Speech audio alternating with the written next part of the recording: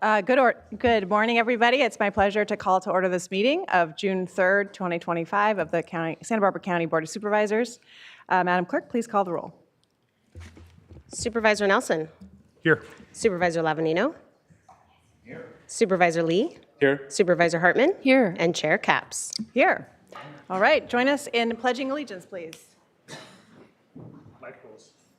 Ready, begin. I pledge allegiance to the flag of the United States of America and to the republic for which it stands, one nation, under God, indivisible, with liberty and justice for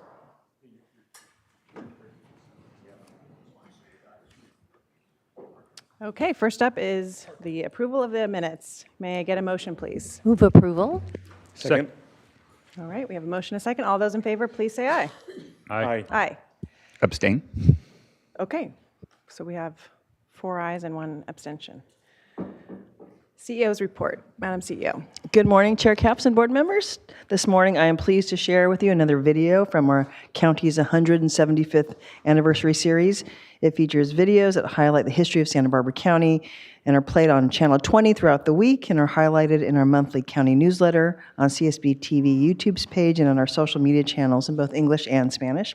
This morning's video highlights the origin of the County of Santa Barbara, how the boundary lines were created, and how the name came to be. So let's watch. Welcome to Santa Barbara County, a place with immense natural beauty and rich history. Founded in 1850 as one of California's original counties. Join us as we acknowledge the 175th anniversary of the County of Santa Barbara.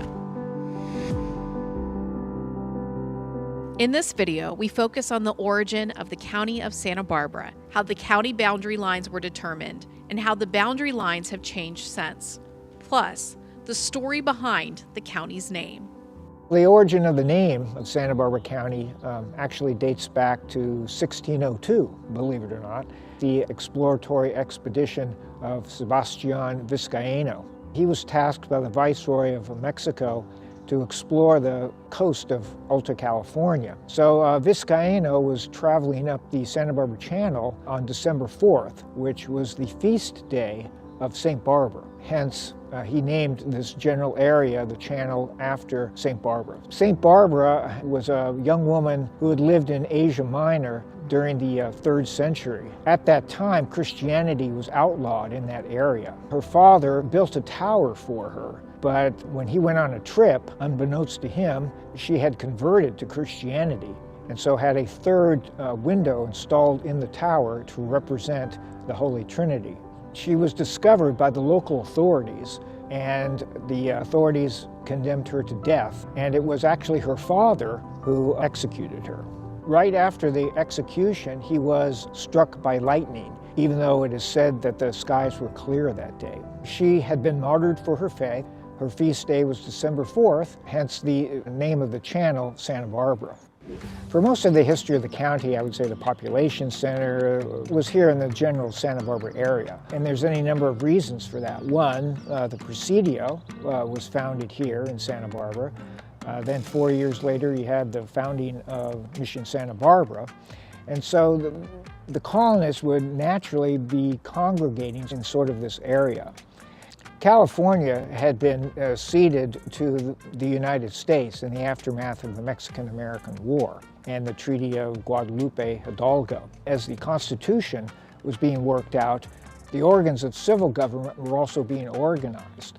So a committee was established to split California into counties and to name them. And after some changes, the original 27 counties of California were established by the legislature in February of 1850. The original Santa Barbara County also included today's Ventura County. You have to remember, this was way before the automobile. So if you were living in the Ventura area and had to get up to the county seat of Santa Barbara to do county business, it was really difficult. The only 2 roads were the Casitas Pass Road, which could be at least torturous, and then you had the road along the coast, which oftentimes was flooded out by either storms, high tides, rock slides, etc. It took roughly, even under good conditions, about 6 hours to get from Ventura to Santa Barbara. So he had this growing agitation that maybe, a new county was called for. In early 1872, the Assembly, the legislature passed to have a new county formed, which we know today as Ventura County, and it officially came into existence in January of 1873. Santa Barbara County is not unique in being divided to form new counties. In fact, over the past 175 years of California's history, the number of counties has more than doubled, growing from the original 27 to the current 58.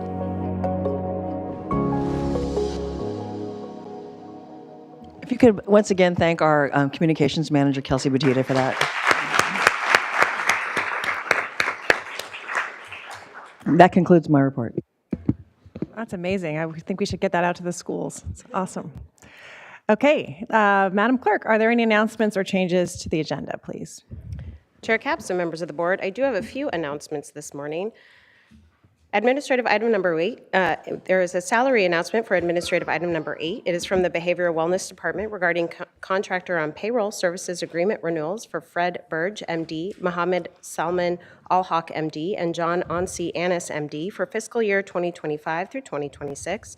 Prior to the board taking action on this item, Government Code Section 54953, Subdivision C3, of the Brown Act requires a legislative body to orally report a summary of the recommendation for final action on the salary schedule, or compensation paid in the form of fringe benefits of a local agency executive as defined in Government Code Section 3511.1, Subdivision D, during the open meeting in which the final action is taken.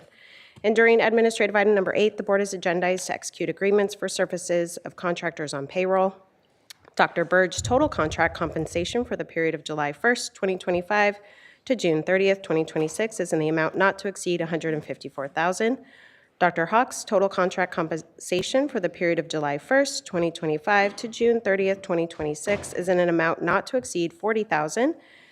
And lastly, Dr. Annis' total contract compensation for the period of July 1st, 2025 to June 30th, 2026 is in the amount not to exceed $30,000. And lastly, for the Board of Supervisors, methods of public participation and to provide public comment on general public comment or an item on the board's agenda, please see page 2 of the agenda.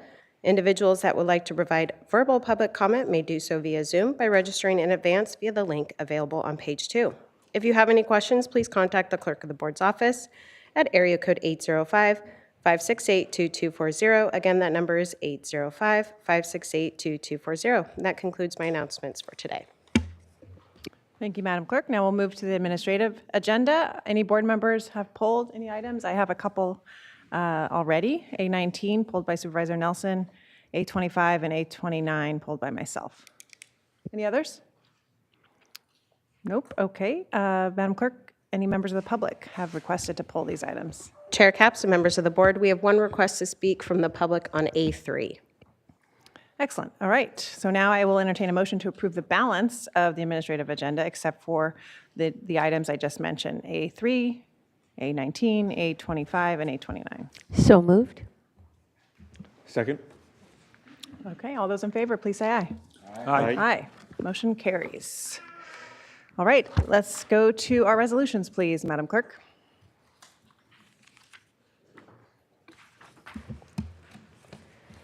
Chair Capps and members of the board, administrative item number 1 is sponsored by Supervisor Capps. It is to adopt a resolution of commendation honoring Yanneris Munoz as the June 2025 Employee of the Month for Santa Barbara County. And if Yanneris can please join us at the podium. And anyone else that you would like to join you. Now we'll go ahead and read the resolution into the record. Whereas Yanneris Munoz exemplifies the county's organizational values of accountability, customer focus, equity and inclusion, innovation, trust, and ethics. And whereas Yanneris Munoz models the transformative behaviors of collaborative problem solving, alignment with the county's vision, risk-taking, data-driven decision-making, and strategic thinking. And whereas Yanneris joined the Behavioral Wellness Department in 2012 before being swooped up to the Office of Emergency Management in 2019, following her leadership in the Joint Information Center for multiple disasters, including the Refugio oil spill, Thomas Fire, and the 1-9 debris flow. During these events, Yanneris worked to ensure that emergency alerts and public information were accurate, timely, and in both English and Spanish. She worked with county partners to create the unique Mass Alerting Generator, MAG, to support bilingual alerting moving forward. And whereas once with the Office of Emergency Management, Unaris took it upon herself to become a leading expert in emergency alert and warning practices, policies, and systems, leading a transformation of the county's alerting practices with enhanced policies based on national best practices and lessons learned, customer-focused training, pre-scripting dozens of bilingual emergency alerts, and constant collaboration with private, local, state, and federal partners. And whereas Unaris has led the development and upcoming implementation of Genesis EVAC, the biggest change in community disaster information sharing Santa Barbara County has implemented since 2015. Project leadership included the coordination of 28 agencies to review and develop over 1,400 data points. She is providing training to over 500 public safety staff to prepare for the launch of the newly developed 535 emergency zones. Now, therefore, be it hereby ordered and resolved that this Board of Supervisors recognizes Unaris Munoz as the Employee of the Month for June 2025. Passed and adopted today.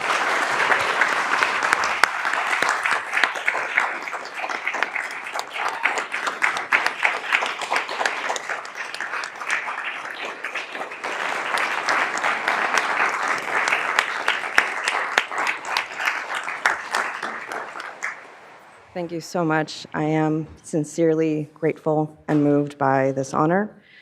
A couple of folks reached out to me once they learned that I was selected for Employee of the Month, gave me a couple of tips to take my time and to just share a little bit about me and what I value, including being bestowed with this honor. It's been an amazing journey, 13 years with Santa Barbara County. I think some of you know that I started with behavioral wellness with the psychiatric health facility.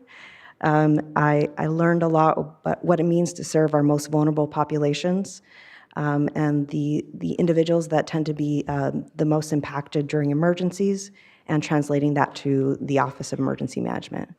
In this journey, in serving our community, I've learned that public service is baked into my DNA. I love what I do, and that's why I continue to stay committed to this work. But I am shaped by the people who have supported me along the way. I actually still remember my first emergency was the refugio oil spill. One of my first tasks was developing a press release, and they told me to walk it over to the CEO, and I didn't know who the CEO was. And then that's when I encountered CEO Miyasato. But to come from that point to being the administrator for the alert and warning system for Santa Barbara County, and now supporting the implementation of Genesis, and working with so many different agencies, stakeholders, it's been an absolute honor, absolute honor. There are many people here, as well as remotely, who are watching, and I want to thank them because they have shaped me into the professional I am, have helped me understand what it means to be a public servant. And I've encountered so many folks along the way. And it's a testament that many folks from all over the county, all over the departments reached out to say thanks. It's great to see this acknowledgement. So thank you again. I also want to give a special thanks to the Office of Emergency Management team. They're my ride or die. They've been with me through thick and thin, and I would not be here without them. Thank you.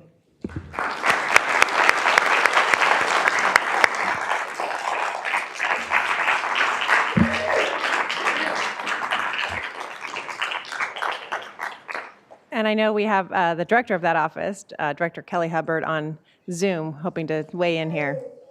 Yeah, there we go. Hey, Kelly. Thank you, Chair Caps. I just wanted to emphasize Unaris's work on this project for Genesis is just one of many things she's done that's amazing for our county. But Genesis is probably one of the largest changes in our communication path to our residents during emergencies since Everbridge, which was about 15 years ago. So it's a pretty big change in how we provide information to our community, hopefully a massive improvement. And I think what the biggest consideration in this is she got every single public safety agency in our county to work together on this, including our state and federal partners who have joined in. And I just wanted to share one quote from one of our agencies who sent a very grateful email after her training last week. And she said, she was particularly grateful that the city, fire, and sheriff came together for the exercise, and that while the three agencies may have started off a little rocky during the exercise, they had good relationships, but we ended each session with smiles and, most importantly, a renewed sense of mutual respect and teamwork. And I think that quote is just reflective of what UNERIS was able to do through this project to bring our entire county closer together for future disaster response. So thank you.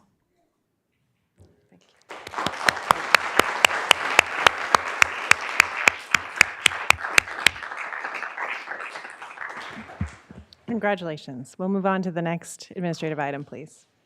Chair Capps and members of the board, administrative item number 2 is sponsored by Supervisor Capps. It is to adopt a resolution in recognition and appreciation of Celestea M. Bletchi's distinguished service to the University of California at Santa Barbara's Arts and Lectures in Santa Barbara County.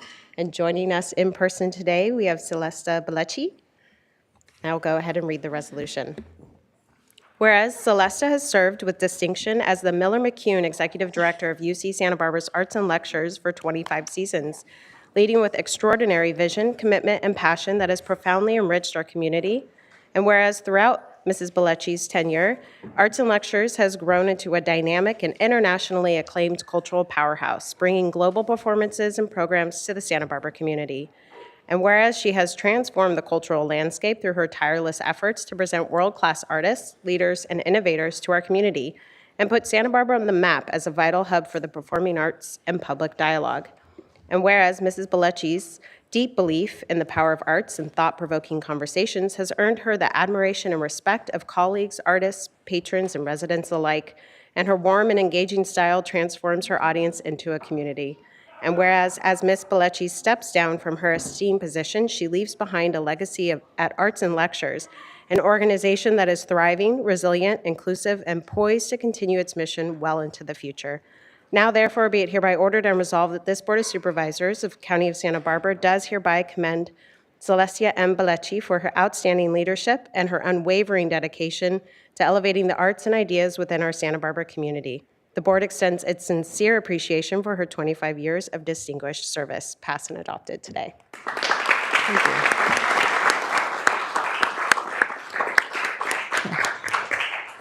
Thank you so much. I was very surprised when Laura offered this again because I felt like I was just in front of you last October getting the Leadership Award up in Santa Maria. So I'm very touched by the County Board of Supervisors to receive this resolution. And when I was up in Santa Maria last fall, that was before I announced I was retiring.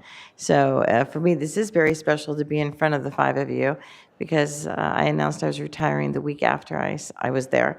And here, now I'm at the very end. I'm within 2 weeks of this.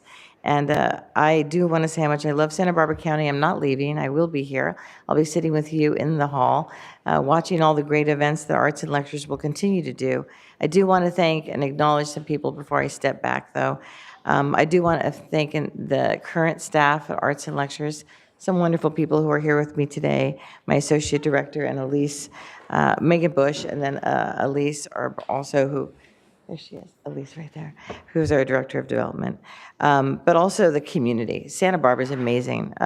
We couldn't do what we did with Arts and Lectures if people didn't come. So the folks have come out all over the years, and we tried to do lots of different things from the county courthouse, the free films that we did out there, the events we did with Viva el Arte up in Santa Maria. People come, and it's wonderful. So you support all that we do. All the very, very generous donors that we have in this county that make many of the things that we do possible. The Access for All mantra that Arts and Lectures has adopted, that's really what we're about, access for all, so that everybody can sit at the table to enjoy the arts.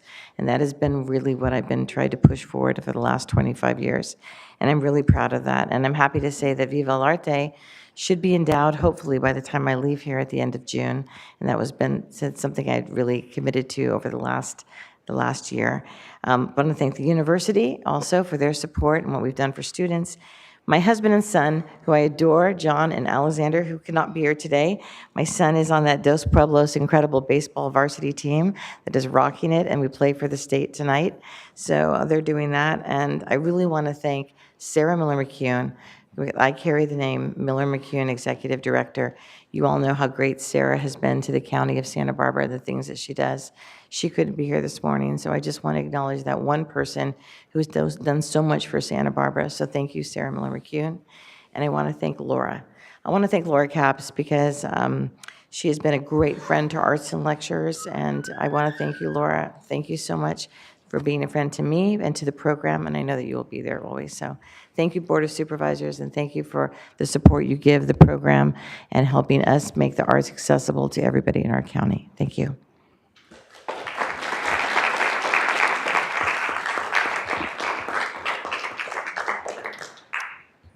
I wanted to just add, Celestea is sort of a one-name person in this town, right? Everyone knows Celestea. And the 25-year, you said Santa Barbara is amazing, and you're right, but you have, and your team have made it more amazing by the culture, by the enrichment, by the way in which you've strengthened the fabric of Santa Barbara. But the thing I like most about you is you'll be up there in the, packed house in the Arlington or wherever it might be with some incredibly famous, renowned person, and you're just real. You're just who you are, and it helps create this environment that we're all just having a conversation and we're all just in it together and not this sort of famous person and audience, but you really create that bond. So we're going to miss you, but I know you're going to be around, and congratulations to your son, and thank you for being here. Okay, thank you. We'll move on to administrative item number 3. Chair Capps and members of the board, administrative item number 3 is sponsored by Supervisor Lee. It is to adopt a resolution of commendation honoring Jodie Thomas upon her retirement as the Carpinteria City Librarian. And joining us in person today, we have Jodie Thomas, and I will go ahead and read the resolution. Whereas Jodie Thomas has served as an extraordinary city librarian and community leader, blending her personal passion with professional excellence, sparkling as a beacon of public service rooted in compassion, accessibility, and inspiration, offering every patron her time, her insight, and often the perfect book recommendation. And whereas with more than 2 decades of experience in library systems, including the Montecito Library, Santa Barbara Public Library, and the California State Library, Jodie brought unmatched knowledge of library operations, policy, programming, and staffing, while also serving as the leading voice on national issues such as banned books, digital equity, LGBTQ+ inclusion, and literacy access. And whereas Jodie was instrumental in guiding the historic transition of the Carpinteria Library from a Santa Barbara County branch to a city-managed community library. Under her tutelage, the library tripled usage, increased circulation, and evolved into a modern civic hub filled with books, digital resources, computer access, and vibrant programming for all ages. And whereas her career has been marked by an unwavering commitment to social justice, exemplified by increased Spanish language and digital literacy programs, elevating and emphasizing marginalized voices with the CARP Reads program, and uplifting and amplifying diverse voices both on the shelves and in the halls of the library, ensuring that every visitor, from shy children to isolated seniors, feels seen and supported. And whereas Jodie's signature warmth, quick laugh, steady presence, and sincere kindness, traits grounded in her broad experience and values, have made the Carpinteria Library a place where all feel welcome, safe, and connected. Her thoughtful leadership has earned the admiration of staff, the gratitude of the public, and countless well-deserved halos for Jodie. Now, therefore, be it hereby resolved that the Board of Supervisors of the County of Santa Barbara does honor and commend Jodie Thomas upon her retirement for her outstanding leadership, profound impact on the Carpinteria community, and her enduring legacy of service and learning, passed and adopted today. Thank you so much. Thank you.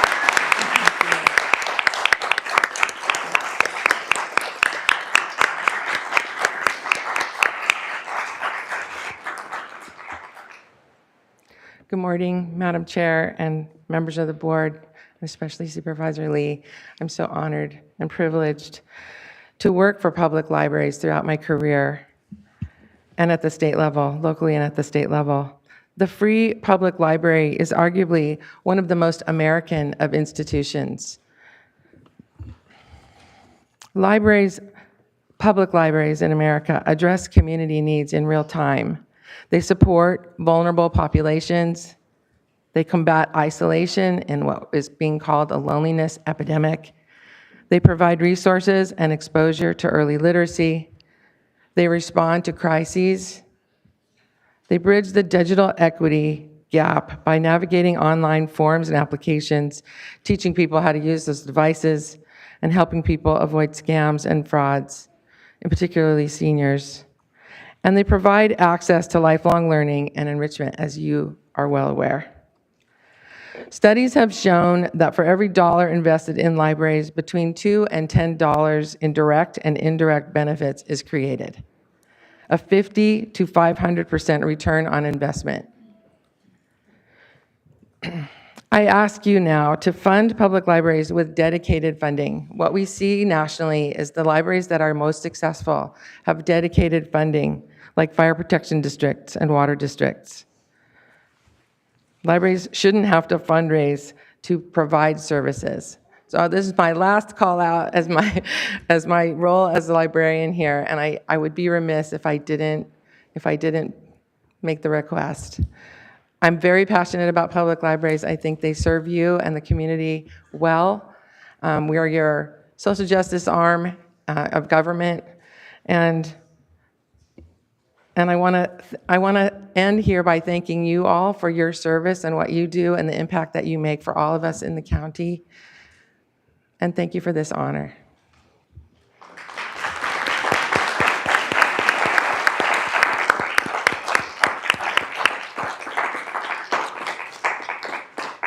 And before we go to Supervisor Lee, I know that our former Supervisor Gail Marshall requested to speak.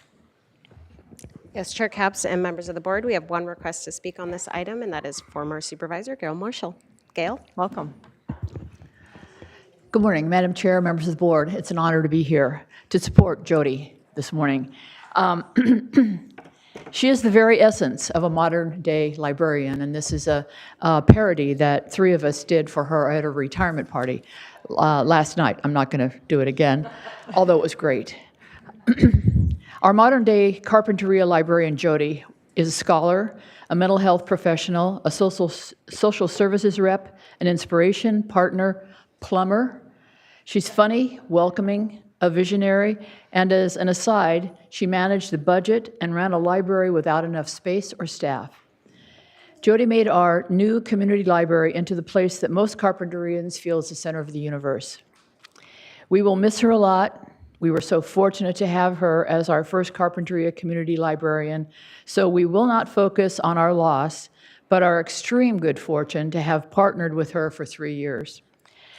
We're wishing her the very best in her retirement. Now, as a postscript, I would be remiss. In general, the modern-day librarian in Santa Barbara County does more and more with less and less, while our communities continue to regard the library as essential in the same category as street repair and public safety. As a board, you are preparing to finalize the 25-26 budget. Please keep libraries in mind. Thank you.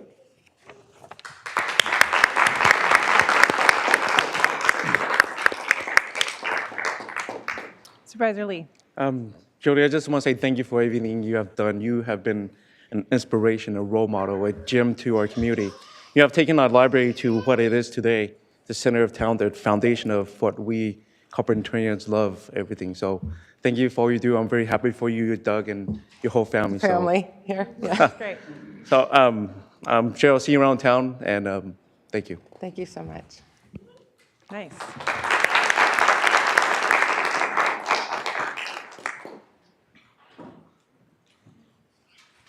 Okay. Now we will move, I believe that's the end of the resolutions, and we will move to the administrative items that have been pulled by the board. Chair Capps and members of the board, administrative item 19 is from the County Health Department. It is to consider and approve the adoption, second reading of an ordinance amending fees for environmental health services related to solid waste. Supervisor Nelson. Yes, thank you, Chair Capps. I was just looking for a roll call vote so I could be consistent with my earlier position on this item. Thank you. Sounds good. No discussion, let's just have a roll call vote, please. Oh, yeah. Thank you. I'll second. Okay. Let's do a roll call vote, please. Thank you. Supervisor Nelson? No. Supervisor Lavanino? Abstain. Supervisor Lee? Aye. Supervisor Hartman? And Chair Capps? Aye. Motion passes 3-1-1. Okay. When we're ready, we'll move to the next administrative item. I believe it's 25.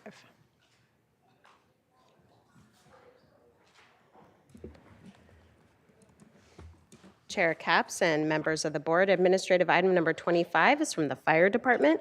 It is to consider recommendations regarding an independent contractor agreement with Southwest Strategies, LLC, for development of community education and outreach products.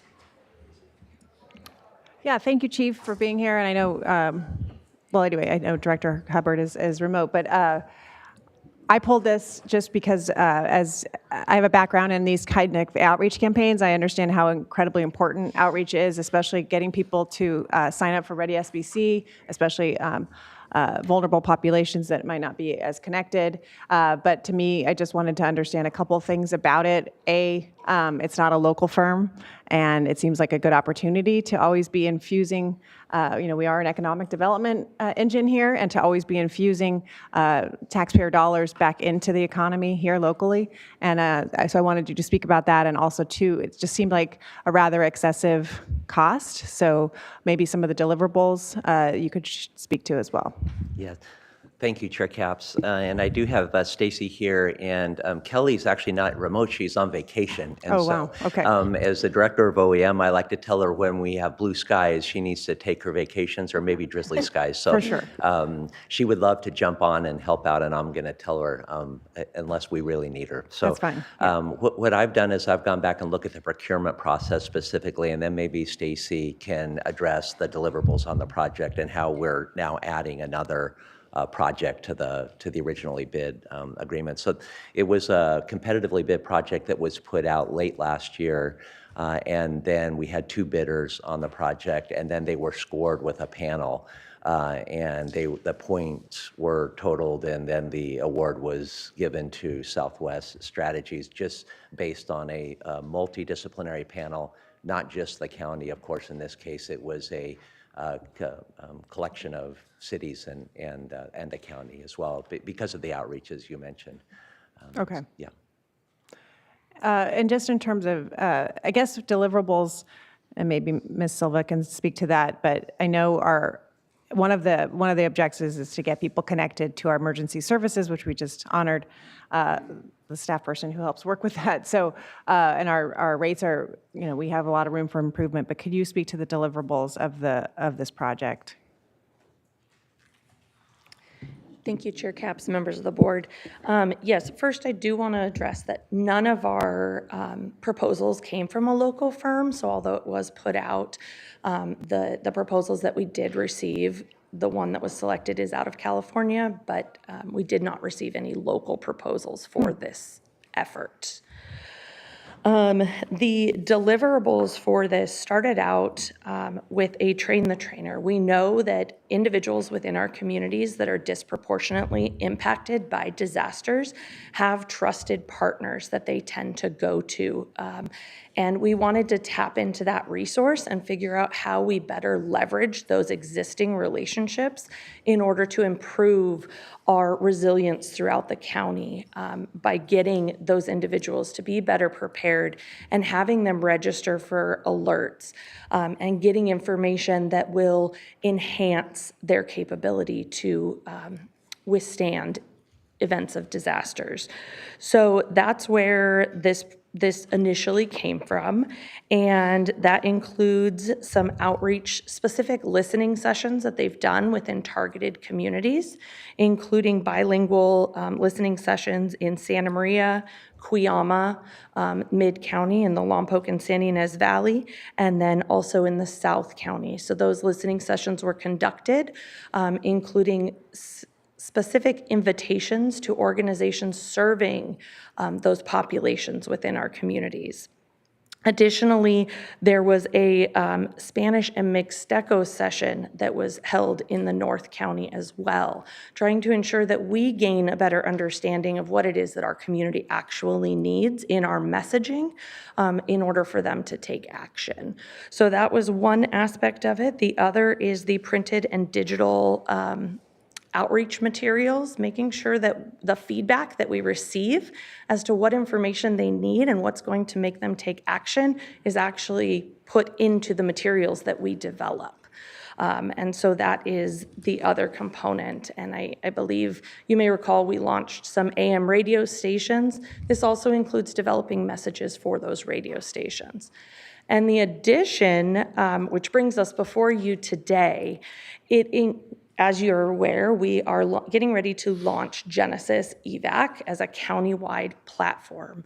And with that, there's going to be a requirement to educate our community on how to utilize that system, how to get to know and become familiar with it. And so this additional project that we've added to this, again, that brings us here today, is to provide public service announcements around the Genesis platform so that our community knows how to engage with it and what the benefit is to all of them. Provide those public service announcements in both Spanish and Mixteco that will be played on the radio station. We know that that is most common how they get their information. And then, of course, developing the designs and the graphics to promote the use of Genesis throughout our community. And on that, thank you for that explanation. That's helpful. Are there metrics of, were in the deliverables? I didn't see it in the materials that were presented, but are they on the hook to get us to X number of enrollment in these services? I would suggest that they should be with that amount of $275,000. Yeah, Chair Capps, members of the board, that's definitely something that we can look at with them. The focus is really building that resilience within our community, which does include Ready SBC. Yeah. And we do set a metrics for that every year. So I will circle back with our team and with our PIO, Jackie Ruiz, who's also on vacation, and we'll figure out what that metrics is and how we can inform all of you and continue to report on our achievement towards that. Okay, and I'll go to Supervisor Harmon soon, but I just want to make a broader point as with department heads here. I know it's impossible to get absolute coordination, but I see so many kind of outreach campaigns. We should be doing outreach. Our whole goal is to serve the public, engage the public. But I feel as though when these come across in the form of contracts, it's kind of too late for us to have much influence over them and say, are you working with, for example, Be Well does a lot with the Mixteco community already. They're working with Promotoras. Is this coordinated through Kelsey, who has such a talent in how to do these campaigns as we witness all the time? So I just want to put out a plea that there could be more coordination so that a new firm, not local, doesn't have to sort of start from scratch every single time and do these listening sessions that might already be happening about a different topic. So I just see that excess, and again, coming from this world, I know that you charge for excess when you're a consultant, and we can really, I think, streamline and get some of these costs down. So I would always want to look at a contract if you ever gave me the time in advance to do so, because again, I just come from that background of having done these kind of things myself. Chair, that's a good suggestion. And Kelsey does have a public information team, the PIT crew, that meets. And so I think putting this on the agenda for future meetings, so that's where they would coordinate and let people know, hey, heads up, we have these needs, and then they could better coordinate within the county. That would be that's a great suggestion. Because they could be honestly happening at the same time, focus groups with same community that these communities are hard to reach. So when we do reach them, we could potentially be double dipping on a few different messages to try to engage, and then A, that costs less money, and B, it's more effective for the people that we're trying to reach. Okay, point made. Supervisor Hartman. Okay, all right. Supervisor Nelson. Yes, thank you, Chair Capps. And I was just going to reiterate what Chair Capps said. Social services and public health have done a lot of work in these areas as well. SynCal Health, others. So it just seems that we should be piggybacking on them wherever possible. And I don't know if we could just make sure that there's an addendum on this contract for some deliverables so that we could actually hit some targets there. I kind of breezed through the proposal and saw that there was definitely some room for some additions there. And so I hope that we can hold the contractor accountable to doing those things. And then my other question would be, when we have these proposals, getting to Chair Capps' concern about locals, where does the local contractor find this RFP? When we publicize it, do we have a portal countywide that people are looking at? Do all departments feed into? I don't know if this is a fire department emergency services question or maybe a broader county question. I don't know if CEO might be able to help us with that too. but is there a really easy place for people to look on the county website to see RFPs that go out, on a regular basis? General Services just happens to be in the audience for another item, so why don't we have them answer the question? Supervisor Nelson, through the chair, just from the procurement standpoint, we do have public purchase, which is a countywide website, vendors register, and we do have it on our website under the procurement page on how to register, and then you get access to all of the solicitations countywide. Registering sometimes might be a barrier of entry. Is it available just to be up there publicly, the list of proposals? You have to become a member first.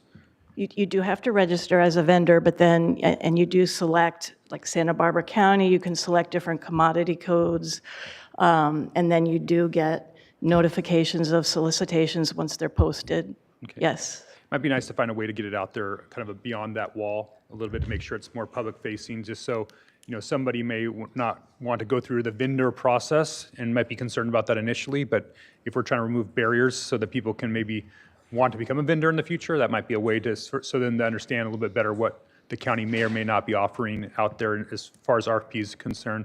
I know in my questions about this item, only 2 firms responded, which seems very small for a pretty generous contract here of public funds. So I would hope in the future we saw lots of competition, because that hopefully drives prices down and better quality. And so getting that out there more, because I've been here for quite a few years now, and I don't even know where to find that. So, and I'm one of these people up here that's supposed to be making some of these decisions. So if I can't find it, I'm guessing a lot of other people can't either.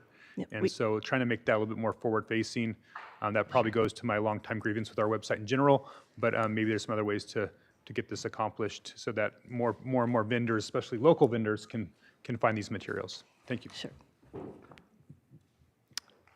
Okay, well, I don't mind supporting this with those questions. Thanks for answering some of them, and I hope just, again, going forward, we can put an emphasis on local and put an emphasis on coordination. So with that, I will move to support staff recommendation. And I'll second it. Okay, all those in favor? Aye. Aye. Motion carries. Next administrative item, please. Chair Capps and members of the board, administrative item number 29 is from the General Services Department. It is to consider recommendations regarding updates to the county environmentally preferable procurement EPP policy and practices. Thank you. Yeah, I pulled this one as well. I had an interest, and I appreciate that this is moving forward, and now will become policy. We haven't updated the procurement policy since, I think, 2017. Maybe Director Lagerquist, can you just speak a little bit more to what we're changing, how this came about, the engagement, what we're accomplishing here today with this new policy? Chair Capps, absolutely. So yeah, the EPPP is the environmentally preferable purchasing practices policy. It's been around since 2017. A lot of folks didn't even know it existed. And so, we wanted to update it, put a little more teeth behind it, and encourage more, green environmental purchasing of materials, things that we purchase, less packaging, and then other type of environmental stuff that we buy, so that more greening, if you will. Thank you. And I know I went and spoke to those across departments who do procurement about this, and so I understand that there is a network of information, but how are they utilizing this new policy, and what's the plan to make sure that the people who are actually making big purchases know that this is the new policy? Yeah, absolutely. Yeah, we're looking at getting the word out there we're working with Kelsey as well to get this out to all the departments so they're aware of the policy. We do annual training with all the different departments through our procurement division and train them on, different practices, and this will certainly be one of those topics. Okay, and are there any, you said more teeth, can you speak to that? I know the previous policy was just sort of a lot of, you shall, it's encouraged to, for example, buy, recycled paper when you're purchasing reams and reams of paper. What's the teeth? Can you give an example of any new progress that we're making on really requiring? I mean, it's not required. One of the items in the policy is like setting our printers to print double-sided, safe paper. Our standard for policy for purchasing paper, like through Staples, is 30% recycled content. So you would have to select something different if you wanted, non-recycled. So, just those types of requirements. So that's preset, for They're example, preset, for that right. example. Okay. Correct. Okay, I mean, this came up also too, I think, when we had the Tahigua's conversation about expanding it, and then I wanted to ask more about, well, what is our footprint? How much waste are we producing on a regular basis? So this really is an extension of that conversation. And I'm going to just pick on one thing to be a little nitpicky, but one of the examples was that we have a party pack in the county when departments have, office parties, which is a great thing. I don't think that's actually working. We tried it in our office. So I just want to make sure that when we promote things that we think are good, that they're actually exist, and that we're not just kind of doing the easy route and going down and buying a bunch of plastic stuff, single use, et cetera. I know that's a small example. We make a lot of huge purchases, tens of thousands of dollars of things on a regular basis. So again, I just stand by to help to get the word out to those who are making these kind of decisions, again, with taxpayer dollars, buying things that a lot of which end up in landfills, our own landfill. Absolutely. Okay, well, that was my concerns. I just wanted to call that out. With that, I can make a motion to accept staff recommendation. Second. Okay, all those in favor? Aye. Aye. Thank you. That wraps us up on the administrative items today. And when you're ready, Madam Clerk, we'll move to general public comment. Chair Capps and members of the board, we have 4 requests to speak from the public on general public comment today. We are going to begin here in Santa Barbara with Liam Gallo, to be followed by Leon Martindale. Liam?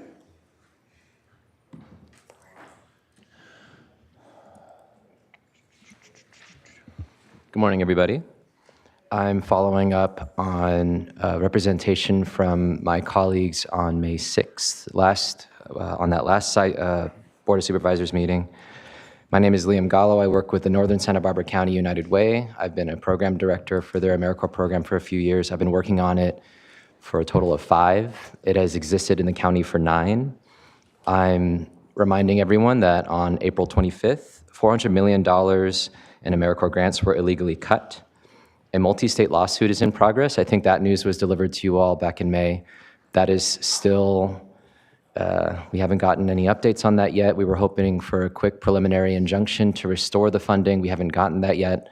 So our AmeriCorps members in the county are still in limbo. As a reminder to folks, our local AmeriCorps program serves people experiencing homelessness. My favorite thing about this program is that we were able to allocate federal dollars to our local jurisdiction here. So we've been taking $675,000 of federal money and applying it locally. That was a decision made 9 years ago because of gaps in homeless services. And the payout has been huge for our county. There have been AmeriCorps members operating in every one of your districts. The chaos has generated some positives. For me personally, I've been galvanized in this work. And so I know that it needs to continue, and I've been looking for ways to have it persist, even if the federal government won't back us. Our partners have recommitted to us in spite of the chaos. They've asked us how they can help. We've had funders come out to support our AmeriCorps members who are in limbo. The Santa Barbara Foundation has come and given us emergency funding to bridge their stipends while the lawsuit is in progress. And we've had interest relayed to us in a local service corps. So this is something that I'm going to be pursuing and workshopping and presenting to you all again, regardless of the findings of the lawsuit, because it's clear that we need some sort of layer of support for our county in the case that the federal government changes its feelings about community service and its place. in the funding scheme. I also wanted to highlight the achievements of Ariana McDonald. She was accepted into law school using her AmeriCorps service and her education award at UCI. Gabriella Rigonati got accepted into a graduate program at the Global Studies Department at UCSB. Melissa Horton was accepted into a School of Business at Pepperdine. All these people leveraged their AmeriCorps service experience to clarify what they wanted to do with their life, and they chose a life of service. That's what we are. We're a way for people to tease out a center part of their being that is committed to public service, give them a bunch of skills, a living stipend, and education award, give them a leg up into the next thing to serve locally. And thank you also to Steve and Laura, who have been champions of our program in the past. Thank you. Sure. Supervisor Capps. Yeah, Supervisor Lavanino. And Liam, I just want you to know, and this might be a good time to bring this up. I mean, I appreciate the Santa Barbara Foundation stepping up in a major way, because I know it is also North County that's also affected, so I do appreciate Santa Barbara Foundation moving in there. Supervisor Nelson and myself have also pledged some money out of our 990 accounts to try to help backfill some of the stipends that have. Thank you. Yes, but I am putting a challenge out to, we'll do it publicly here, that if anybody else would like to join in on that, I think it sends a good message to our, I was going to say federal partners, but I'll say our federal government, that, you know, while we can't backfill everything that they're cutting, to me, this is the most ridiculous program to attack. It is, it's people donating their time, volunteering in the community on some of our, you know, our toughest challenges, which is helping the homeless and our veterans. And it just makes no sense to me. So while it's a small amount of money, we hope it's symbolic of our unity together in this venture. And if anybody else on the dais has anything left in their 990 account, that I think it's a great place to join together, and I think it would send a strong message. Thank you. Well, Supervisor Hartman. I had a question for you, Liam. I'm really intrigued by the idea of a local core, and I wonder if you could expand upon that, and are there other examples of that in the country? Sure. So a classic example is up in Stockton. They developed a service corps because there were so many different impact areas that they wanted to reach in the community. They couldn't decide on a single one, and there was limited amount of AmeriCorps dollars to pursue. And so a coordinating body, Stockton Service Corps, was generated to give capacity for smaller organizations that were looking for, say, AmeriCorps members to tutor in their schools to apply. So the application to the federal government for AmeriCorps dollars is complicated. I have learned that the hard way. It has taken me years to even get the surface level understanding. So a localized service corps in Santa Barbara County would look like us, of course, supporting the homeless services effort, but in the case that there was a desire for disaster response to have capacity built for OEM, we can place AmeriCorps members there who activate in certain moments. People that want AmeriCorps members who are doing conservation work, we could build capacity in that way where we're able to give them that leg up. A service corps also has a bunch of other, it's too much to explain. I can get a package to you. Yeah. Let's meet about this, because I'm very interested in what we can do and from up here to help bring partners together for this. I think it's a great idea. Wow, thanks, Joan. It's a lot of people that are interested. I'm really excited. I'll get you something. And I'll just before you go, I'll jump on the bandwagon. Thanks for setting out the challenge. Happy to do that. I was thinking along those lines as well.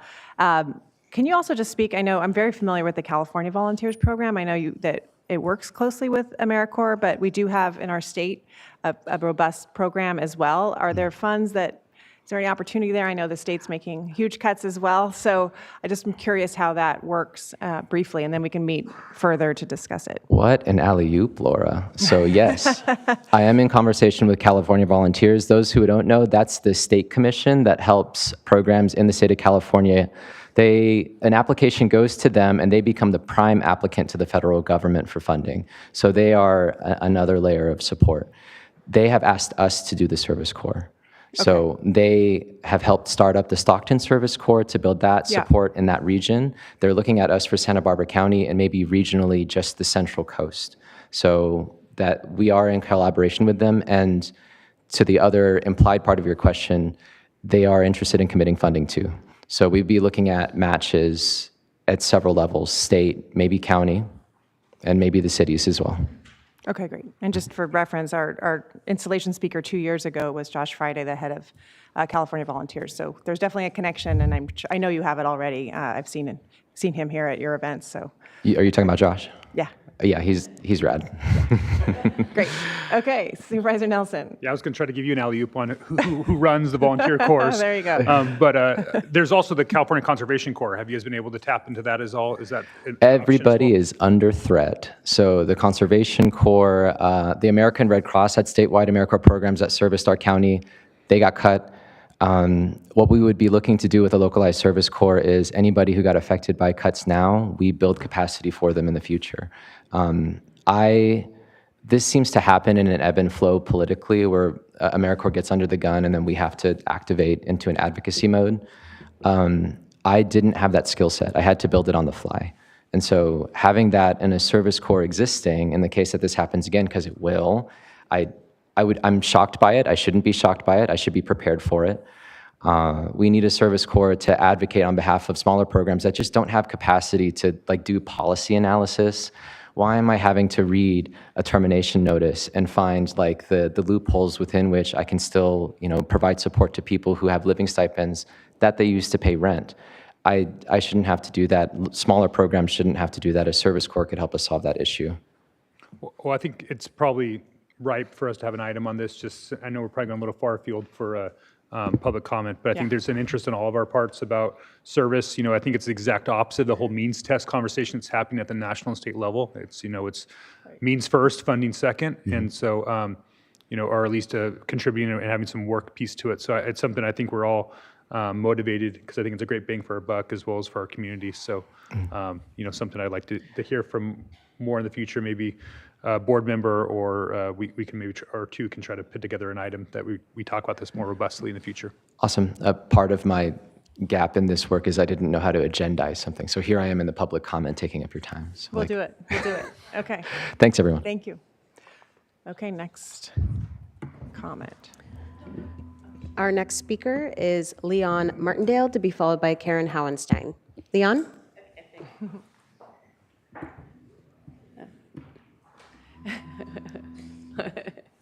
Yeah, hello, Chair Capps and members of the board.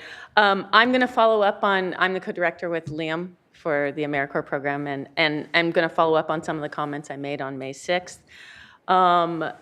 We're awaiting the result, as Liam said, of the 25-state lawsuit. We're hoping for an injunction, but we're still, as Liam mentioned, we're still in limbo, awaiting that. And so the problem is that because of this action that was taken on April 25th, many programs, it left in its wake the closure of many essential programs across the state and across the nation. We've managed to make our members volunteers under United Way, and we've managed to still support them with stipends. Santa Barbara Foundation stepped in for an emergency fund, and we're looking at other funders, and we have reserves at United Way, but we can't continue just on the reserves that we have. So, and all of the members, even they said, I might have to take another job, but they all wanted to stay as volunteers. I mean, the dedication of the members is really is amazing. We live in paradise, but homelessness, as you all are aware, is one of our major issues here in Santa Barbara County and in Santa Barbara City. And this is after a week break. Just in May, I wanted to give you some metrics and some stats of what we've been able to achieve. Again, this is only what we've done in-house at United Way. 354 services have been offered to homeless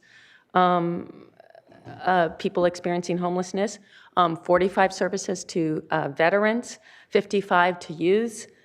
We've housed in this short amount of time 20 permanently, 86 homeless we've put in transitional shelters off the streets, 13 vets we've put in transitional shelters, 8 youths permanently housed, and 31 youths we put in transitional shelters.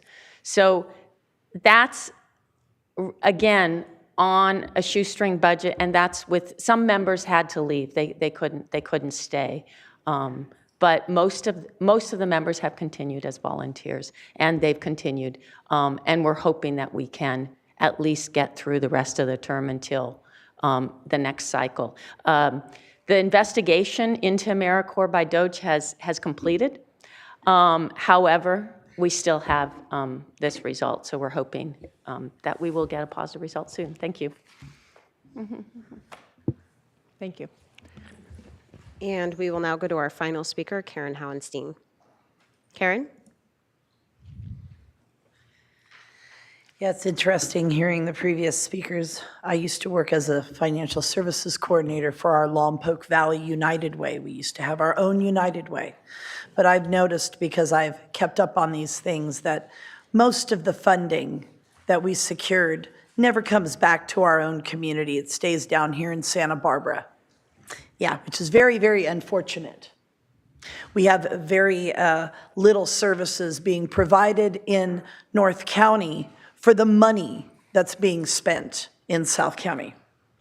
But the reason why I'm talking to you today is because of this woman, Susan Ashbrook, who you've seen sit in this room before, Joan. This is my immediate neighbor who has been participating with Joan Hartman actively in lawfare of me for years. And this is still going on, being perpetrated by the district attorney. John Savarnok prosecutes me for felonies when I am an innocent person. I do not get representation. The county has announced to me that the public defender has a conflict of interest, so I don't get an attorney, but I get one that's paid for by the county, but they don't want to represent me either. So now I don't have any attorney now for over a month. That places me in a very precarious and anxiety-ridden situation, but also with the fact that this person's hand-walking of that rooster policy through planning has resulted in a fine from your animal services officer of almost $80,000 on my father. My 85-year-old father, Gary Howenstein, has received a fine of $79,000. And it's very interesting that they're not linking it to the ranch address at 3333 Avena. They're linking this ticket to another asset that he owns in Lompoc. Isn't that interesting how they're doing that? Seems to me like the county is allowing people to hand walk ordinances through that specifically target their neighbors and people who are on the other side of their financial troubles. And that's fact. So we'll be talking about these things more until they resolve, Joan. And that concludes general public comment for today. Okay, we will move on to our departmental items. Departmental item number 1. Chair Capps and members of the board, departmental item number 1 is from the County Health Department. It is a hearing to consider recommendations regarding a waiver of retirement exclusion for Dana Gamble for the Santa Barbara County Health Department Clinical Care Program Division, and there is a 4/5 vote required on this item. And prior to the board taking action on this item, Government Code Section 54953, Subdivision C3 of the Brown Act requires a legislative body to orally report a summary of a recommendation for a final action on the salary, salary schedule, or compensation paid in the form of fringe benefits of a local agency executive as defined in Government Code Section 3511.1, Subdivision D, during the open meeting in which the final action is taken. And during departmental item number 1, the board is agendized to consider the appointment of retired Deputy Director of County Health, Dana Gamble, as a consultant with an hourly rate of $100 effective April 1st, 2025. Okay, Director Hamami. Good morning. Good morning, Madam Chair, Supervisors. County Health is asking for a waiver of retirement exclusion. Mr. Gamble, as many of you know, has been leading our clinical section, overseeing our health centers, and also very much involved in CalAIM and the grants that are related to that. And with 20 years of institutional knowledge and experience, although we have now a new deputy director, that transition and the transfer of information is needed. We also had a operational site visit by HRSA, who is our grantor for our FQACs, that he was very much instrumental in supporting and helping, and definitely when we had those from the federal government to navigate through all that. So this is why we needed to keep that transition happening for a limited time, and we ask for that waiver. Okay, Supervisor Nelson. Yes, thank you, Chair Capps. I just wanted to point out, I really appreciated the department, the way that they presented this item in the board letter. Mr. Gamble is going to have his own LLC that's going to contract with the county. There's actually dollar amounts of what's going to be spent on there. I just thought this was really transparent. I think this is exactly what I'm looking for. So for other departments that are evaluating this in the future, I thought this was excellently done, and I just wanted to commend you for doing that. I think it's a real step in the right direction when we're trying to balance, PEPRA and, people coming off the payroll, but they also have an expertise that has value to the county. And how do we access that without making them an employee again? And I think this is an excellent way to do it, and I appreciate it. So I'm going to be happily supporting this waiver. Okay, with that, would you like to make a motion? Yeah, I'll go ahead and make a motion for staff's recommendation. I'll second. Sorry, and we didn't ask for public comment, excuse me. Chair Capps and members of the board, just to note for the record, we had no request to speak from the public on this item. Okay, we have a motion and a second. All those in favor, please say aye. Aye. Motion carries. Okay, moving right along to item number 2, the TOT appeal. Chair Capps and members of the board, departmental item number 2 is from the Treasurer, Tax Collector, Public Administrator. It is a hearing to consider recommendations regarding Ida Abelohar's appeal of the Treasurer, Tax Collector's Transient Occupancy Tax, TOT, audit final determination.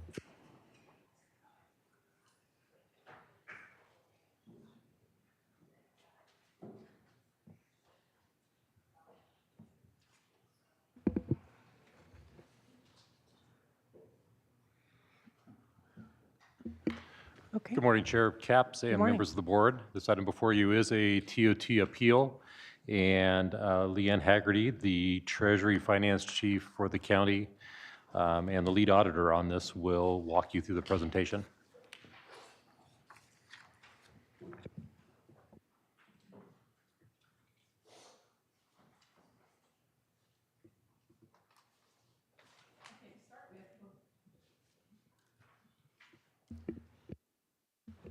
Oh, there we go. I'm ready now. To start with, we'll give you an overview of the Santa Barbara County Transient Occupancy Tax, or TOT code. So every operator of a hotel or short-term rental in the unincorporated area of Santa Barbara County is required to collect TOT from transients who stay for a period of 30 days, 30 consecutive days or less. Operators are required to register their short-term rentals with the county tax collector within 30 days after commencing business. If any operator fails to collect and remit the tax to the tax collector, then the tax collector is to gather facts and information in order to determine and assess the tax, interest, and penalties due from the operator. So the overview of the Santa Barbara South Coast Tourism Business Improvement District, or TBID plan, is that lodging business owners within the TBID pay an assessment, and those funds provide services that increase demands for room night sales. This assessment is levied upon and a direct obligation of the short-term rental operator. The assessment, along with the TOT, is required to be remitted to the Treasurer Tax Collector on a monthly basis. So the overview of the Treasurer Tax Collector TOT ordinance enforcement is that the tax collector's website has extensive information on TOT collection requirements. The tax collector conducts TOT audits primarily initiated by a change of ownership status, public complaints, general non-reporting of short-term rental activity. In this case, this audit, it was due to a general non-reporting of short-term rental activity. There was unreported rental activity noted on our TOT compliance software.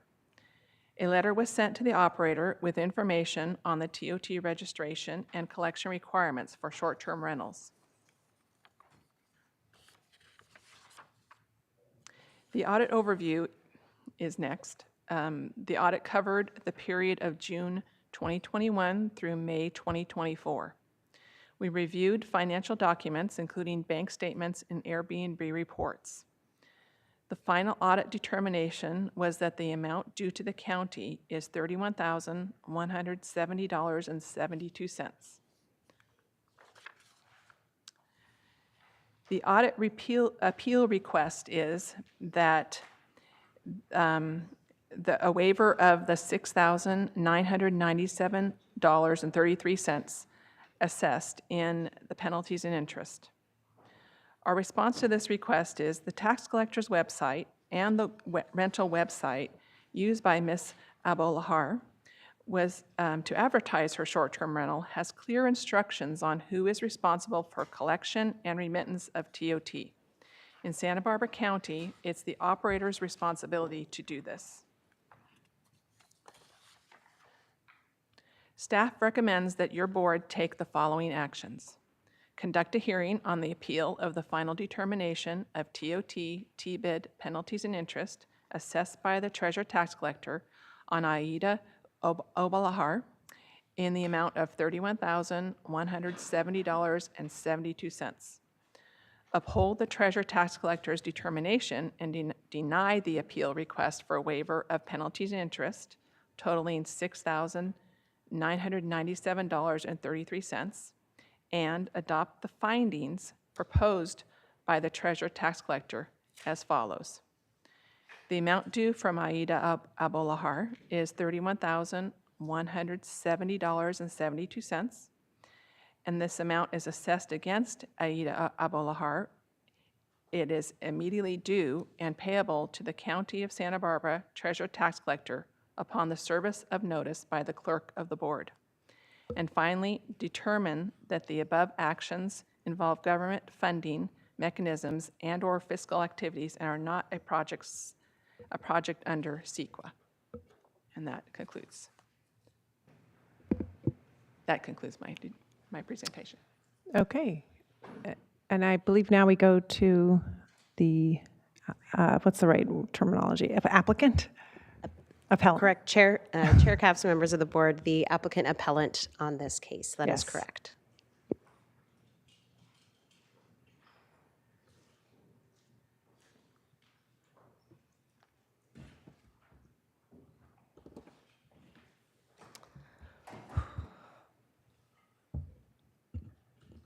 Hello, my name is Aida Abolahrar.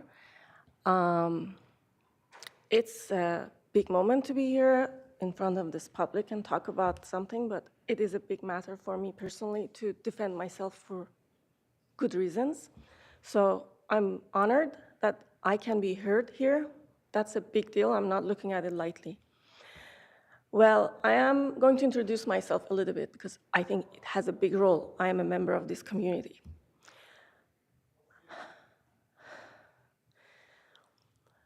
I have become citizen of this country for about more than 12 years. And one of the reasons I moved to this country is for following law and order for my own safety and security and living in reliable community and society. So that's who I am. I am a playground designer for children. I'm an architect. I design for children.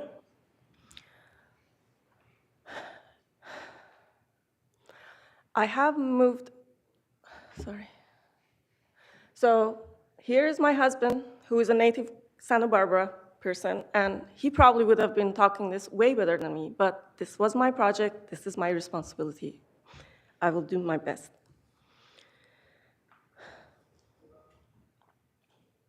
So when we moved to Santa Barbara in 2019, we bought a house, and it was a fixer-upper. We were both working everything on our own to make it a better place for us and for our neighborhood.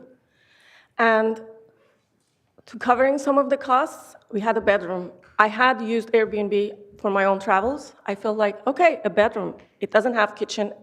We have visitors from family coming in and say, we can use this for something new, Airbnb. No one in our family knew. Everybody was like, ooh, what is that? Do you feel safe someone sleeping next to you in the next room? So this is who I am. Yeah, I tried it. And if there was no Airbnb platform, very visible, very clear on all aspects supporting this idea, I would have never jumped in on my own. So I relied on them 100% on these other parts of the thing that I'm not aware. I'm a homemaker, not business person or a law person. So these are the facts. I started my Airbnb 2021.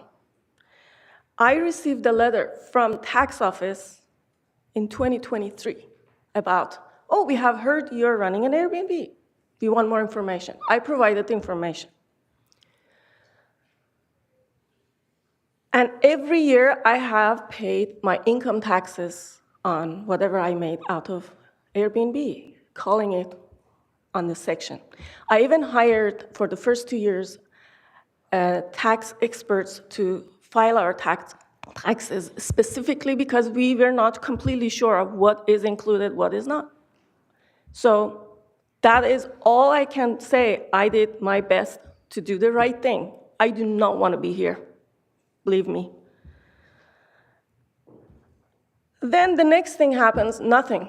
I don't receive anything. I just provided the information. In 2004, I received an audit letter for TOT tax, which I don't know what TOT tax is. I get engaged to just figure out and explain that I have paid my income taxes. Anyways, long story short, I get on board with the emails back and forth that, oh, actually, I own a hotel. When I started Airbnb, no one mentioned this is going to fall into hotel business category. I would have not done that. If I had heard this whole thing earlier on, more information earlier on, I don't know who could do that. Airbnb, tax office, receiving my income taxes, mentioning what it is coming from year after year, I would have not agreed to TOT tax from first place. That's a different conversation. I hope I can join another time. When some citizen of, a homeowner, citizen of Santa Barbara, who's struggling with a lot of expenses, tries to just compromise on their home to just earn some pocket money, some part of their loan, some part of their expenses, they will be considered as hotels. That is very questionable. I know you're not lawmakers, but I'm challenging that now here. So what I'm here basically asking is, okay, I understand I had a duty to collect this money from visitors who came to my house to pay for Santa Barbara Transient Department. I didn't. Now I am willing to pay that out of my pocket with a lot of problems. But I understand that is my not understanding. But I do not understand being punished for some service that I was not given for early, because then the interest got built, the penalty got built up, the whole thing got built up, and then interest has been adding on to it. I feel tax office could have done whatever they said. I learned that they have sent me a certificate and instructions of how the TOT works. Well, I didn't receive that. Who's going to follow up? Why should I be the only person to be pointed at? And then the other thing, in the world, in the school, in our lives, when you send a notice, nothing comes. Don't you give that person a good doubt that maybe the second time, maybe a second chance before giving a penalty? before giving an audit, before just putting a point at it's all the fault on you. I like to be considered as a decent person who wants to be a member of this community, give and provide, and also I expect from my government, who I vote for, to protect me, to give me serve me and help me not to be here wasting your time and my time. Thank you, I think Ida. that's That it. is your presentation time, but I did want to indicate, Chair Capps and members of the board, as the appellant, you do have 2.5 minutes for rebuttal after any public comment on this item, and I would like to note for the record, we don't have any public comment on this item, so if you would like to use your 2.5 minutes for rebuttal, you can do that now. I didn't understand rebuttal. What does rebuttal mean? You can just continue with your presentation if you'd like. If you'd like. You don't have to. You just have 2.5 more minutes if you'd care to use it. If I can maybe use it later, I would keep it because I don't have any more. Okay, that's a good idea. All right, so no public comment. We can turn to the board with any questions, please. Should I stay here or sit down or? You can sit, yeah, thanks. Supervisor Hartman. Could you explain what happens when somebody comes into the office? What is a TOT certificate, and what kind of information do people get? So this was actually a letter that we sent to them. So she didn't come into the office. So it was a letter saying that, hey, we see that you're renting, and that you need to get a certificate from us. So what the certificate does is it's something that needs to be posted on the place that they're renting, and it says that we are allowed to collect TOT from you. That's what the certificate. So it's on the certificate. Yeah. And then do you send any additional materials to explain this to people? And could you describe what those are? Yeah, what's also included with the packet, they get their certificate and they get a letter describing when the amount's due, and also we send the ordinance, another copy of the ordinance. The ordinance was also sent with the original letter saying that we see that you're renting, and on the application that was filled out, that gets filled out, and that was filled out, there is a section on the bottom where the person signs saying we understand we need to collect TOT, and we understand we need to remit it to the tax collector. So this is something that they did fill out, they did sign at the bottom, and so that was. And then that's returned? And that's returned, Oh, and that's how we knew to send her a certificate, yeah, with the packet. Okay, so in your estimation, there's adequate notice to people about what their responsibilities are. Does it also include the T-bid? The T-bid is not in that packet. It doesn't describe that in the packet, yeah.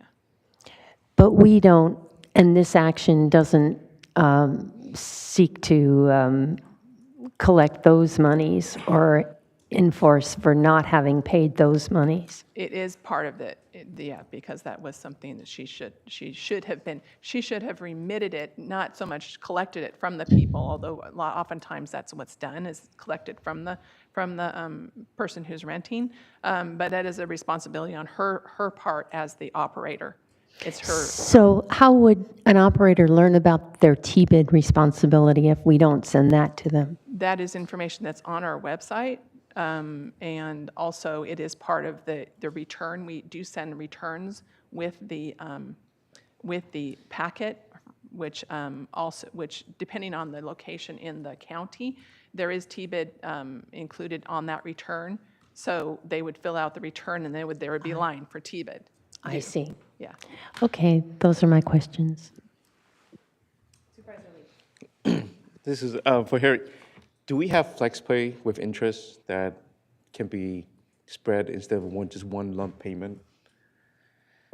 So Supervisor Lee, through the chair, you're talking like a loan, policy. like a loan situation where they pay over time? Yeah, instead of just paying this $31,000 and this fees, is there a way we can break it up into multiple payments? As the ordinance stands right now, there is no provisions to make installment payments, if you will. Right now, the ordinance says it's due and payable once you make your determination, the board.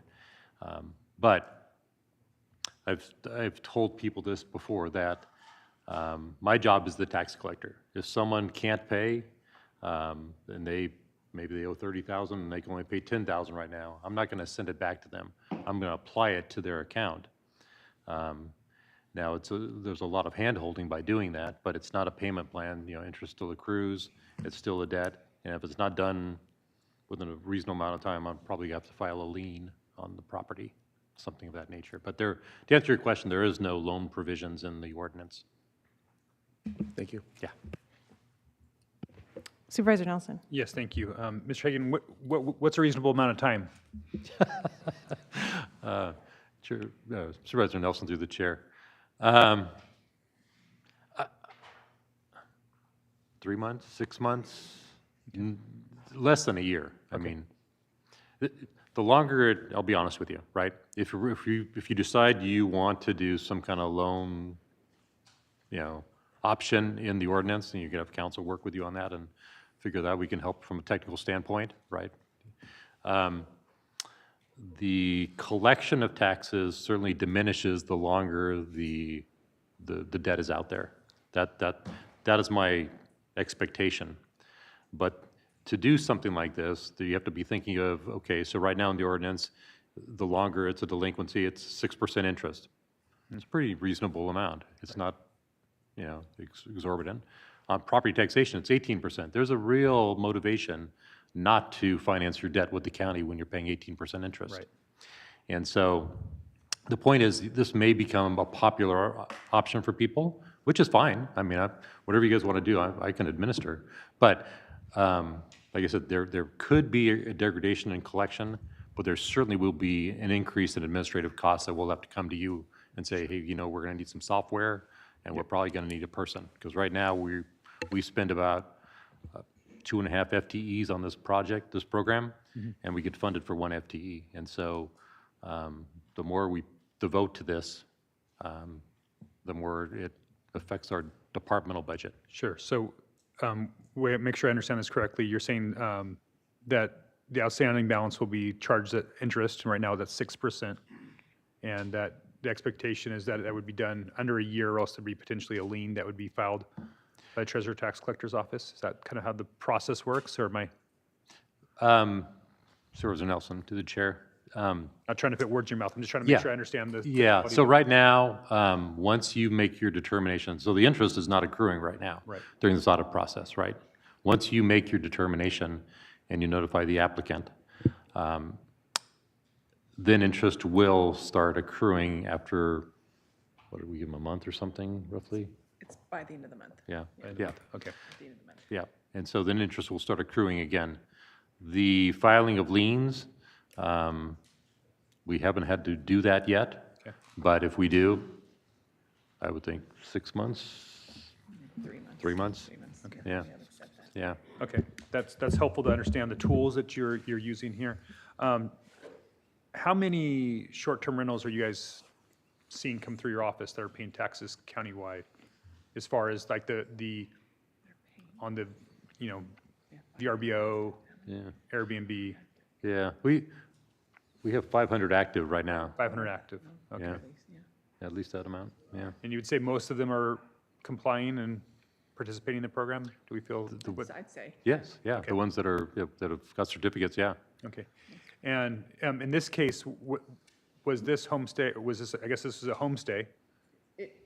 Or how do we figure this one out for us? Because typically, it's in the county, it'd be a homestay, right? And this. If it's not on the coastal zone. Okay. Yeah. This one's in the coastal zone? This one is not in the coastal zone. So she did not have a homestay permit. Did not have a homestay permit. So there was also a permit that she was supposed to have through planning and development that she did not have on top of the tax piece here, but we're not discussing that necessarily. That's just a separate issue, especially if she hopes to continue on. And $24,000 suggests that there was probably a significant amount of revenue that was accumulated over that period of time, probably well over, I didn't do the math, kind of did rough math, but it probably over $200,000 that was accumulated in vacation rental income over that period of time.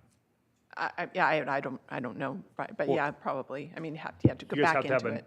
a number that you guys got it based on, right? We do have it, yes, Okay, do you know what that number is? Yes. Okay, but we can't, we're not can't gonna- say it yeah, out yeah, loud, yeah. okay. But it's 12%, correct? Sorry to jump in. Sure. 12% of, the It's 24,000 would be 12% until the 14, yeah, it went up to 14% Right, January but this was 1st, under yeah. the 12% 12%, TOT. yes. A blend, That was probably my the 12 and 4, and then there's the T-bid on top of that. So Yes. it kind of, Yep. okay. All right, well, those are my questions. I do have some further comments when we deliberate. Those are my questions, thank you.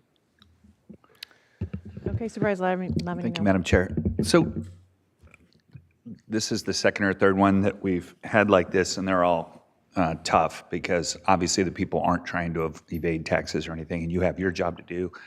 I'm just curious if there's I know how much do we communicate with the organizations that these folks kind of work in that realm? I mean, outside of our website, how proactive are we in getting our information out? Are there organizations that folks would belong to that kind of like-minded individuals, like what's going on in the short-term rental market? Or do we know of those where we could post on their websites and say, hey, you guys should be aware of this? Yeah, Supervisor Lavanino through the chair. I'm not aware of any kind of like trade organizations or groups of that nature that work in this area. Okay. Now, I can talk a little bit about short-term rentals with my wife and I have done a little of that, and we've used a couple of the platforms, and they all have, or the two that we used, had a lot of good information on that. Now, of course, I come from experience in that area, and so does Julie, right? So I will be shocked if we see you in here with a hearing. And so there is information there. I'm not going to say it's robust. These are for-profit businesses. I can't really tell them how to, what they should Right. post on there, what they shouldn't. But I'll say that I completely believe what the applicant is saying, that if she knew what her obligation was, she would have done it. I have no reason to believe that she's trying to pull the wool over your eyes. I really Right. don't. And most of these are like that. Most of these are people that, if they would have known what their obligation is, they would have done it. I mean, it's rare that we see someone that's, trying to, hide the pee on us. Yep. Okay, thank you. Supervisor Hartman? Well, that raises the question. I mean, we sent them information. Do we need different? Do we need something, a cover sheet that you will owe money on TOT? Well, I think we do a good job as far as notification, but So then where's the gap? Supervisor Hartman, when you get a bill or something and you've got a lot of stuff in there, you go to the bottom line. Okay, how much do I owe? Things like that. People don't like to read the details. A lot of times they're busy lives, right? It's just, you skim through things and you don't really see the details a lot of times. We have a lot of information that we put online, but also that with the correspondence and links and printed copies too. And so can we do better? I guess we can always do better. And maybe putting a buck slip in there that is specific to and glossy and colored that shows that make sure you look at your TOT obligation and doesn't get lost in the fine print. I would encourage that. I mean, I think anybody starting a new business would kind of go through and look to see what their obligations are. But if people aren't experienced with working with, remitting taxes, maybe we need something that blares, right on the cover sheet, right up front. Yeah, but you have to remember, a lot of the times when we're making contact, they've been in business for many years prior to that. So it's like any business you open up, right? You need to talk to either your CPA, your legal counsel, whoever it is, that would depending on what kind of business you're setting up, and make sure you find out what all your obligations are and how to run that business, because it has to be treated like a business. especially if you're putting on your income tax, return. It's a business, not a hobby. And so you really have to go through that process. Is it easy? Probably not. Is it, a hassle? Probably yes. But these are steps that, any small businessman has to go through. Other questions from the board? I think then we can go to the rebuttal period. Is that appropriate? So 2.5 minutes. Born and raised Santa Barbara. I just first want to say thank you so much for this time. That this is actually, I think, for both of us, an amazing dedication in your time to hear out a citizen and their individual case. What I would like to just go through, because I think we kind of hopped maybe quickly through the sequence of events. And I really appreciate Mr. Hagan, and what he said is we're not trying to pull the wool over somebody's eyes. We did the best with it, I'm sure, error. So when we were to open the Airbnb, we did contact Airbnb and lean on them. We also, I believe I recall going to, Santa Barbara County webpage, city webpage. We did not think to go on the specific tax webpage and look there. Our error. We did, however, I want to say again, we did, however, file our taxes through a professional tax. So a professional did not talk about that. We have been in contact on the phone with Airbnb. This was never brought up to our attention. When we got the first letter, it seemed like an information letter. We would like to know who you are, what you are, your name, your email, your address, that you're doing this. We responded to that, and we gave that in. I can't remember how many years, or I'm not even sure what triggered that, but we were doing our Airbnb, paying our state and federal taxes. That's what we were concerned about. Then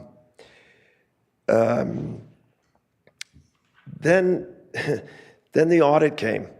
And I just want to go back to some of the previous people we've heard here, and some of the comments that you all made were about how do we get this information out more to our citizens? How do we make this more transparent, available, even from the RFPs? How do we make it more available? Well, in the first form, we gave our phone number, our email, and our address. Now, they've sent a package that we've now heard that we did not receive. So they have our phone number. They have our email. They could have called us as a new participant in this program to say, did something happen? Did you not understand the material you received? And we could have said, we did not receive the material. So I do think there were other ways to handle this case and save all this time and penalty and interest a long time back. I hear what they're saying, that there were notes there that our error we missed. Lastly, I will say that I think anybody in this room could imagine getting an audit. And we followed up quickly. We responded quickly to all the emails. I will say, I understand this office is busy. There were also some errors in what they then delivered us. Since that time, we've been audited. They forgot to add attachments. They got dates wrong. So we can all make error, is what I'm trying to say. We're all in this together. We are just trying to rent, and I want to stress, a room in our house where we live every day. Not to be confused with a separate house or a business like that. This is a room. Thank you. Thank you. Supervisor Lee. Just a question for the appellant. Do you have any copies of the letters you received? Yes, I do. Somewhere, yes, in the paperwork. Okay. Should I bring them over? Yes, I would like to see the Supervisor letters you Lee, if we just have one copy, if my staff can take a moment to make copies for everyone. received. I appreciate that. Thank you.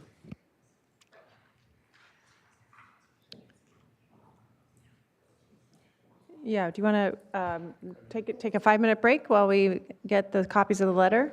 Is that all right, Madam Clerk? take a 5-minute break to have the copies of the letter. Okay, we'll come right back. Thank you.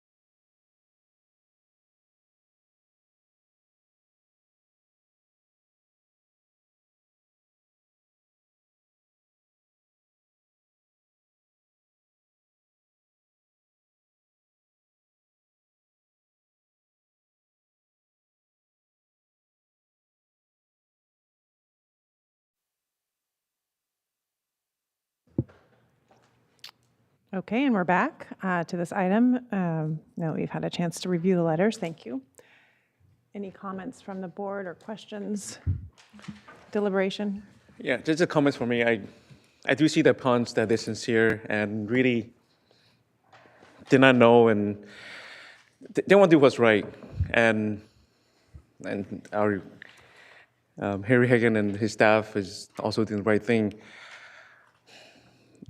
This is the second or third time that we are hearing this type of appeal, and I feel like there will be more coming down the road if we do something now. So I am in favor of doing something that changes the policy to have a flex payment plan. But at the same time, I'm open to waiving the penalty fees and just focusing on the $24,173.39 as a way to, I believe you, and I want to do what I feel is right today for you, so that's where I am. Supervisor Hartman. Well, I have a lot of empathy, but I'm looking at precedent, and I think that I've had people come to me pleading to get some kind of relief. I don't want to be in that situation, and it would not just start or stop with TOT. It would go to other taxes. So I have tremendous empathy, but it does look like there is revenue-generating options based on the room that the future that the penalty and taxes can be paid by renting out the room and paying it back. It's not like there isn't an income-generating opportunity there. So again, while I have great empathy, I just think it's opening a big can of worms in terms of the precedent that it sets. Supervisor Nelson. Yes, thank you, Chair Capps. Actually, I don't think that there is revenue opportunity here. They don't even have the homestay permit. So this is really, they could get one, but get through our planning process. You know, it's a difficult system, and I don't put the blame on you all. I really put the blame on some of these big companies that entice you all into this. And then they're off, you know, not here today, and you guys are the ones that become the focus of this, which is really unfair. They're the ones with all the attorneys, all the accountants, and, you know, I really think there should be a greater burden on them to not even let you start on their platform until they're really satisfied that you fully know the taxes that need to be paid and the permits you should have. And I don't know what that solution is. You know, I think it is really, I get the feeling of unfairness for you both, and I really sympathize. I do absolutely know that you're decent people, but I do think we have some issues here as a board in trying to, you know, walk through this and have other people that have been in your shoes that have been sat in those same seats that you have that come to us asking the same questions. And there's a ton of taxpayers that have already participated in this program, and there's kind of a fairness issue for them that have participated, that did find a way through this. And, you know, ignorance isn't a defense, unfortunately, and that's where we struggle here. As sympathetic as I am to you, because I do really appreciate you both and know that you're both law-abiding people, completely believe that, but we're stuck in this situation here where we have some tough decisions to make. As far as forgiving the fees, I think I need some legal understanding of that. I think that's potentially a challenge for us, because I think that I don't know if our ordinance gives us that flexibility. I don't know what's the discretion of the board on there. And then also I am concerned about precedent, because we've had others before us that have asked the same thing, and we haven't done that in the past as a board.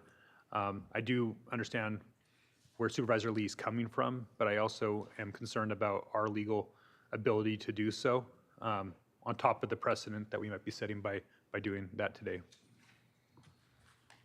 So I was actually asking council to opine. Supervisor Nelson and members of the board, the county code, chapter 32, does not provide for a waiver of penalties or interest. So if the board were to determine that it wanted to do that, I'd recommend having a discussion about the public benefit of that waiver, just to avoid a gift to public funds. Understood. And so for everybody else that doesn't understand the legal talk here, if we forgive something and it doesn't have a public benefit, then it's a gift that we're giving you. And I kind of struggle with what the public benefit is. I know what the private benefit is to you, absolutely. I think actually might be a negative public benefit because I think it will set precedent that's not good for the public in general. So that's where I'm having a hard time meeting that standard that Supervisor Lee's really interested in. I'm interested as a human, but I think as a supervisor, I'm not getting anything I can grab onto at this point to make a public benefit determination for myself. So I would probably be leaning towards, unfortunately, for the appellant finding that these fees are valid.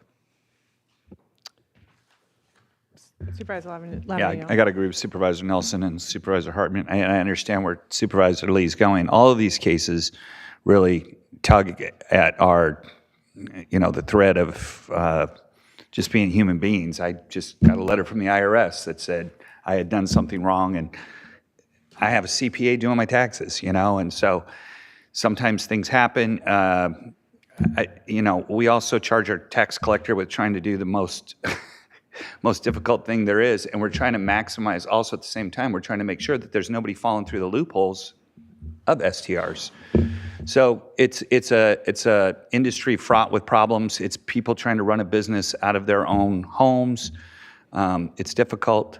I think as you heard from the dais, we're trying to figure out ways to try to increase the outreach and let folks know what's going on. But as much as I would like to do something, I just think it's just not in the public's best interest to try to go down a way to try to ameliorate some of this. I don't also think that it's wise to, I agree with Supervisor Hartman. Once we get into TOT, the next thing is property tax. We have budgeting cycles. When taxes are due, they're due. And when they're not paid, there are consequences, unfortunately. So. Yeah, I agree with the majority here. Unfortunately, I have concern for your personal situation, but I just think our job is to uphold our rules and also send a signal. This is an industry that people do this for income. I understand it, but they need to do it the right way, and we can help. I just seeing the letters of notification, we were informed. So again, for the broader case, I can't make an exception of public funds for this. And I just hope this conversation and anyone watching who might be also having short-term rentals in their home understands that this is an industry that they need to play by the rules. Supervisor Hartman. I'm prepared to make a motion if we haven't, I don't remember if we had public comment yet or not. No, there wasn't any public comment. Okay. So I will move staff recommendation. And I'll go ahead and second that. My last parting shot to ourselves is, I searched real quick here on our county website, and I searched Airbnb. It pops up as, TOT pops up as the first result. Short-term rentals, it's the second result. VRBO, it's the first result. Vacation rentals, it's the sixth result.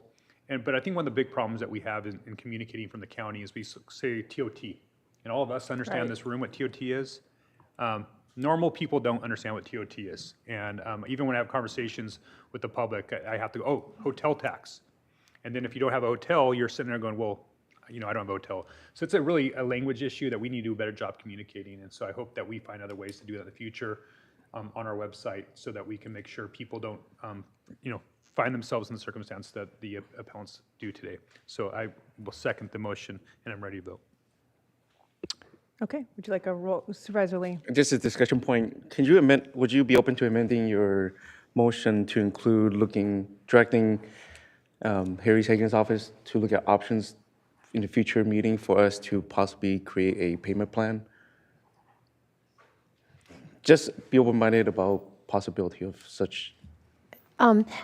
Let's keep this motion.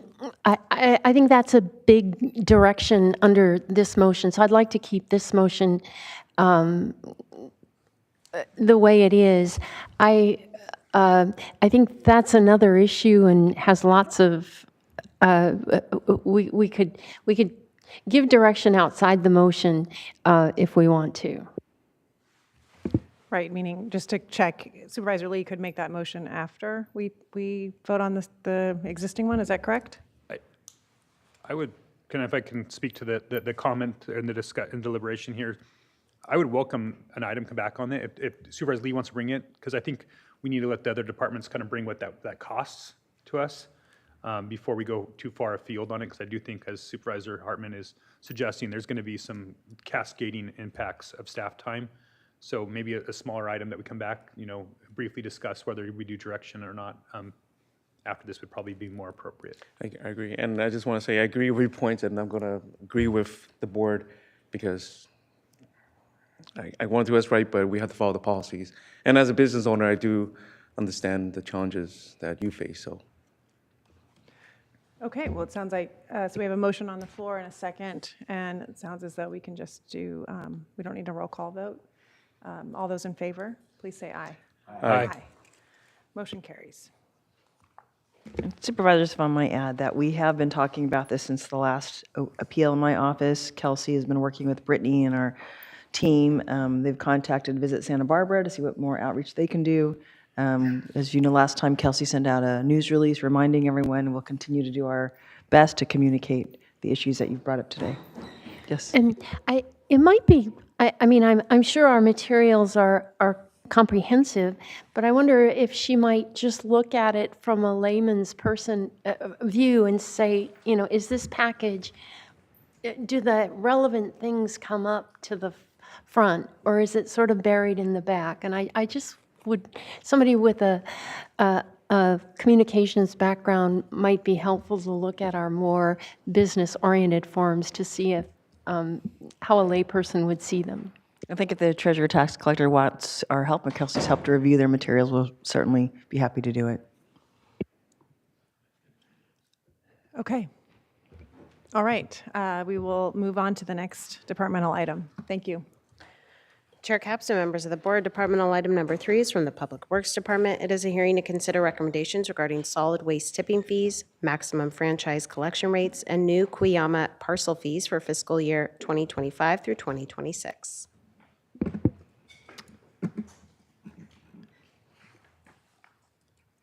Okay.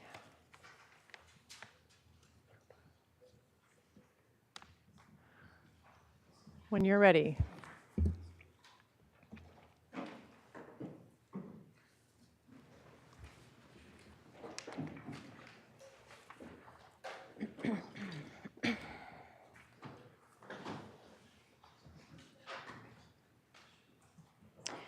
Good morning, Chair Capps, Good morning. members of the board.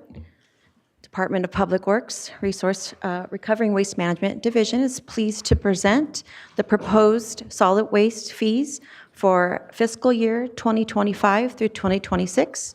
Here today with me to present staff's recommendations is Gloria Alvarez, our fiscal manager, Mackenzie Forgy, our senior program specialist, and available for questions is Leslie Robinson, our collection and materials manager.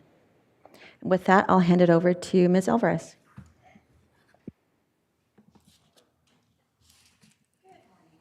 Sorry. Good morning, Chair Capps and members of the board. Thank you for providing this time to review staff's recommendations for next year's solid waste rates.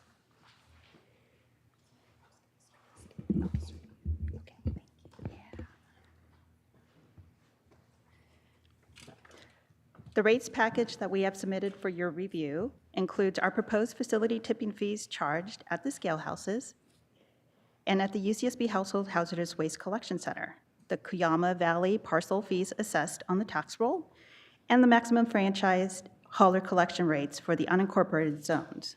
Additionally, the division is seeking the board's approval to pursue restructuring the maximum solid waste collection fee schedule for Isla Vista, which has not been updated since 1999.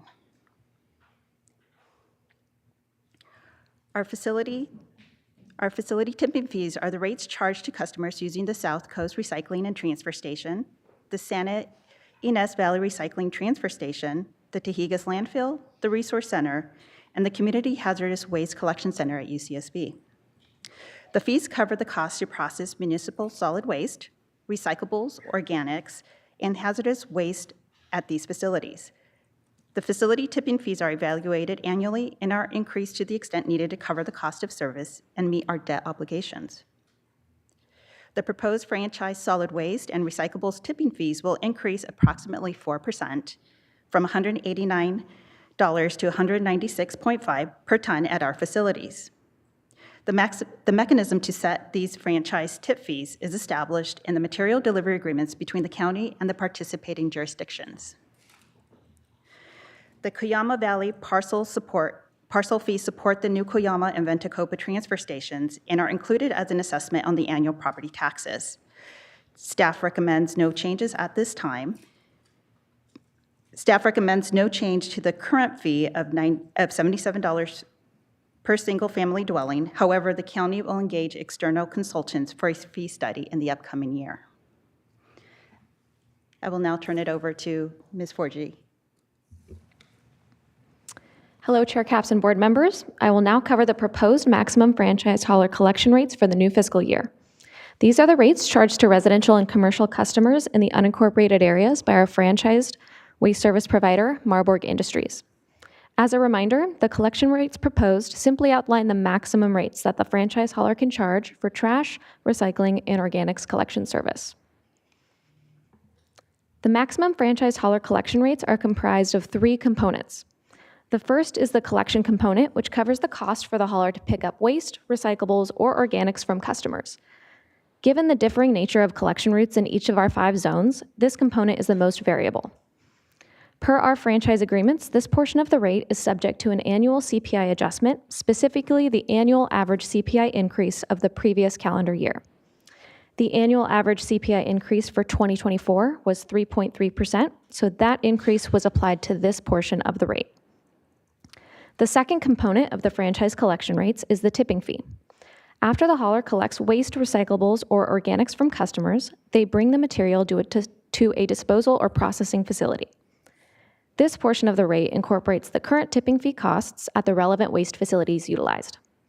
In Zones 1, 2, 3, and part of Zone 4 in the San Ynez Valley, the trash tipping fee will increase by 3.97% since these areas use the Resource Center and Tehigas landfill to process their waste. The other part of Zone 4 in the Lompoc Valley uses the City of Lompoc landfill for trash disposal, of which the trash tipping fee will increase 4.76%. Lompoc landfill has outlined further tipping fee increases, which will continue to increase by approximately 5% each year until July 1st, 2027. Lastly, Zone 5 uses the Santa Maria landfill for trash disposal, for which the trash tipping fee will increase 5.26% when compared to current rates. Tipping fees for recyclables across all zones will increase between 3.3% and 4%, and tipping fees for organic waste across all zones will increase between 3.4% and 4%. The third component is the solid waste program fee, which is used to support compliance with various state regulations and for supporting solid waste reduction and recycling programming in the community. Staff recommends no change to the current value of 11%. I will now focus on zones 1 through 3, shown by the blue, green, and teal areas of the map, which includes the Cuyama Valley and the unincorporated South Coast. Waste services in these areas will continue to be provided by Marburg Industries per the Zones 1 through 3 franchise agreement approved by your board in May 2022. When the collection fees, tipping fees, and program fees are combined for these zones, the overall residential and commercial rates will increase by an average of 3.87%.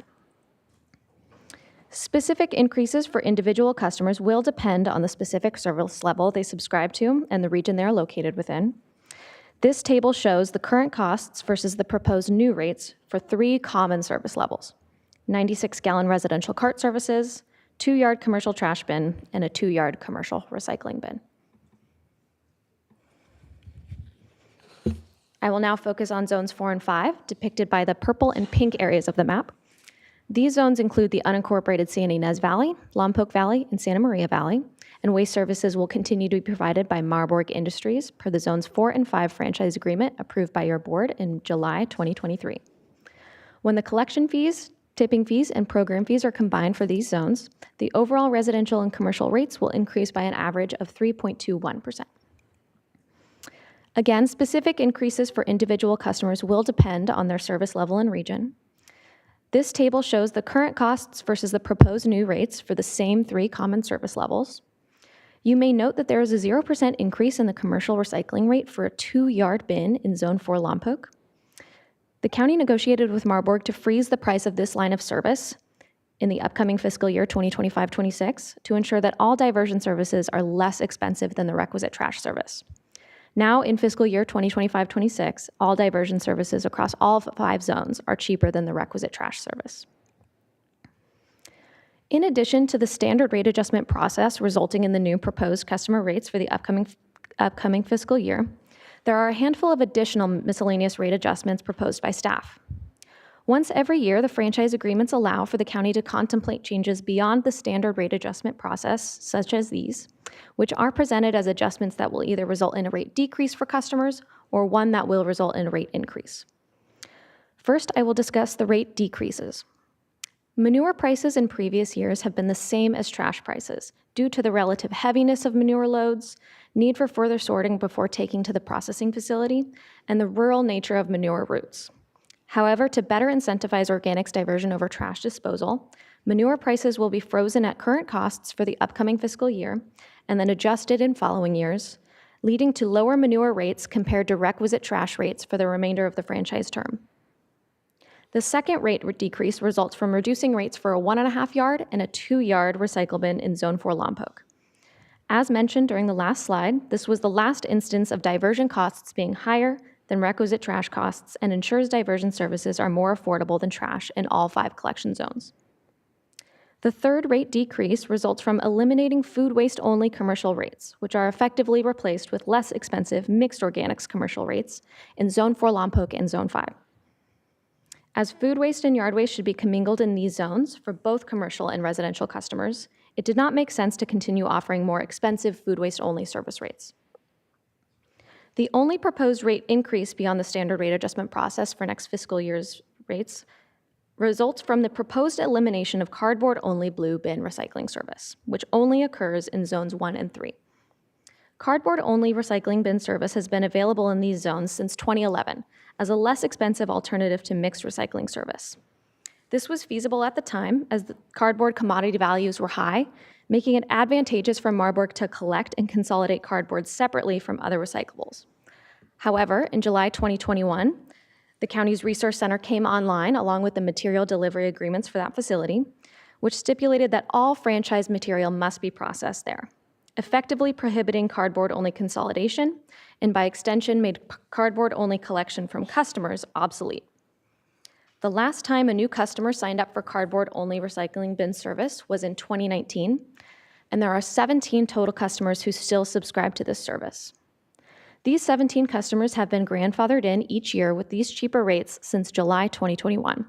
But since there is no longer an operational difference between cardboard-only service and mixed recycling service, we recommend elimination of cardboard-only rates so all customers are paying the same rate for the same service.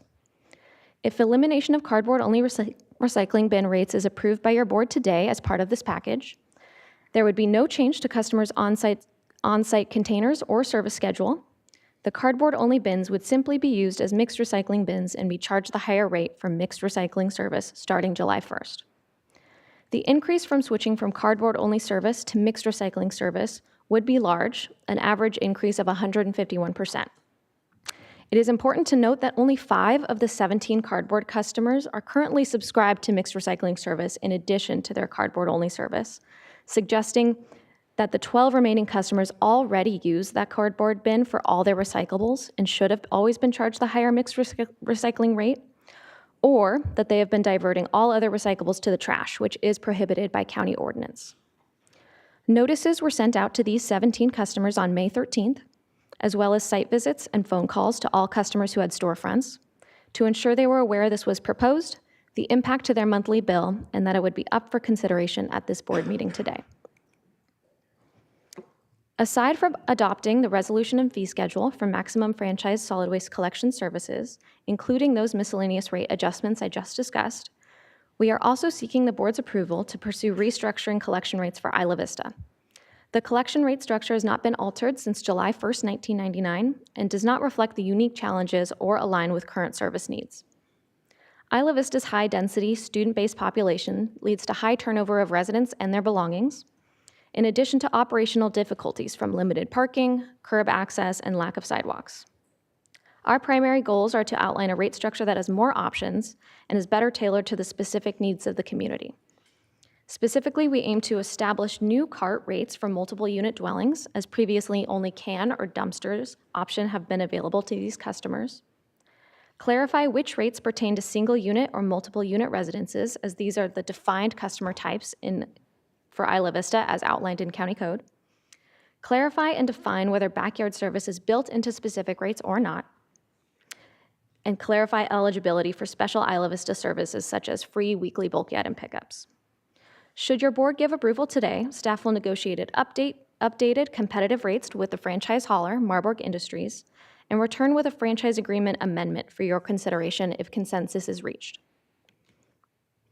In summary, staff recommends that your board adopt the resolution and fee schedule for county solid waste facilities, adopt the resolution and parcel fee schedule for the Cuyama Valley, adopt the resolution and fee schedule for the maximum franchise solid waste collection services, direct staff to pursue restructuring of the fee schedule for collection rates in Isla Vista, and determine that the proposed actions are exempt from CEQA.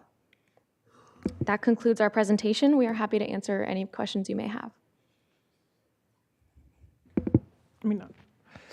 Thank you so much. Any questions from the board? Want to take a second? Supervisor Nelson. Yeah, I had this question about the Isla Vista rate restructuring. Can you provide us some more information? Have you guys done some outreach in Isla Vista on this? Worked with the CSD and others? Where are we at with that? Supervisor Nelson through the chair.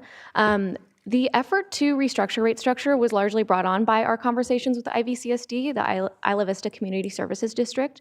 We do have regular meetings with them, and they are a great resource for us as they are boots on the ground. They are the ones most up to date with current Isla Vista issues. They brought up, photos of some issue properties where litter is often observed. And one of the main things we all noticed was that there is an issue with 32-gallon cans.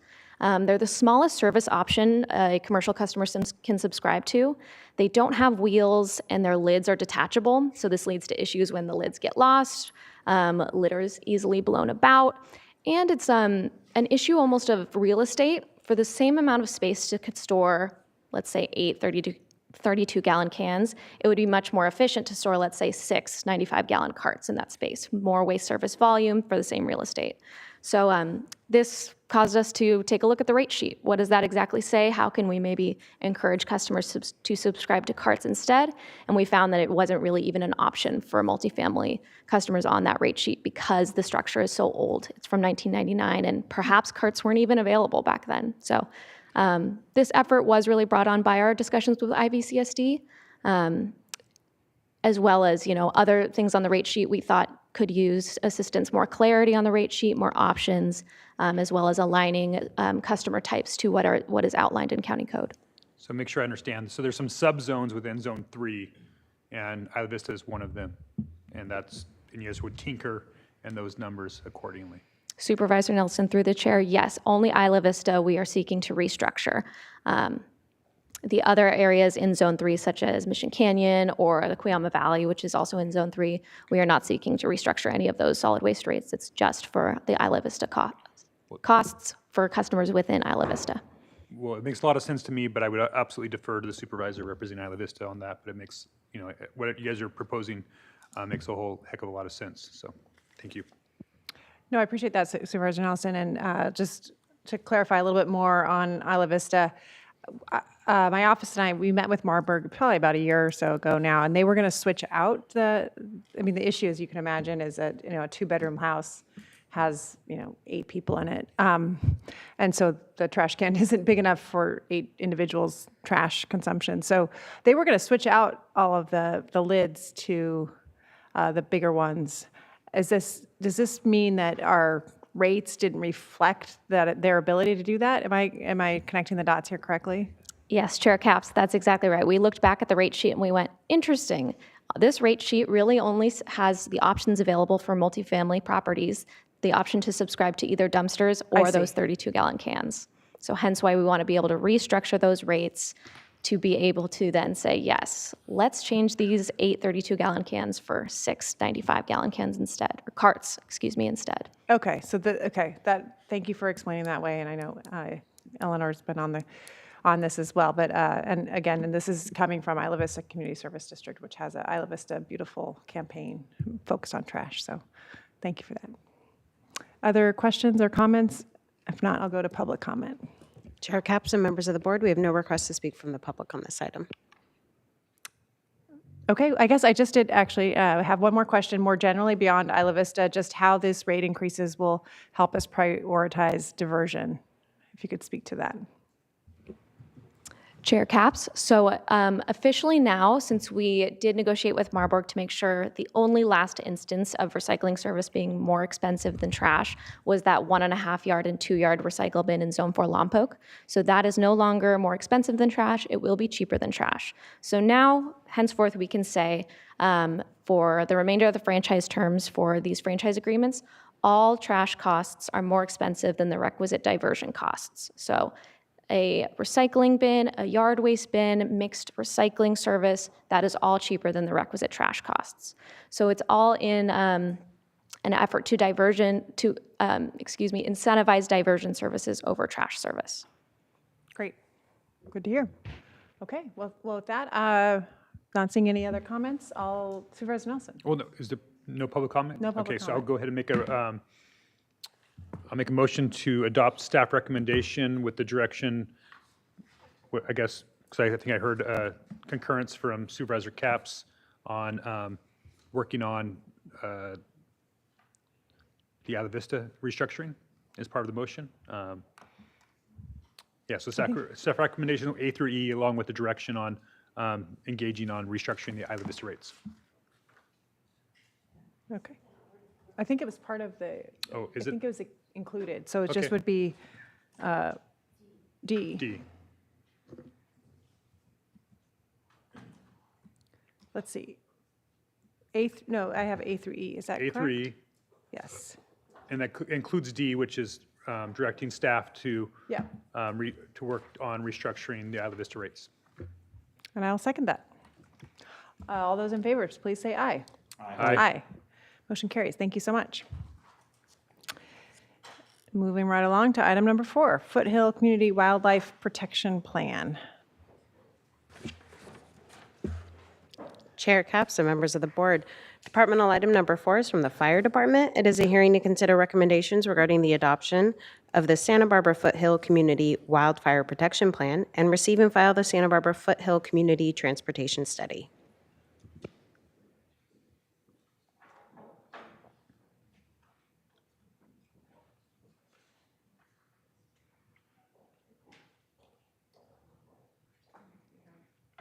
Chief Hartwig coming to the mic here. And Fire Marshal Tan.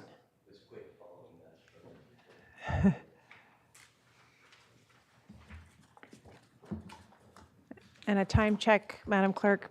Should we do this one more item and then move to closed session?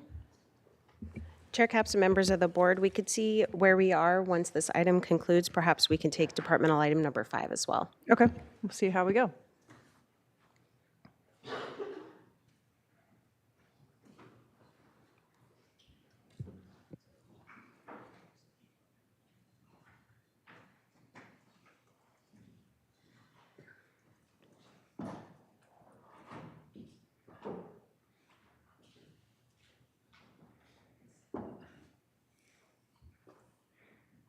Right, Fire Marshal, thank you.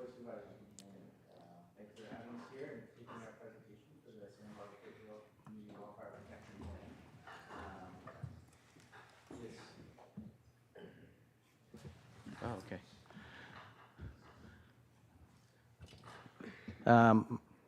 As you know, my name is Fred Tan, County Fire Marshal. We've been in the process of developing and updating the Mission Canyon CWPP. Sitting next to me, I have Dana Link Herrera.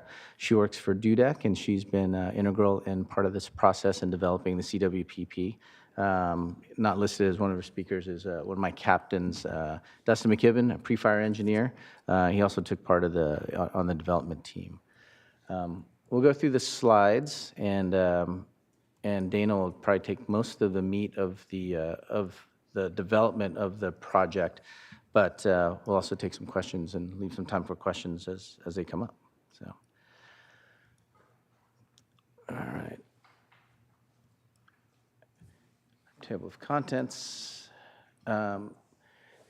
This CWPP update is a long time coming. The Mission Canyon was the first CWPP that came into the county, really homegrown. A lot of the residents within the county took part and developed that document. This was made possible because of a block grant from the California Department of Housing and Urban Development. We received a $280,000 grant to develop the CWPP. And my predecessor, looking into some of the best practices for CWPPs, also took some consideration and comments from the community to attach to it a transportation study. The Mission Canyon CWPP also had a transportation portion of it, a single page, which essentially outlines what the transportation study, the findings of it. So what is a CWPP? Locally for us, for the fire department, what it validates a lot of our projects. We have a lot of projects in the Mission Canyon. We have roadside projects, community defensible space, fuel breaks that we maintain within the Mission Canyon. It validates those projects. It gives us ideas for new ones, but it's not a shall document. It evaluates the wildland fire hazard in the area and also the risk to the communities. It also provides us an opportunity to engage with the community, to speak with them and to address their concerns. And with a successful CWPP process, it also gives us an ability to check a box whenever we're applying for grants, either federal or state grants, to identify that there's a CWPP within the area. One of the first large grants that the county fire received was a Mission Canyon Community Defensible Space Grant. That was obtained sometime in 2016 or 17, $360,000. And that area could still certainly use some work and potential for us to go get some grants. What the CWPP is not, it's not a decision document. It's not a vegetation management plan. It's not CEQA analysis or a CEQA document. But it is just a guidance document for the community and for our actions going forward with the fire department. The county has CWPP requirements as well as best practices that are set forth. There's been regional collaboration. We're developing and prioritizing the hazardous fuel treatments in the area. Just develop strategies. I'm reading off of these. Develop strategies to home harden and reduce structural ignitability. Plan approval is through the local government, through the board of supervisors, Santa Barbara County Fire, and then CAL FIRE. And then, as I discussed earlier, the benefits of the approved plan is it becomes a living document for the residents to use to give them ideas on home hardening, who to contact for home hardening ideas. We will, over time, update the document and also the associated story map that's within as maybe grants come up for residents to be able to home harden. Grants come up for us to conduct community defensible space. The Fire Safe Council is very active in this community as well as far as education, Firewise communities, conducting tag and trim activities. And they, as a result of this CWPP, they'd be able to go in and get some grants to do some work in the community as well.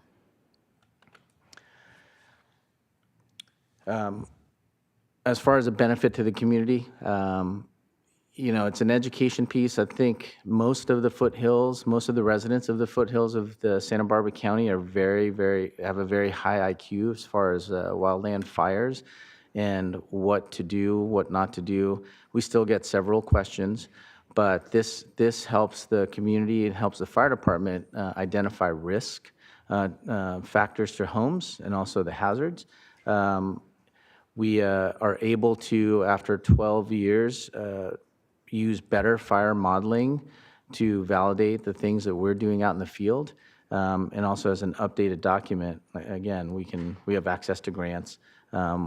We had the opportunity to speak with the Forest Service, have the Forest Service out in the ground, CAL FIRE out in the ground, Santa Barbara City. So it really was a very collaborative document.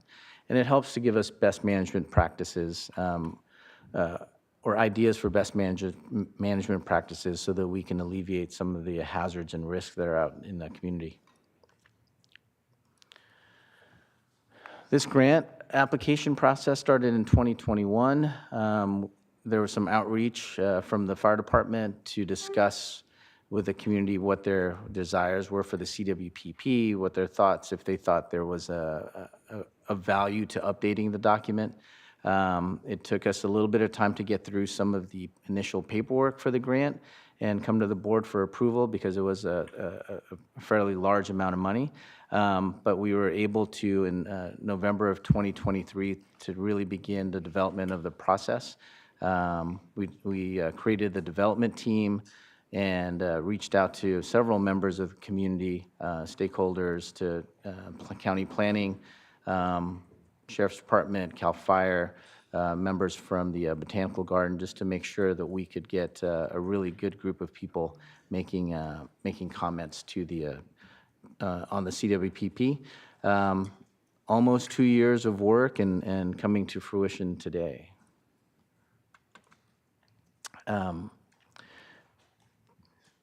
So as I said, the first CWPP, Community Wildfire Protection Plan in the county was in the Mission Canyon.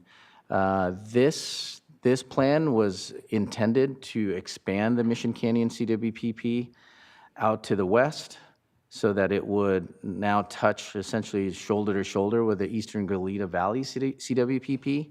And then to the east, it does have, it touches the Santa Barbara City CWPP and a little bit of the Montecito CWPP. So it essentially completes from the Ventura County border with Santa Barbara County, completes a network of CWPPs across the front country all the way out to Gaviota. In the plan area was almost 11,000 acres, 7,200 acres of SRA, which is state responsibility area, 164 acres of local responsibility areas, and then another 3,300 acres of federal responsibility area. This also covers a population of roughly 3,400 people. This slide is, we'll discuss this more in the next item we're going to be bringing before the board, but the state fire marshal's designation for fire hazard severity zones in 24 for SRA and 25 for the LRA. In the SRA, there's 23 acres of high and almost 7,200 acres of very high designated in this plan area. And then within the LRA, it's 43 acres of moderate, 40 acres of high, and 26 acres of very high.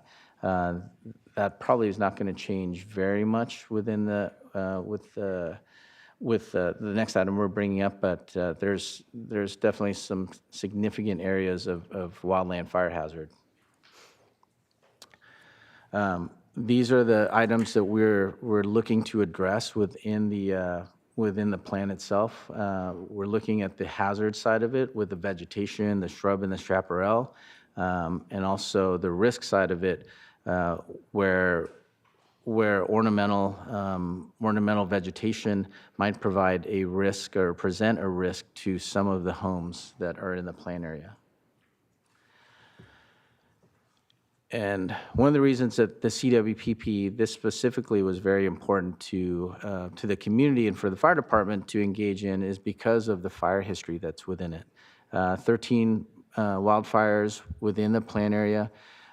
21 fires have occurred within 1 mile of the plan area, and obviously some very significant fires that are recent within the area.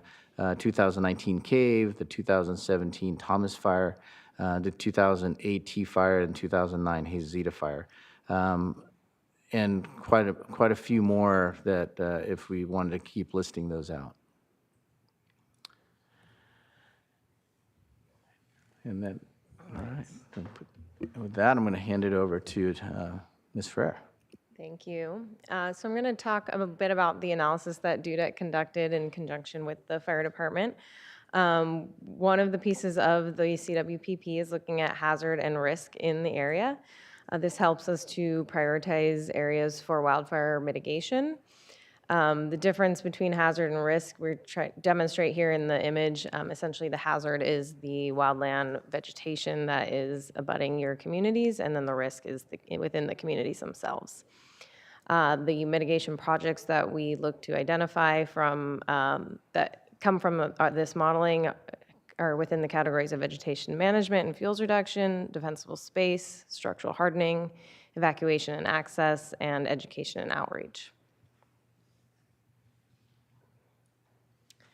So within the hazard assessment, we took a look at fire progression within the plan area. If you can see the yellow line across the top of that ridge line there, we modeled fire ignitions along that point. And as you can see, most of the plan area would see fire reaching it within 1 hour. That's the red area there. And then and this is with the 97th percentile worst case scenario sundowner wind conditions. Next slide. This is also part of the hazard assessment. It's the integrated wildfire hazard. It takes a look at the probability and intensity of wildfire at a specific point. So the red areas being your highest hazard areas. This helps us to identify where there's vegetation that's most likely to produce the highest intensity wildfire. And this one maps wildfire exposure to structures. So we're taking a look at where we have concentrations of structures in the plan area and where they're most exposed to vegetation. So it's measuring proximity to hazardous vegetation, and then this is useful for helping us to prioritize where fuels treatment projects and defensible space projects should occur. And finally, a community relative risk assessment. So again, this is relative, so it's looking at the relative risk within the plan area. Not to say that these areas that are identified as low, like the purplish and blue color, don't have fire risk, but relative to the rest of the plan area, they have a lower risk than, say, those peripheral areas of the community. So some key findings from that hazard assessment, probably not surprising, but this area has climate, terrain, and vegetation that definitely facilitates high intensity wildfire, and it is in close proximity to communities within the plan area. We do have sundowner winds, of course, in this plan area that can result in extreme fire behavior, and it is likely to funnel fire toward the community. We have both natural and urban vegetation that can contribute to fire within the plan area. And we do have a lot of opportunities that arose from this analysis to mitigate wildfire risk. And I should mention on the analysis, all of the modeling that we've done, it only takes into account your wildland vegetation. So there is no model currently that allows us to model structure fires. So it's looking at the impact of that wildland vegetation, a fire occurring within there and as it approaches the community.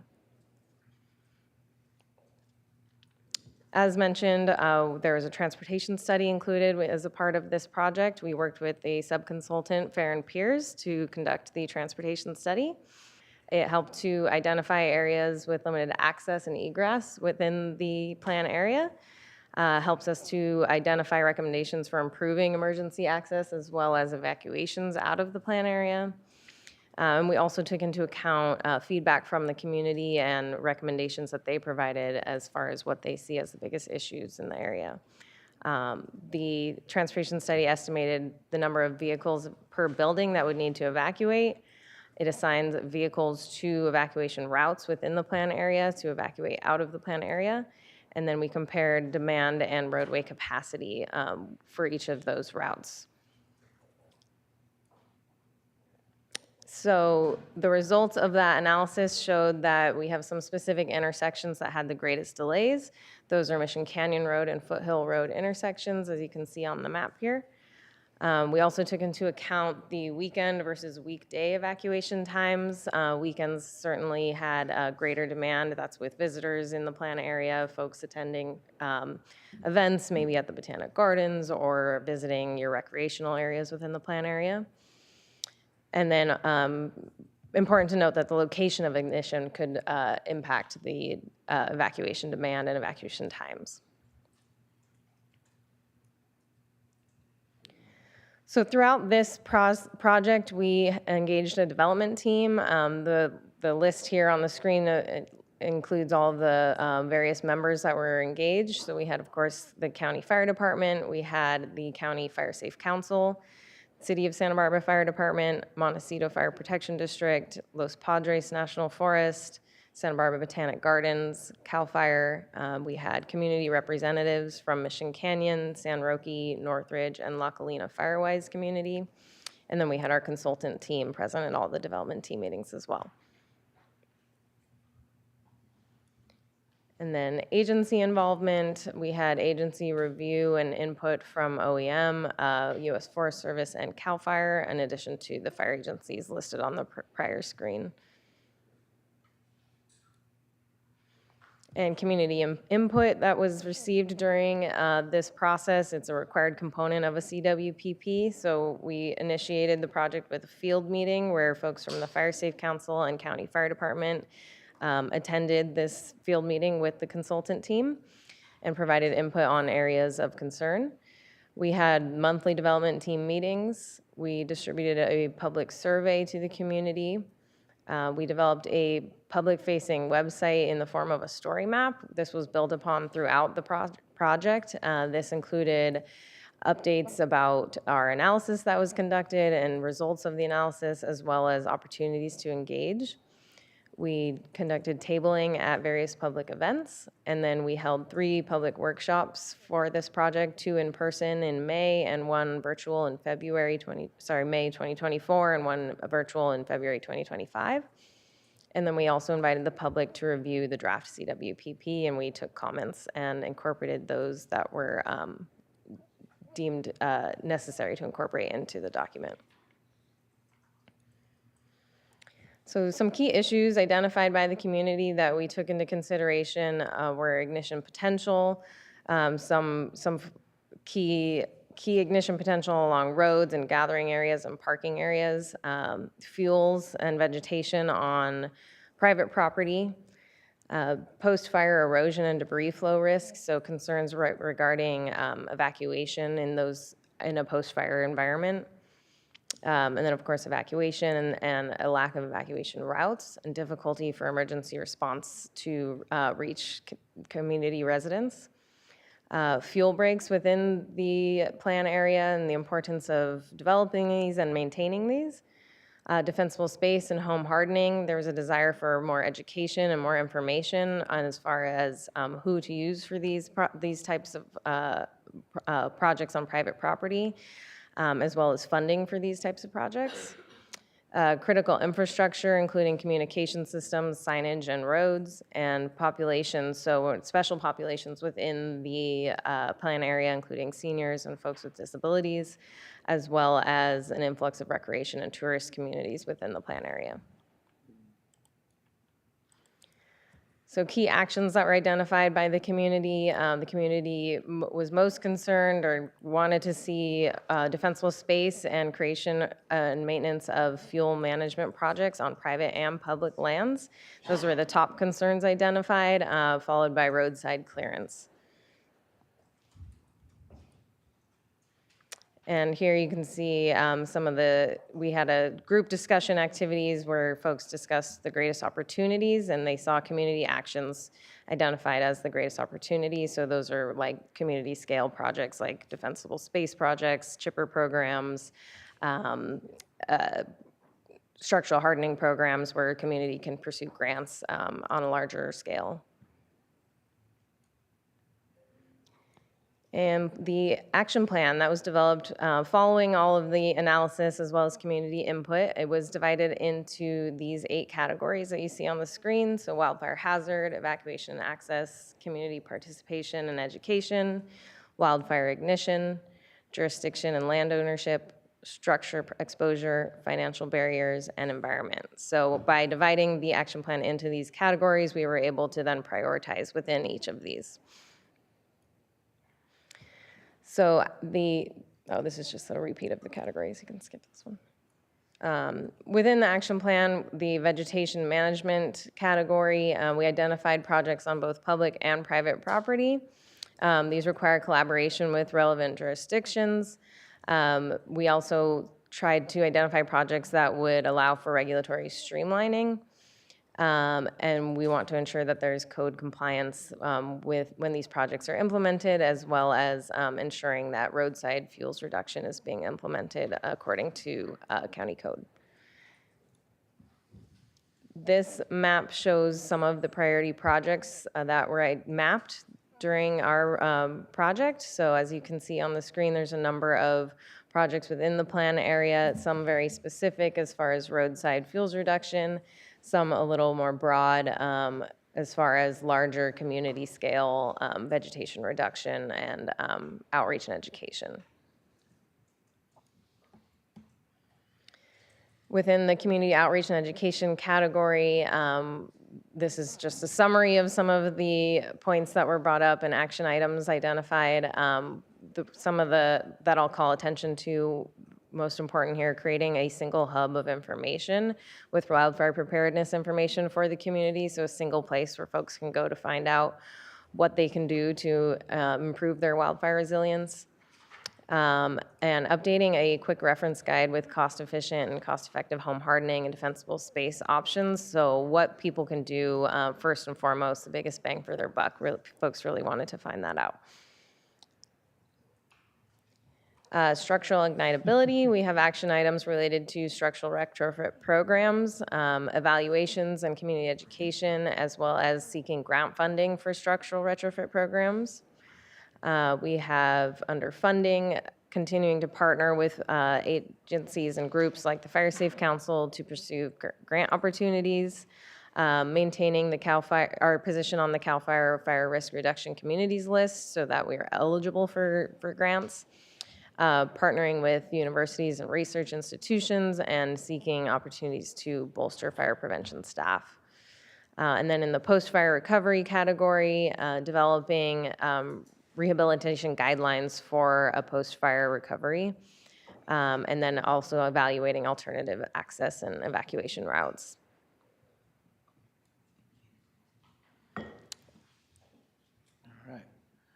All right. So this, as I said earlier, this is one of the unusual. One of the items that's unusual with the CWPP is that it has a full transportation study associated with it. Most CWPPs do talk about challenges. The Mission Canyon initial CWPP had a three-quarter page section that discussed the concerns of the community, roads that needed to be improved or bolstered. As a best practice idea, and through community feedback, it was decided to add a transportation study into this project. Our recommendation for this piece of the project is that the CWPP be adopted, but that the transportation study be received and filed, but entered in so that it's continually be associated as an appendix into the item. The findings generally, there's a draft countywide transportation study. The findings generally, collaborate and confirm some of those findings, and provide us and the community with some ideas, potential ideas, and it's a really difficult area to widen. There's not a lot of areas to widen and get people out of the area, but it does give us some insight into the actions that we have to take. And one of the things that the major thing that we took away from county fire is that we have to continue to reduce fuels in the area to make sure that impacts through wildfire are mitigated as much as possible to give people time to get in and out of there.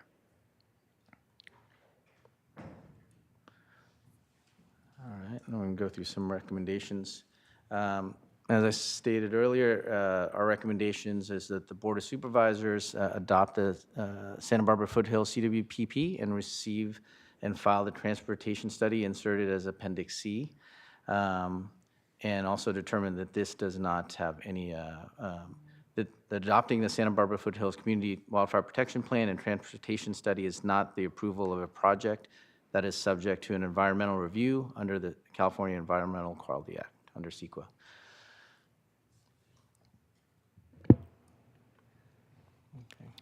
Okay, thank you so much to the team for the presentation.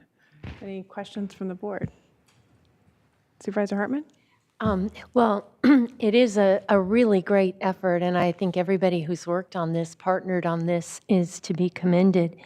I wonder if you would expand a bit on the concept of hazardous urban vegetation. And we all understand, I guess, that we need defensible space around our homes, but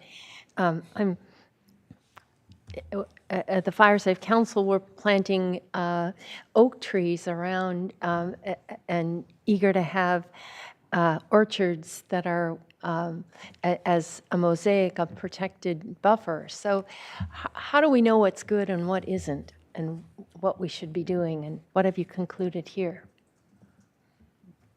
You're certainly correct. There are certain vegetation types that are more fire resilient than others. So in our analysis, we took a look at kind of your broader urban vegetation, ornamental vegetation in the plan area. Where do we have homes with urban vegetation much too close to the structure, homes with urban vegetation that is highly flammable? Those are some of your plants that contain high oils and resins. So really it comes down to outreach and education, making sure that the community is educated on this component of, what vegetation is good for fire resilience and which vegetation is going to... We really need a plant palette. Yes, a plant palette would be helpful. I think there is one that the county currently looks at, but we're looking about potentially updating that. But yes, so things like oak trees serving as ember screens, agricultural or orchards serving as buffers between wildland vegetation and the community.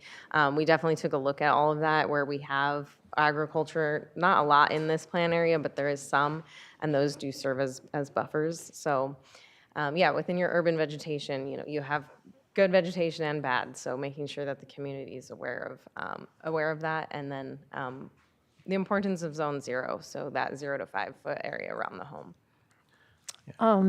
And the transportation study, this is the first time we've done a formal transportation study.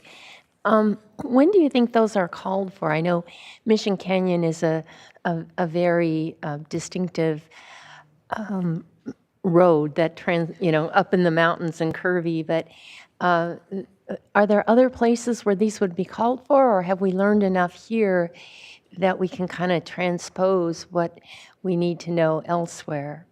Yeah, I think you're probably on the right path there, that we know as a county where our roads are very narrow. We're working on that as a county to identify an overall plan. But I think there was a call for this right around the time of the inception. Some of the ideas brought forth for CWPPs, a best practice could be a traffic study, just especially for areas kind of like a Paradise, Mission Canyon, Topanga Canyon, which is very narrow and very, very dense urbanization in there with a lot of fuels. So, but I think within the county, I wouldn't say that every CWPP update is going to require transportation study from here, but it was a good idea for this one. So is one of the recommendations to really try to clear vegetation away from the road as much as possible, or not where it's a steep drop off, or help me understand better? Sure. So we do have 100 fires a year that County Fire responds to and reports through various processes, including the state. 95% of those are less than 10 acres. 99% of those might be like 2 by 2. But our experience with that and working with Caltrans, working with County Fire and County Roads is that, and through our Chapter 15 amendment requiring that roadsides be cleared 10 foot on either side, that a resulting fire can either put itself out, remain small, or gives us a chance to get there before it transitions. And can we do that in Mission Canyon? We do that in Mission Canyon. Okay. Yeah. So the Fire Safety Even Council where is there's very steep active. drop-offs, I guess there's not. Yeah, there's some steep drop-offs and then private driveways, but there is active tag and trim work. The Fire Safety Council has been active in their Yeah. chipping program. And you worry about erosion, so it's always kind of a balance. It I is a think. balance in there, yes. But it is a concern that roadways are our main start of 85% of our fires start along a roadway. So And I think my last question, this fills in a gap, right, that we had. You expanded the area, now we've got plans and projects and communities educated. But we still need to do this in Goleta. I think we have an area, so I don't know if you could speak to that, or Chief Hartwig, what's the status of expanding and updating the Goleta Wildfire Protection Plan? yeah, so I think the first two, part of it is fire department has to have money, has to have a person on it. So right now we're involved in the Lompoc Valley CWPP. So I have staff that's going to be participating in that project. It sounds like within the San Ynez Valley, whether it's just Solvang or San Ynez, it'd be a good idea to expand upon San Ynez Valley CWPP. So if we're working on two right away, I think that's probably our two priorities to start working our way towards the north. The Goleta CWPP, we've had some, I've had some initial discussions, and I think Goleta City is interested in doing one. I would say that if they do one, it would be a good idea to somehow expand into it or get included into some of the other CWPPs, because it is a little bit landlocked. That CWPP is a little bit landlocked, so it doesn't really take into account a lot of the vegetation around it. But it should be one of the items either included or updated. So. Right. So whether the Fire Safe Council or the fire department takes the lead, it's still a lot of effort on your part. Yeah. And but I think I've been told that Goleta, because of the population there, it's one of our highest risk areas, the sundowners and the population. So I'm eager to see it completed in the Lompoc Valley, eager to get it going in Santa Ynez, but I just want to keep Goleta on the front burner because I think that that's really critically important. Sure.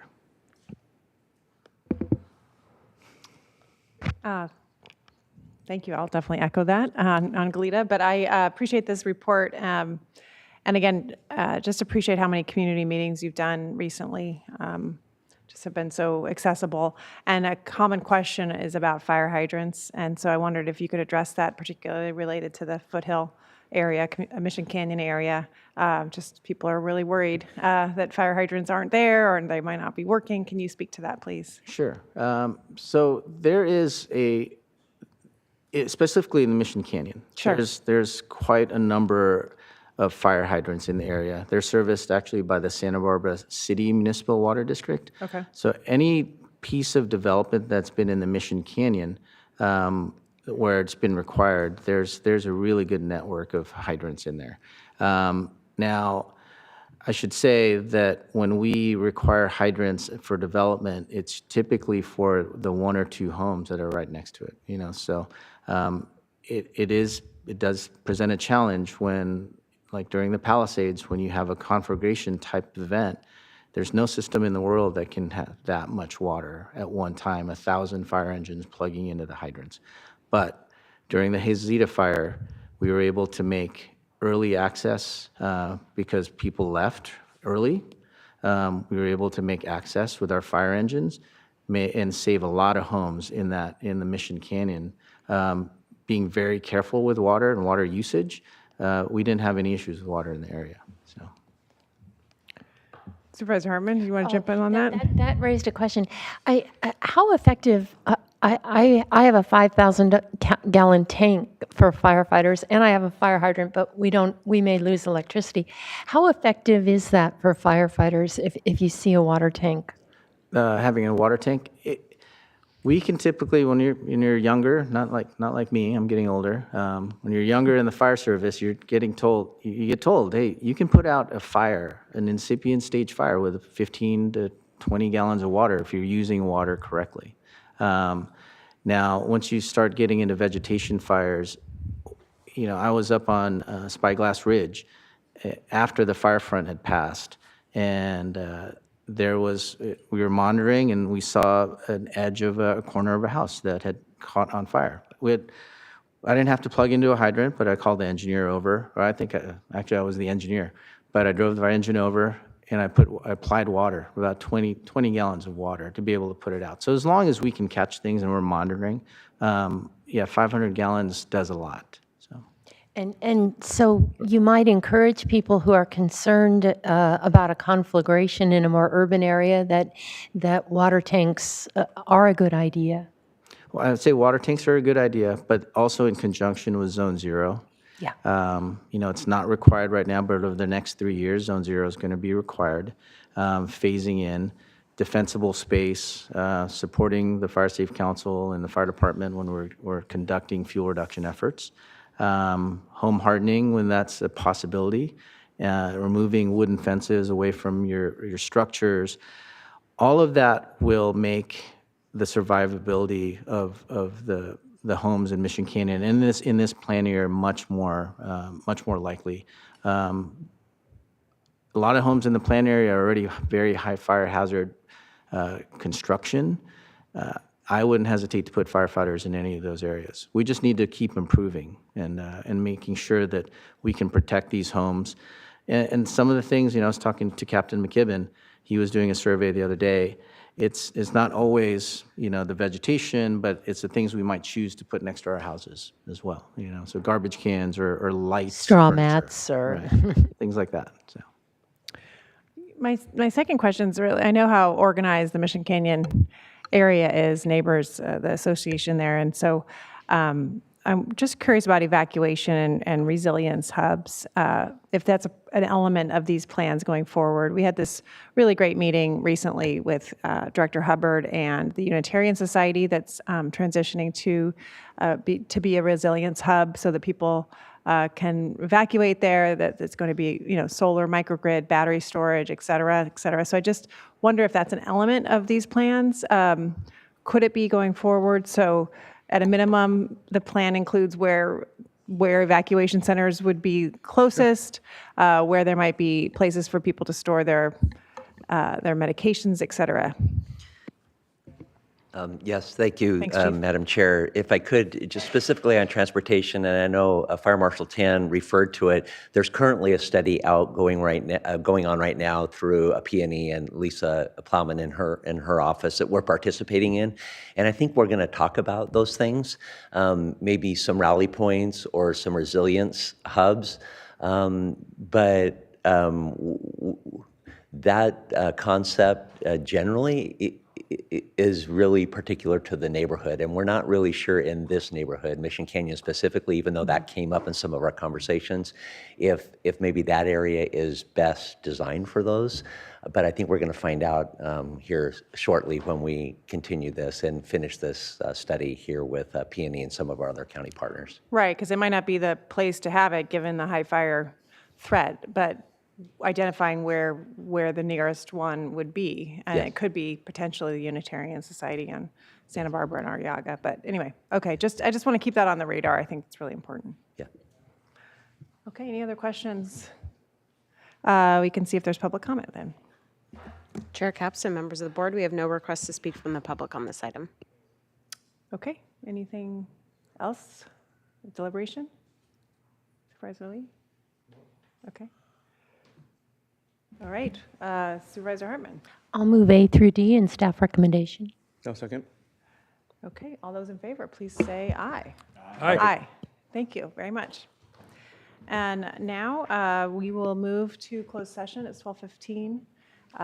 We don't need the full hour, I've been told, so let's do about 45 minutes. I think 40 minutes? County Council? Madam Chair and members of the board, I think we can complete it in 30 minutes, depending on if the board wants to take a break beforehand. But in closed session today, the board is scheduled for 3 items, and this is the Santa Barbara County Board of Supervisors also sitting as the Board of Directors for the County Flood Control and Water Conservation District. The first item is Antoinette Whitting versus the county. It's a Santa Barbara Superior Court case. Also, Santa Barbara County Flood Control and Water Conservation District versus Francisco Gama and Hilda Gama, also Santa Barbara Superior Court, and decision on whether to initiate civil litigation, 1 case. Okay, let's come back at 1 o'clock and take just a bit of a break on the front end. And so, yeah, we'll resume at 1 o'clock to keep it even. Thanks. Excellent.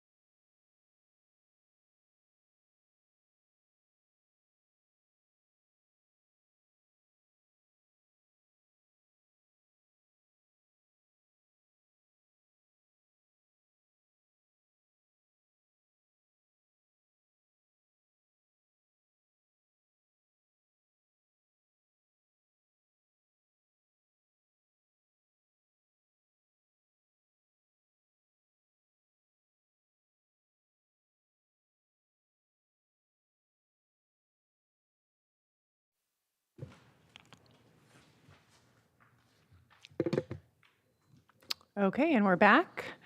County Council, can you please read out closed session? Thank you, Madam Chair, members of the board. The board met in closed session on 3 items, sitting as the Board of Supervisors and the Board of Directors for the Flood Control Water Conservation District, Whitting versus the county, Santa Barbara County Flood Control Water Conservation District versus Francisco and Hilda Gama, and deciding whether to initiate civil litigation, 1 case. And the board took 1 reportable action. In closed session, the board considered whether to initiate litigation and authorized county council to initiate this litigation, the details of which would be disclosed once the action is formally commenced to any person upon inquiry. The board voted 4-0 to initiate litigation with Supervisor Nelson abstaining. Okay. Now we'll move on to departmental item number 5. Another fire focus. Area fire hazard severity zones.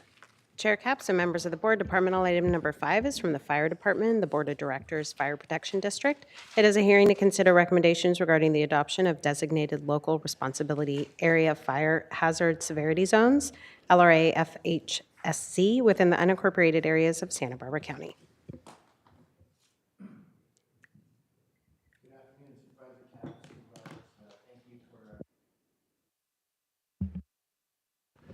Thank you again for letting us make this presentation back to back.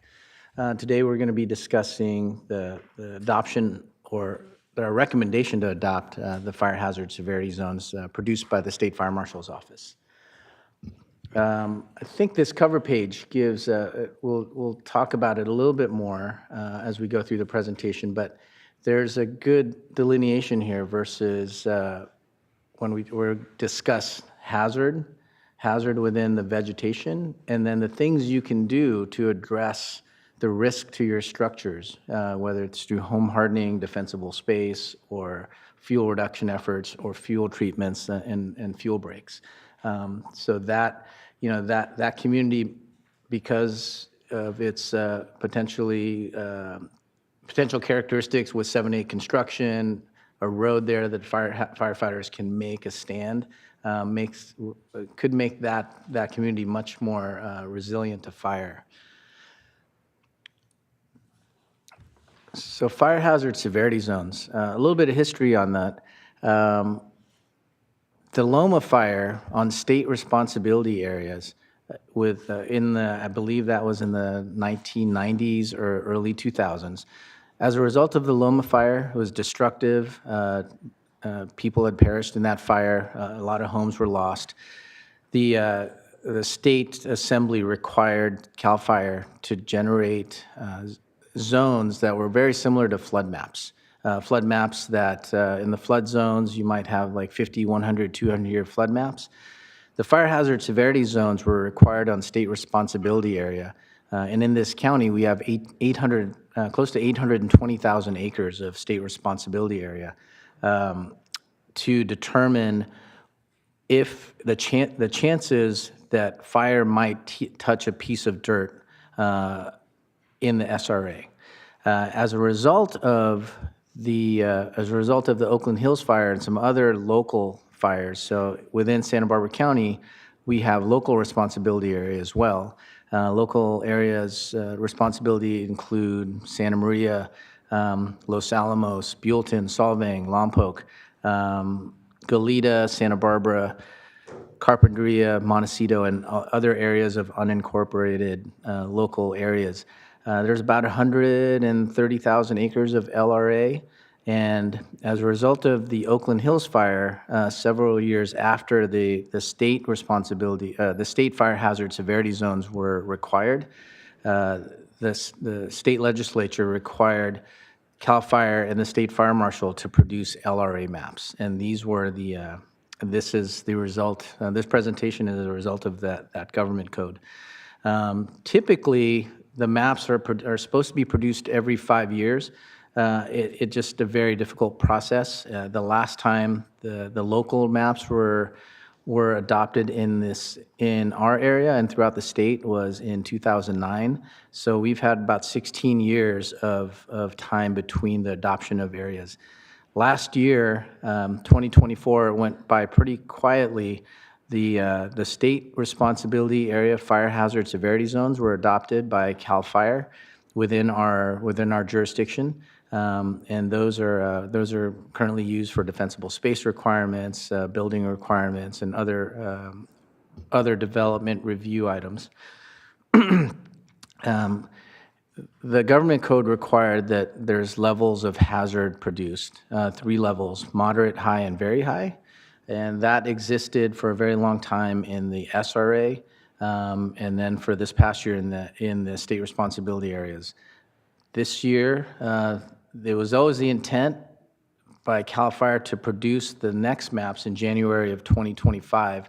But as a result of the Eaton and the Palisades fire and the Franklin fire, a lot of late season fires, the map rollout became staggered. We didn't receive our maps till March 10th. So CAL FIRE, one of the, I think the reasons that the maps aren't produced every 5 years was the lack of technology and personnel. CAL FIRE was able to use the best available technology and science to develop the maps, the SRA and the very high fire hazard LRA maps. The word on the street is that they use the Livermore Labs supercomputer to crunch the data to produce these maps and to verify and then painstakingly verify the results. The factors that were used in this process were fire history, vegetation, flame length, ember cast, proximity to wildland, terrain, and weather. One essential element that's missing out of the 2025 product versus the 2009 product is that in 2009, in 2007 to 2009, the state used evacuation challenges as a metric as well. Some updates to the process included updated burn probabilities for wildland areas, updated fire environments, urban and developed. So a lot of urbanization has occurred since 2009. Updated vegetation density for urban areas that would have been very difficult for people to really go survey versus a computer. Inclusion of slope in urban zoning models, localized fire weather using both wildland and urban models, and new firebrand production and transport model using discrete local wind vector distributions. In the previous presentation, Ms. Lincarera had spoken about the modeled wind that was used for the CWPP. Similar wind model was used for the very high fire hazard severity zone and the SRA maps. One thing that is really important to keep in mind is that the wind model, it was a 97% wind model that was used for the maps produced by the State Fire Marshal. So the 97th percentile wind models are somewhere in between the 35 to 38 miles per hour. We know that if you move that up to the 99th percentile, you're going to start getting the 60, 70, 80 mile per hour winds. And the 99th percentile is what the winds that were experienced during the Palisades fire. Being in that area, there was sustained winds of 80 to 100 miles per hour, and those are the winds that I think personally I would have liked to have seen forecasted onto these maps. But they used the kind of the more moderate, the more common winds, the 35 to 40 miles per hour. But in speaking and developing our proposal with the local fire marshals, county planning, and the fire chiefs, we took into consideration some of the higher winds that are present in the area. The fire hazard severity zones took into consideration wildland versus non-wildland areas. They didn't take into, when the maps were developed, it didn't take into account whether there was fuel breaks put in, whether there was roads or agricultural areas, whether communities were there. It just took the probability that fire or firebrands might land on certain parcels. In wildland areas, the minimum size of the study areas were 200 acres per section. They took into account the fire occurrences from 1991 to 2020. Locally, Captain McKibben here and the pre-fire engineers that have worked before him, we meticulously take into our records every fire, the cause of every fire, if they're determined, where they happened, and what the result of those fires. That data locally was used for these burn probabilities. Fire intensity was forecasted based on the vegetation type of the areas, the slope, the local fire weather. Again, the local fire weather, the 97th percentile is pretty high with that 35 to 37, 38 mile per hour criteria, but we know that the 99th percentile, which exists in this area that we've seen in some of the fires that have occurred in the front country, can be more devastating. In the urban fire hazard severity zones, the state was able to focus in on 20-acre blocks.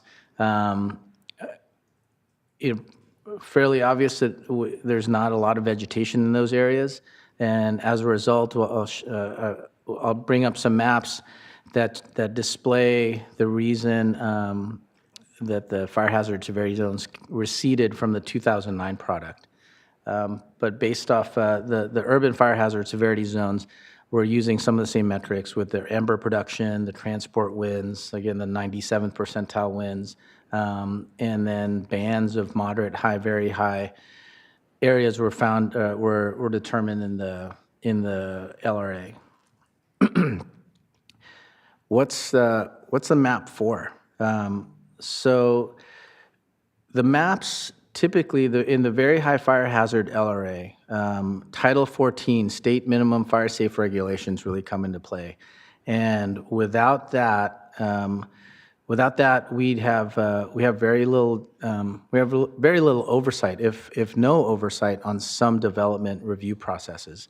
For building standards and building code, in the upcoming new WUI, Wildland Urban Interface Code, anything in the very high fire hazard zones in the SRA, high and moderate in the SRA, and the very high fire hazard LRA have to be built with 7A construction, which is high fire hazard construction. Property development standards such as road widths, road lengths, how many ways in and out, water supplies, signage, have to meet the fire safe regulations. So those are standards that we apply to all of the SRA and the very high fire hazard LRA again. Defensible space requirements come into play in the very high fire hazard LRA, and the disclosure for natural hazard real estate disclosures come into play as well.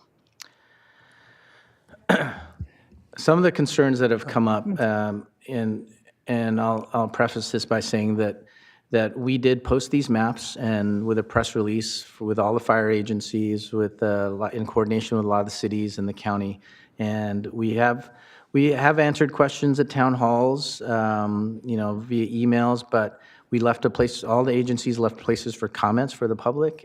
We mostly all received maybe 2 or 3 emails per agency, and some of those emails didn't really even relate to the process. But the concerns were related to homeowners insurance. And what these maps determine is whether over a 30 to 50 year period, you might see some fire on your parcel. You might see some ember cast, blow some fire on that parcel. In relation to insurance, Commissioner Alara has directed insurance companies not to use the fire hazard maps, rather determine risk of each individual home. Whether a homeowner has conducted enough defensible space projects, hardened their home to an extent, maybe put in zone 0, maintained the areas around their home, whether the fire agencies or fire safe councils have done any community defensible space projects to basically mitigate the hazard that the vegetation presents. So, while it is a little bit of splitting hairs talking about risk versus hazard because they're right next to each other, homeowners can do quite a bit of work, including gathering with the community and getting that the FireWise designation within their community. And we have about 38 communities now in the county, and they're very, very busy in engaging more communities in the FireWise space. But a lot of those are in the fire hazard in these fire hazard areas. But as long as you're mitigating risk around your structures and your parcels, you're still eligible to get insurance and sometimes a discount because you're in a FireWise community.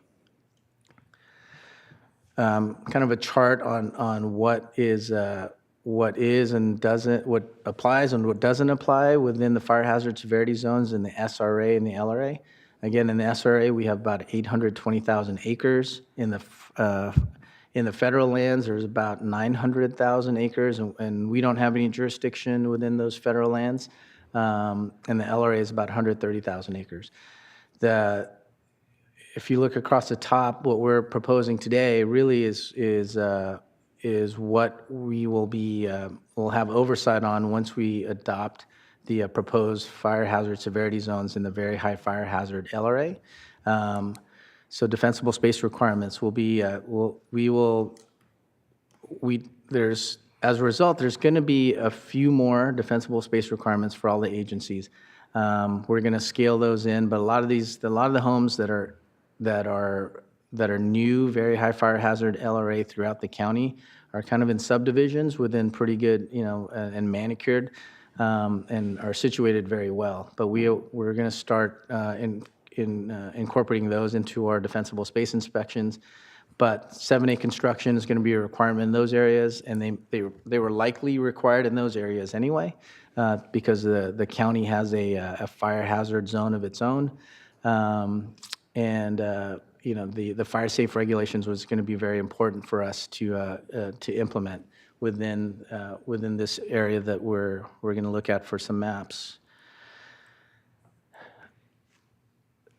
So this is the western boundary. I know the focus of this is we're not making any, in the North County, we're not making any recommendations to change the fire hazard severity zones designated by the State Fire Marshal in the LRA. This is the zones, these are the very high and moderate zones that are suggested and designated by the State Fire Marshal. And this is the zone that we are proposing to add. And it's not really an addition because this zone was in existence from the 2009 process.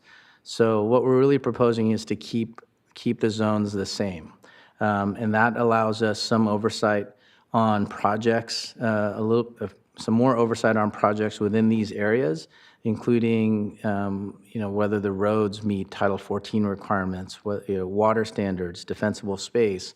We just want to be able to carefully develop in these areas. This is the center of the new area that we're making a proposal over. So this is the designated area by the State Fire Marshal. You can tell there's not a lot there, but the next slide will show what has been in existence here in the county for us to review and develop since 2009, and we're just proposing that we keep this zone in place. So to the south is Santa Barbara City. That's an area that they already have within their own documentation as a high area, and they're going to submit that anyway. But down the middle part, all the red area that's designated on this map was previously designated in the 2009 process, and we're just proposing to keep this 2009 map and this boundary within our jurisdiction as a very high fire hazard zone. This is the eastern edge of the zone, starting to hit Montecito and Summerlin. This is what the proposal is from the State Fire Marshal's office, and this is what we are proposing to add back in from the 2009 process. There is a little bit of additional area that's added by the Carp-Summerlin Fire Protection District because it is in the county LRA, county unincorporated LRA, but essentially this zone has no changes from the 2009 process. And we're going to skip this map. It's just an extra map. So our justification for the proposed, I guess, the proposal to keep the additional or keep the existing boundaries that were designated in 2009 with some very minor changes is that 51182, Government Code 51182, cites that substantial evidence is required to make amendments to the State Fire Marshal's maps. One of the pieces that, one of the main elements that is missing out of the State Fire Marshal's map, in my opinion, and the opinion of the fire marshals and the fire chiefs in our discussions, is that they use the wins in that 90th, and I've been saying the 97th percentile, I apologize, but between the 90th and 95th percentile. That happens all the time, but once we get to those higher percentiles, the 30 to 50-year wins, the 98 percentile, 99th percentile, the 70 to 80 mile per hour winds, those become riskier, and those become riskier winds, present more risk for conflagration through the area, and we would like to have some more oversight in the area in terms of defensible space, requiring zone 0, and other items that are related to development, including ADUs. The areas affected in the sundowner wind speeds, these areas were designated by the Fire Marshal's office, again, were 40 miles per hour, but we're looking at that higher wind speed.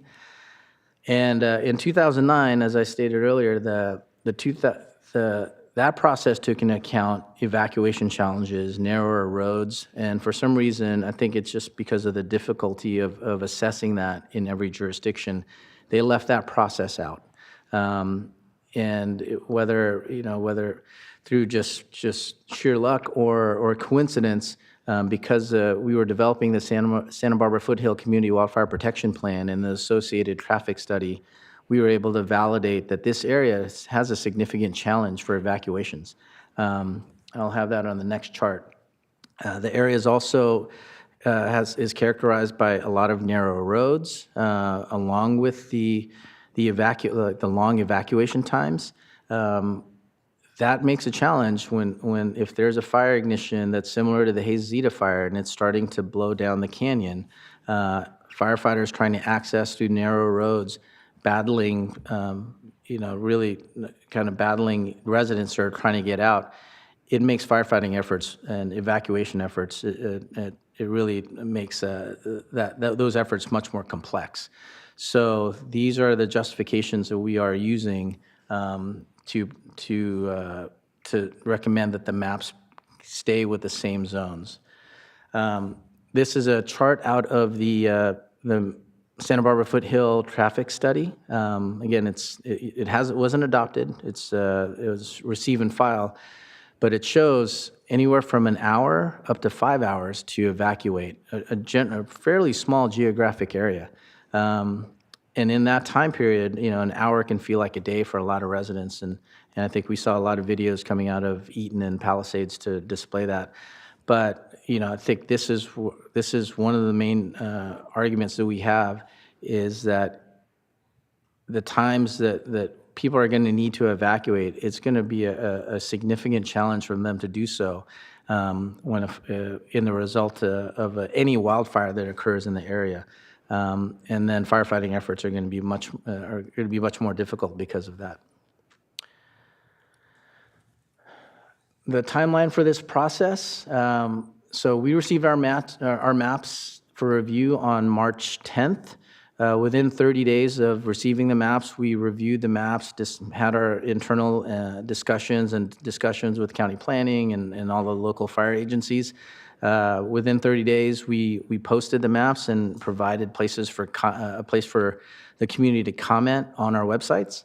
From there, we have 120 days within receiving the maps from March 10th to adopt or either adopt the maps that the State Fire Marshal produced or adopt maps that we are recommending today. So we still have about 35 days at this point to review the maps and consider if the board chooses to do so. But we still have plenty of time. We're still within that 120 days if we adopted today, to get these maps up to the Board of Forestry. Within 30 days of adopting the maps, we just have to transmit a copy of the resolution or the ordinance and our maps to the Board of Forestry. So if that happens, if the board does adopt a map today, we will get and adopt the ordinance. We'll get that to the Board of Forestry as soon as we receive it. Can't see it through here, but this link was made available for the public if they wanted to access a digital the maps digitally. Our website www.sbcfire.com has a landing page for the fire hazard severity zones. This link is on it to be able to really dive in, put your address in, take a look, and see what zone that you're in. And then this page is available. The QR code takes you to the State Fire Marshal site to answer additional questions on the development of them, and also to be able to. There's an email address at the top if there's any additional comments or questions that can come to County Fire. Okay, thank you so much. Supervisor Nelson, did you have a question? Yeah, I have a few questions. One is, what's the process? So if we adopt this, but later on we come back and we say, hey, this is a little, might be too restrictive on this property, is there a process to remove it later on, or is we got to wait to the next iteration of this process in the future? I think, sorry, excuse me. So the Santa Barbara City Fire Department, through their CWPP, was able to adopt and name differently their zones. We certainly, if we have a finding that things, that maybe the zones don't match or we need to expand further or we need to recede, I think it's well within our code, to be able to amend it in Chapter 15. We just have to submit that to the State Fire Marshal's office. So the next process is hopefully in 5 years, now that I think we're all going to have better practice at it. But within 5 years or within local amendments, I think we can make some changes. So the CAL FIRE LRA zones, do we have input on that, or is that just we have to take what they're giving us? We would have to take, I'll back, we would have to take, if we don't adopt the proposed maps that we're proposing today, we would just have to take whatever zones that they had designated.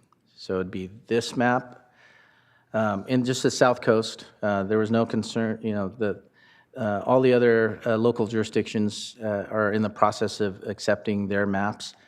This one's in the county unincorporated area. That's why I'm bringing it forward. Not a lot of changes in North County, but it'd be this map, this portion of the map. This is the State Fire Marshal's designated area, and then this as well. So these would be, if we don't adopt the proposed amendments, it would just be those maps. Well, I guess I'm more concerned on understanding the North County ones. Yeah. And so you had these maps, you didn't have any of these maps for the North County, but I've kind of played around with the map that is online, and there's different moderate CAL FIRE LRA areas that are on farm fields. Yeah. And so just trying to understand how that exactly works. And so those farm fields is a likelihood that there could be some fire, a moderate chance over a 30, 50-year period that you would see some fire on those zones that land, some ember of fire results, and it might spread into those areas in the LRA. Broccoli doesn't burn. What's that? Broccoli doesn't burn. I'm sorry, the broccoli doesn't burn. Yeah, understood. We probably could have looked into, but we had to accept whatever, whatever the state. That's why we didn't designate anything up in the North County, but we do have to adopt. That's what I'm trying to understand. I'm looking at some of these different maps, and I guess I'm concerned about having designation on, certain places, and that's why I'm asking about how can you opt out of it later on? Because if there's something that they want to develop on there, and now this triggers some kind of development pathway that's, excessive, I don't want us to go, oh, well, it's in the LRA, so we just have to go through this process because we have to be kind of a slave to this policy when it's really unnecessary in some of these areas because it's kind of obvious that that you might not have.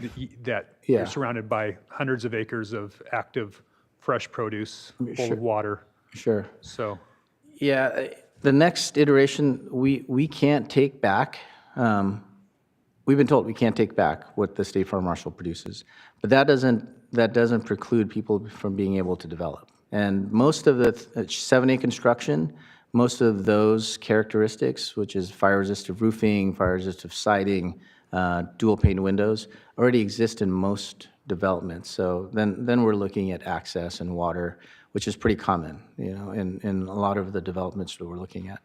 So I guess we need to figure out what we're adopting here today. Are we adopting CAL FIRE's LRA? Or are we adopting our proposed amendment? We are adopting CAL FIRE's LRA maps, including in North County, and then these additions in the South County.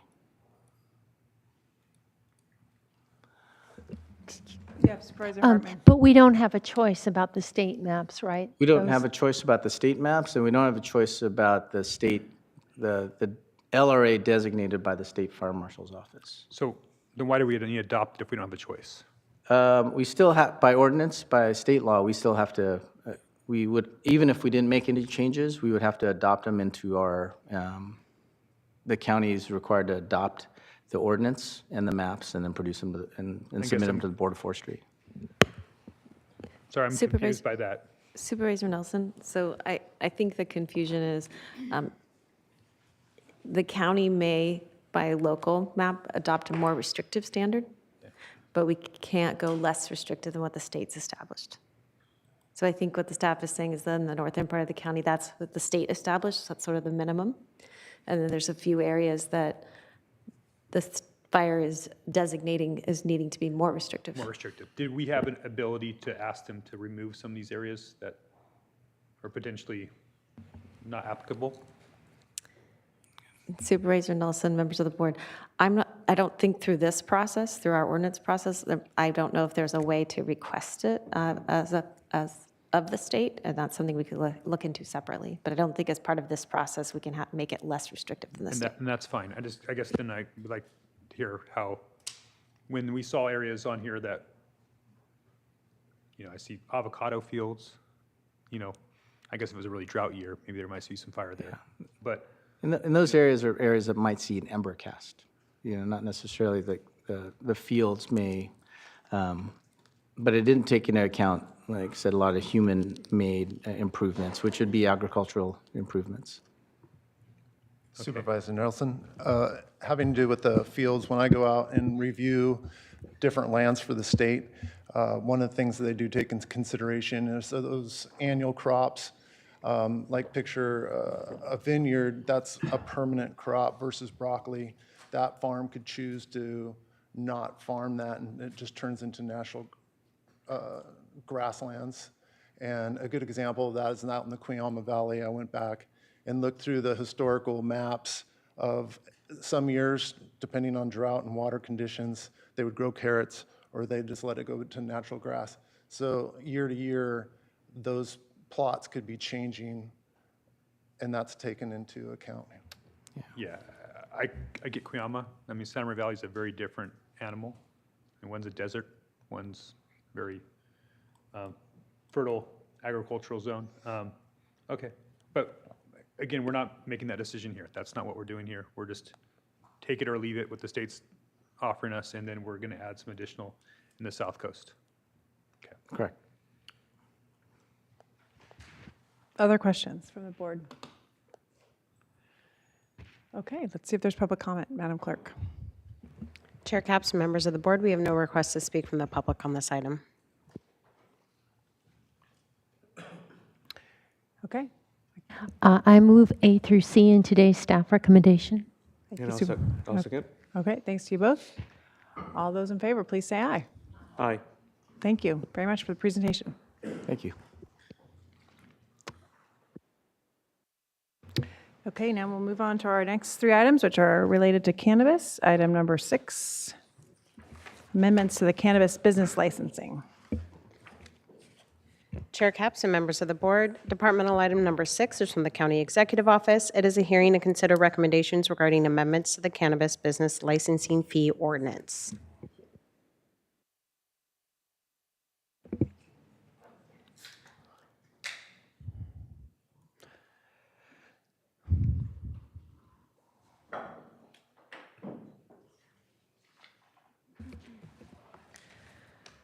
Good afternoon, Chair Capps. My name is Brittany Oderman. I'm the Deputy CEO, and I oversee the Cannabis Business Licensing Division in our office.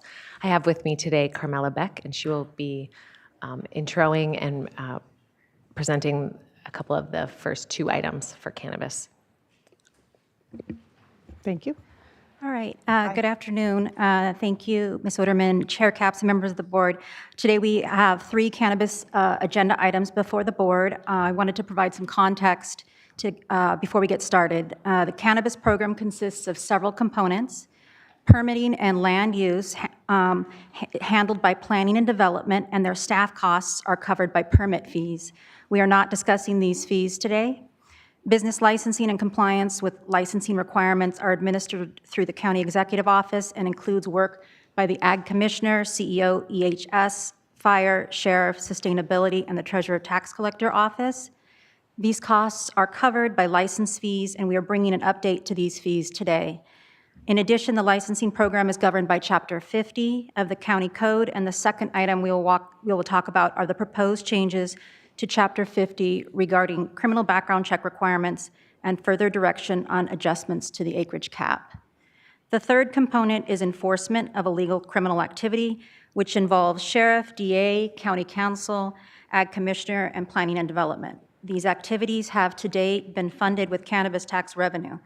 Cannabis tax revenue dollars also cover line items that cannot be allocated to licensing fees and some items entirely unrelated to cannabis. Additional departments that receive these monies include Be Well, CHD, CEO, County Council, and TTC. The third item will recommend some reductions to these ongoing uses of cannabis tax revenue to close an estimated budget gap in the fiscal year 25-26 budget. I'll be sharing today's amendment to the Cannabis Business License Fee Ordinance. The proposed amendments for consideration by your board today are intended to achieve the following 5 objectives: adjust the annual flat rate fees to reflect time spent on compliance and renewal activities, and to adjust new applicant deposit fees for time spent processing initial applications. Reflect changes in salaries and benefits for each of the licensing team department job classifications. These amendments will also adjust the indirect cost rate for each licensing team department. Similar to salaries and benefits, these overhead rates have not been updated since the last fee ordinance in May of 2023. Secure the cost recovery for 1.5 full-time employees in the CEO's office, representing 1 business license specialist and 0.5 for the cannabis program manager. And lastly, the ordinance is intended to withdraw the fee recovery measure associated with the external data platform that analyzes the track and trace system, also known as Metric, which tracks cannabis inventory from seed to sale. As you'll recall, your board adopted the Cannabis Business Licensing Ordinance, Chapter 50, and corresponding business licensing fee ordinance in May of 2018. The license fee has since been amended 5 times. As part of the original fee ordinance, 3 unique fees were established in order to fully recover the costs associated with the business licensing team's review of initial applications, review of annual renewal applications, and mid-year compliance activities. The fees were initially established as deposit fees, meaning that applicants are charged based on actual labor hours conducted by the licensing team, using the established reimbursement rates for each job classification. The 2022 fee study added County Fire and the Carpinteria Summerland Fire District to the reimbursement rate structure, as both were omitted from the initial fee study and existing fee ordinance. And the annual renewal and compliance fees were converted to flat fees, while initial application fees remained a deposit, as staff anticipated very few new initial applications to be submitted.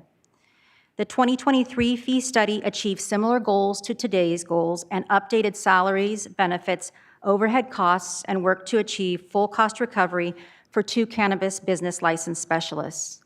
In 2023, as in prior amendments, today's proposed amendment looks to update fees to current staffing and cost levels for licensing.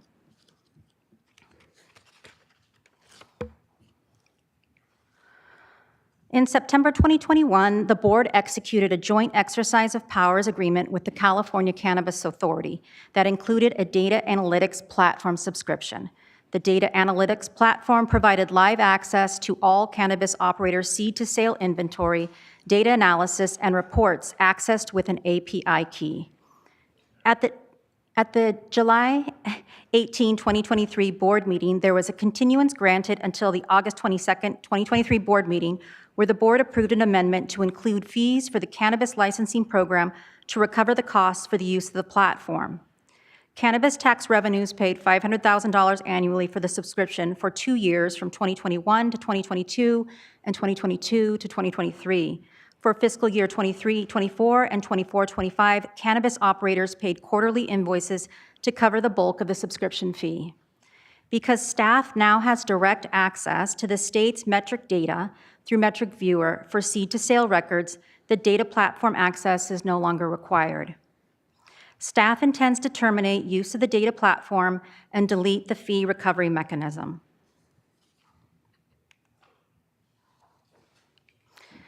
As part of the fee study that was conducted to inform today's proposed amendments, staff took the following 5 steps to develop fees to reimburse each of the licensing team department. First, we performed a thorough review of all available data, including a historical look back at the labor hours spent on each application by the following 7 departments, including Ag Commissioner, CEO, Carpinteria Fire, County Fire, Environmental Health Services, Sheriff, Sustainability, and the Treasurer Tax Collector's Office staff, for each of the 3 core review functions previously mentioned.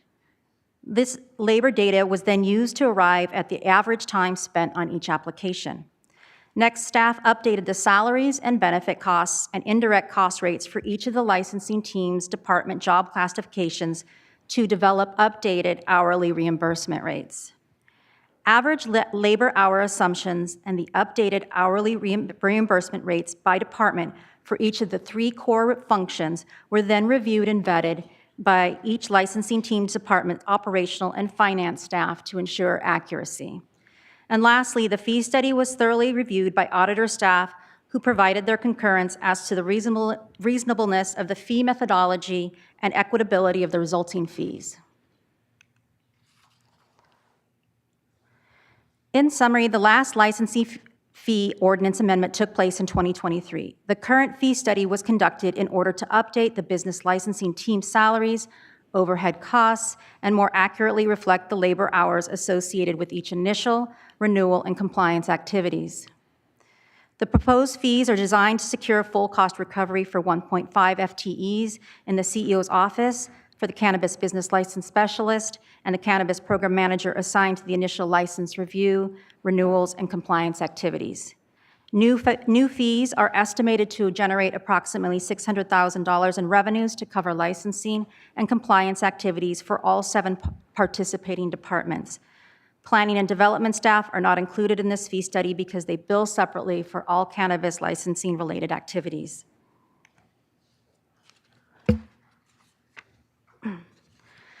Now that the new fees include a small $10,000 annual membership fee to the California Cannabis Authority to stay engaged in their lowest available participation tier titled Keep Our County Informed, providing regulatory and legislative updates, semi-annual participant forums, policy office hours, a monthly newsletter, and weekly news clips. Labor hours will be monitored annually along with hourly rates and may be adjusted pursuant to changes to the Consumer Price Index. Fee analysis will transition to a 3-year schedule starting in fiscal year 25-26 to ensure continued program cost recovery and accurate program reimbursement rates. In the next 3 slides, I'll present the new fee schedules included in both the board letter and in Attachment A. So here we show the initial application deposit fee schedule. The existing deposit fee range from $5,180 to $10,450, and the newly proposed deposit fees range from $8,731 to $17,723. A fee range has been established and varies based on the license or licenses being applied for, the area of operation, and whether the applicant is subject to an energy conservation plan or not. For example, an operator that is applying for outdoor cultivation in the unincorporated area would pay a deposit fee of $17,622. This deposit fee would reflect labor costs for county fire, since the proposed operation location in this example falls within their jurisdiction. This deposit fee would exclude the Sustainability Division's labor costs, given that the project is outdoor cultivation and is therefore not subject to an energy conservation plan, but would include the balance of the licensing team's labor costs, as they all would have review responsibilities relating to this specific license type application. In this next slide, we show the proposed flat rates for compliance activities. Fee varies based on type of license, area of operation, and whether energy conservation applies. The existing compliance flat fees range from $4,031 to $6,327. The newly proposed compliance flat fees range from $4,813 to $6,061. Compliance fees cover mid-year compliance site and desk inspections, follow-up and compliance team meetings. Lastly, this final slide shows the proposed flat fees for renewal applications. The existing flat fees for renewal applications range from $2,952 to $4,649. The newly proposed renewal flat fees range from $3,128 to $4,850. Fee varies based on type of license, area of operation, and whether energy conservation applies. Note that compliance and renewal fees switched from deposit fees to flat fees in 2022. At that time, the existing deposit fee model was administratively burdensome and cost approximately $60,000 annually for the cannabis program administrative staff to recognize revenue to the 8 different licensing team departments for each of the 3 core review functions. Additional reasoning for the deposit to flat fee switch included that the fixed fee model was currently used for other processes throughout the county, and transitioning to this fixed fee model would provide applicants certainty of the total fees charged for annual renewal application review and compliance efforts.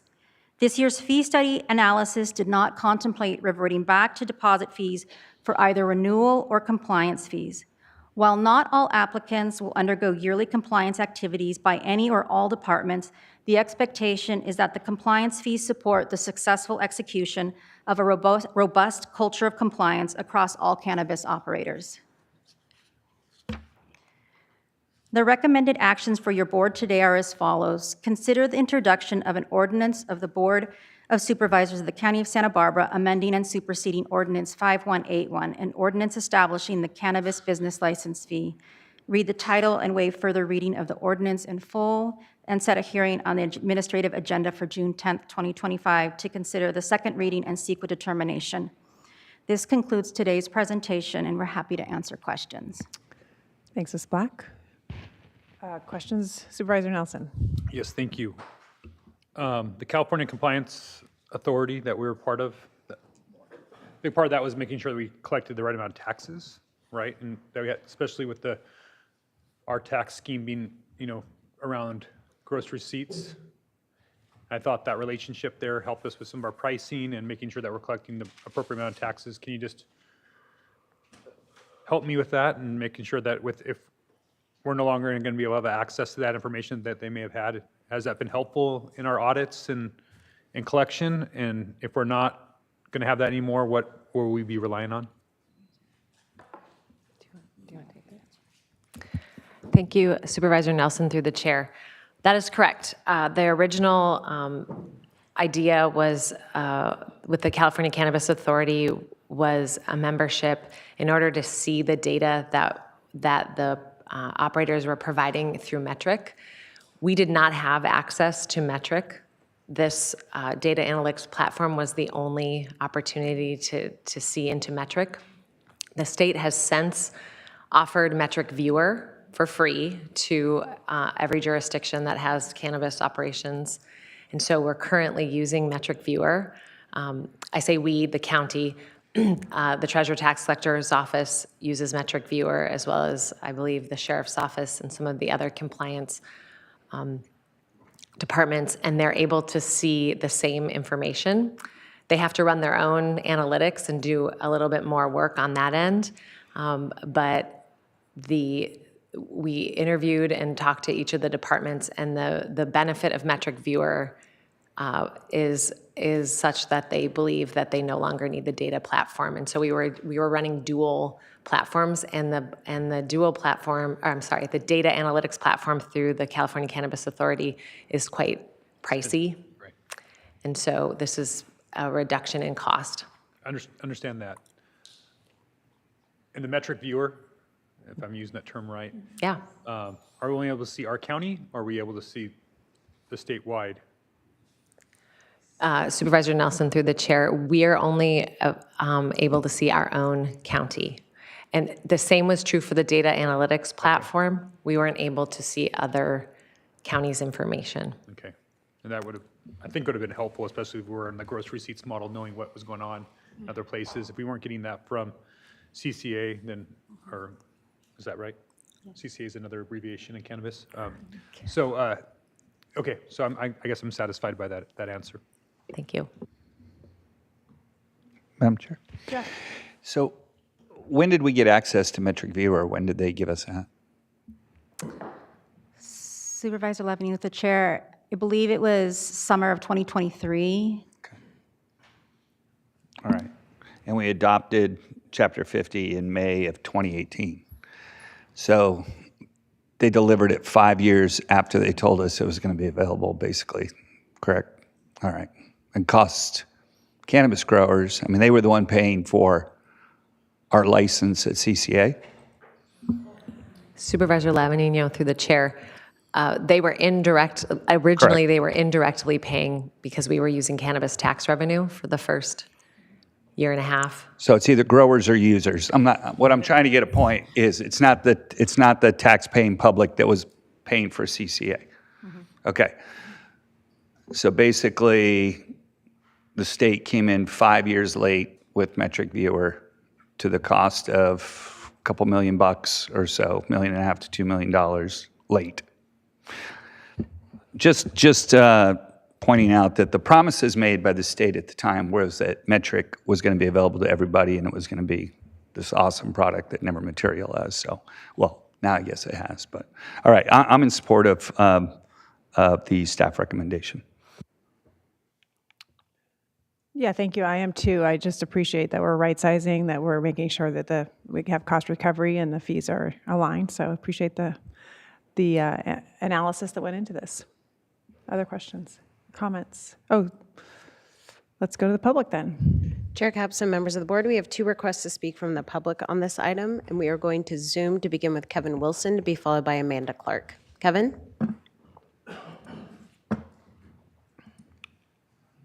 Good afternoon, Supervisors. My name is Kevin Wilson. I'm the Chief Financial Officer of Leaf Brands. I'm here today to express our full support of CEO's recommendations regarding the Cannabis Control Program adjustments. Leaf is committed to a compliant, sustainable, and community-driven cannabis industry within Santa Barbara County. We believe, and I know that this is item 7 and 8 as well, but we believe aligning background check policies with DCC standards removes unnecessary barriers and helps strengthen the regulated market and is consistent with Prop 64's intent. We also appreciate the thoughtful and fiscally responsible approach to rebalancing cannabis tax expenditures.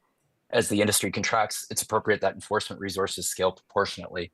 Reinvesting these dollars into community benefiting programs and smarter oversight reflects both economic reality of the cannabis industry and policy maturity.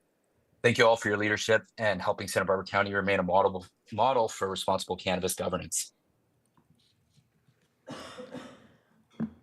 We will now go to Amanda Clark, who's our final speaker on this item. Amanda?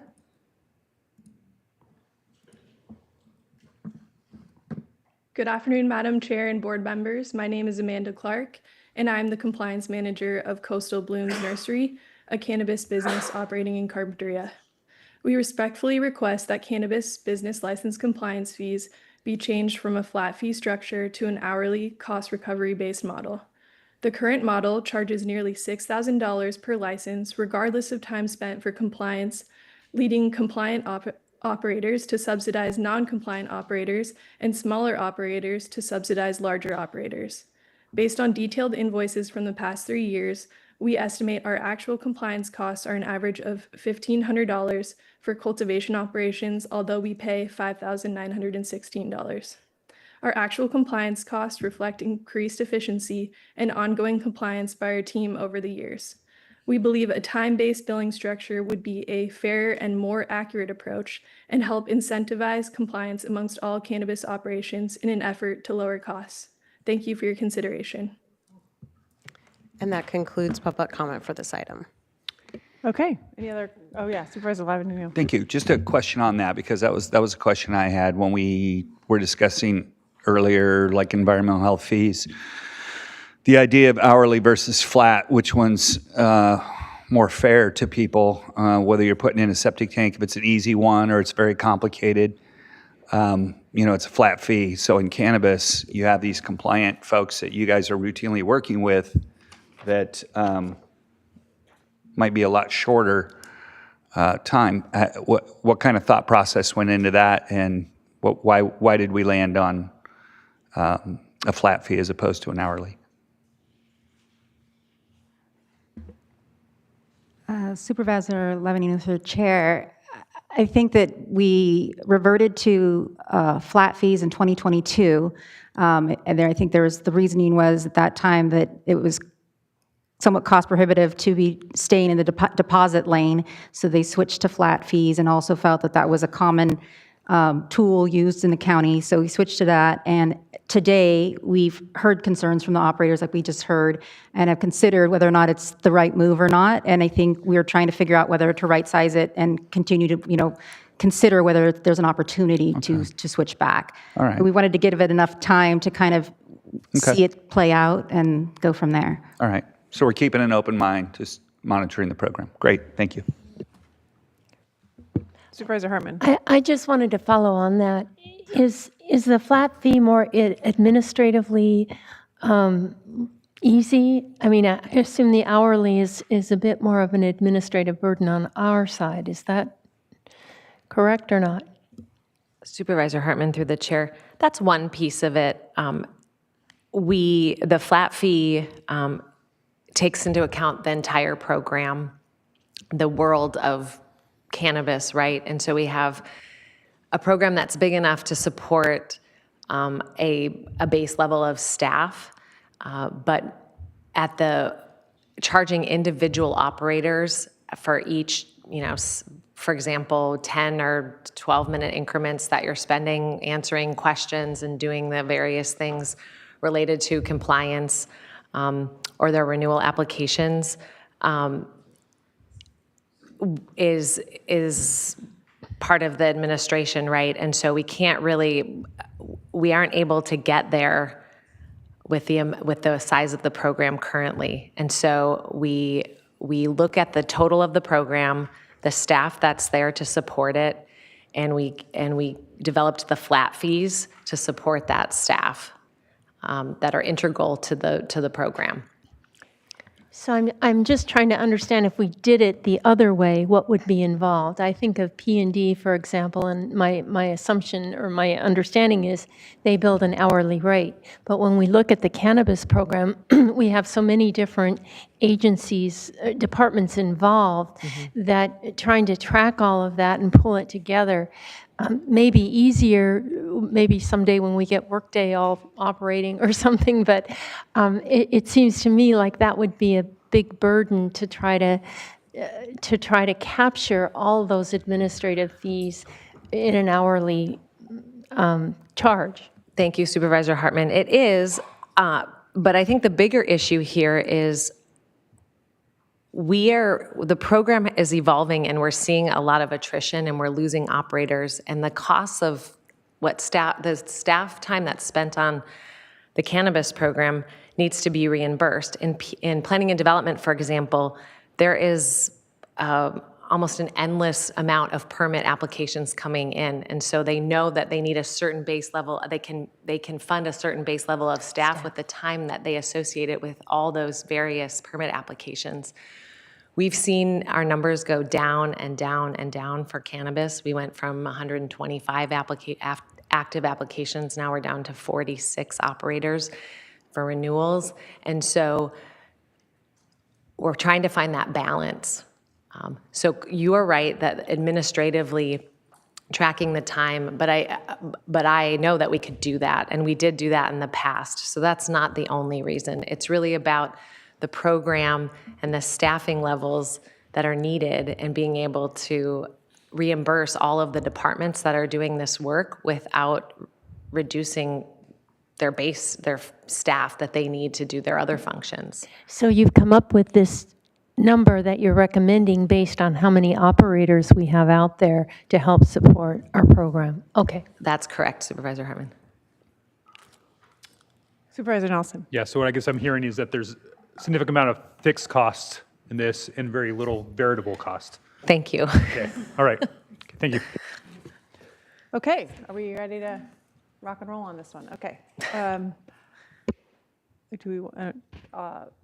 entertain a motion. I'll move A through C on today's board letter. Second. Okay, we've got a motion and a second. All those in favor? Aye. Please say aye. Aye. Aye. Motion carries. We'll move on when you're ready to item number 7. Chair Capps and members of the board, departmental item number 7 is from the County Executive Office. It is a hearing to consider recommendations regarding amending Chapter 50 of the County Code, licensing of cannabis operations, acreage cap reduction discussion.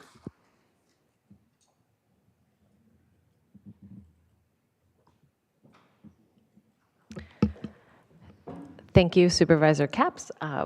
Carmela Beck, our Cannabis Program Manager, will also be presenting this item today. All right, good afternoon again. So I'll be presenting amendments to Chapter 50, licensing of cannabis operations. This overview summarizes the key focus areas of today's discussion, which will cover 3 separate topics.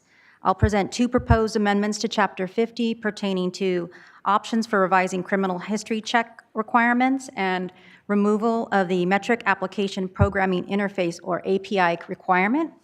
Thirdly, I'll present acreage cap reduction options for the board's consideration and request additional board direction regarding the cannabis program. In the following 8 slides, I'll present the background discussion and options to consider criminal history check revisions. As a refresher, Chapter 50 was originally adopted by the board in May 2018. Since that time, Chapter 50 has been amended multiple times to address emerging issues. When the program was first established, the county determined that all owners and employees working in the new cannabis industry in the county of Santa Barbara should undergo some level of criminal history background check, including high-level security live scan fingerprinting, to include the Department of Justice and FBI record checks or lower-level criminal history checks utilizing valid identification cards and social security numbers. The original requirements were proposed at a time when Chapter 50 was being developed, and the county had no experience with licensed operators. The board directed a criminal history check review in June 2023 to address restrictive provisions that presented operational challenges and deterred farm labor participation. The program has matured over the 7-year period from 2018 through 2025 and has afforded many opportunities for program improvement, including the opportunity to scale down the criminal history check requirements to align with the State of California's Department of Cannabis Control, or the DCC, to business owners and financial interest holders only.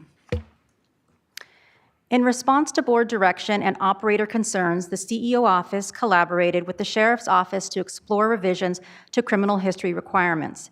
However, consensus could not be reached. Today, we present 2 options, one aligned with the Department of Cannabis Control and one proposed by the Sheriff's Office. Current live scan and criminal history requirements under Chapter 50 fall into the following 3 categories. The first category of individuals requires all owners, individuals with 20% plus financial interest, managers, and supervisors to undergo live scans. This highest security criminal history check involves live scan fingerprinting to include Department of Justice and FBI criminal history record checks. The second category of individuals requires all permanent employees not referenced in Category 1 to complete a criminal history check that is equivalent to and may include the use of live scan fingerprinting. The third category of individuals requires seasonal, temporary, or third-party workers who move from premise to premise during the cultivation season or work for 4 months or less to complete a criminal background check, which does not include fingerprinting. The aforementioned requirements have raised concerns for both the board and operators. The first category of concerns pertains to operational constraints. Live scan mandates result in reliance on third-party labor who must be supervised at all times across the entire farm or facility, which is untenable.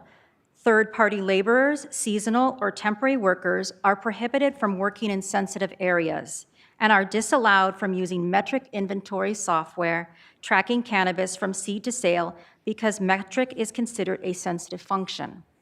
Metric staff is by default required to be live scanned, although the Department of Cannabis Control does not require metric live scans. The second category of concerns pertain to managerial restrictions. Third-party workers cannot serve as supervisors or managers because they are disallowed from working in sensitive areas. This limits the pool of eligible supervisors and managers and requires permanent managers and supervisors to oversee all third-party staff at all times across the entire farm or facility, which is untenable. The last category of concerns pertains to disincentives to farm labor. Background checks and live scans for managers, supervisors, and metric staff deter participation in the cannabis industry, especially for the farm labor community concerned about federal cannabis policy conflicts. This one slide covers the first of 2 options presented today, titled Option 1 DCC for the Department of Cannabis Control. The CEO's office recommends aligning Chapter 50 with DCC standards by removing criminal background check requirements for all employees other than owners and persons with at least 20% financial interest. Goals of this proposal include simplifying the application process, reducing restrictive requirements and staff time associated with administering live scans, and to consider the farm labor community. Current Chapter 50 language requires criminal history checks for 3 categories of individuals. New Chapter 50 CEO proposed language requires criminal history checks for 1 category of individuals and states the following 2 requirements. Requirement number 1, only owners or individuals with at least 20% financial interest must be live scanned. Requirement number 2, live scans must be conducted by entities authorized by the California Department of Justice. Note that current code requires live scans to be conducted by the Santa Barbara Sheriff's Office. Both the CEO and Sheriff offices agree that live scans can now be conducted externally. The Santa Barbara County Sheriff's Office in Santa Maria and the Santa Barbara Police Department are both listed on the California Department of Justice website as authorized live scan providers.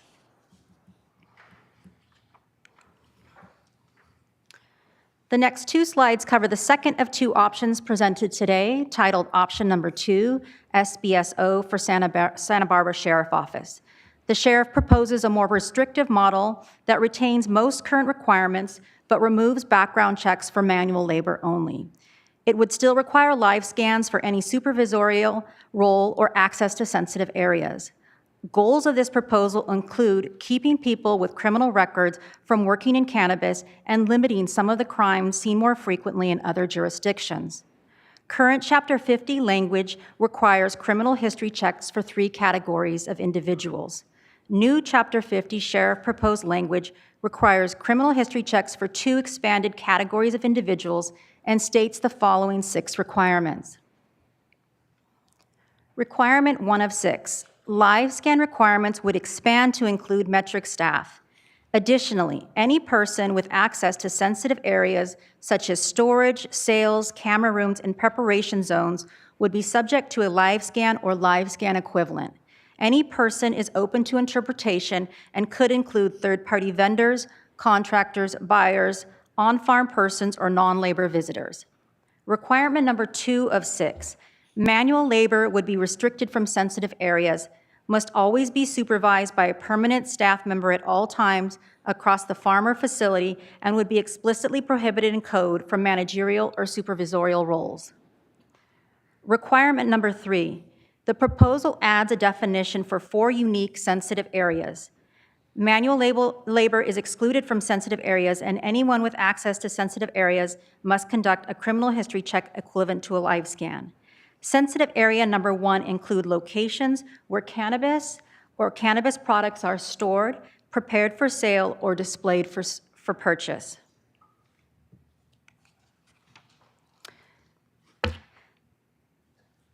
Sensitive area number 2 include cash handling areas.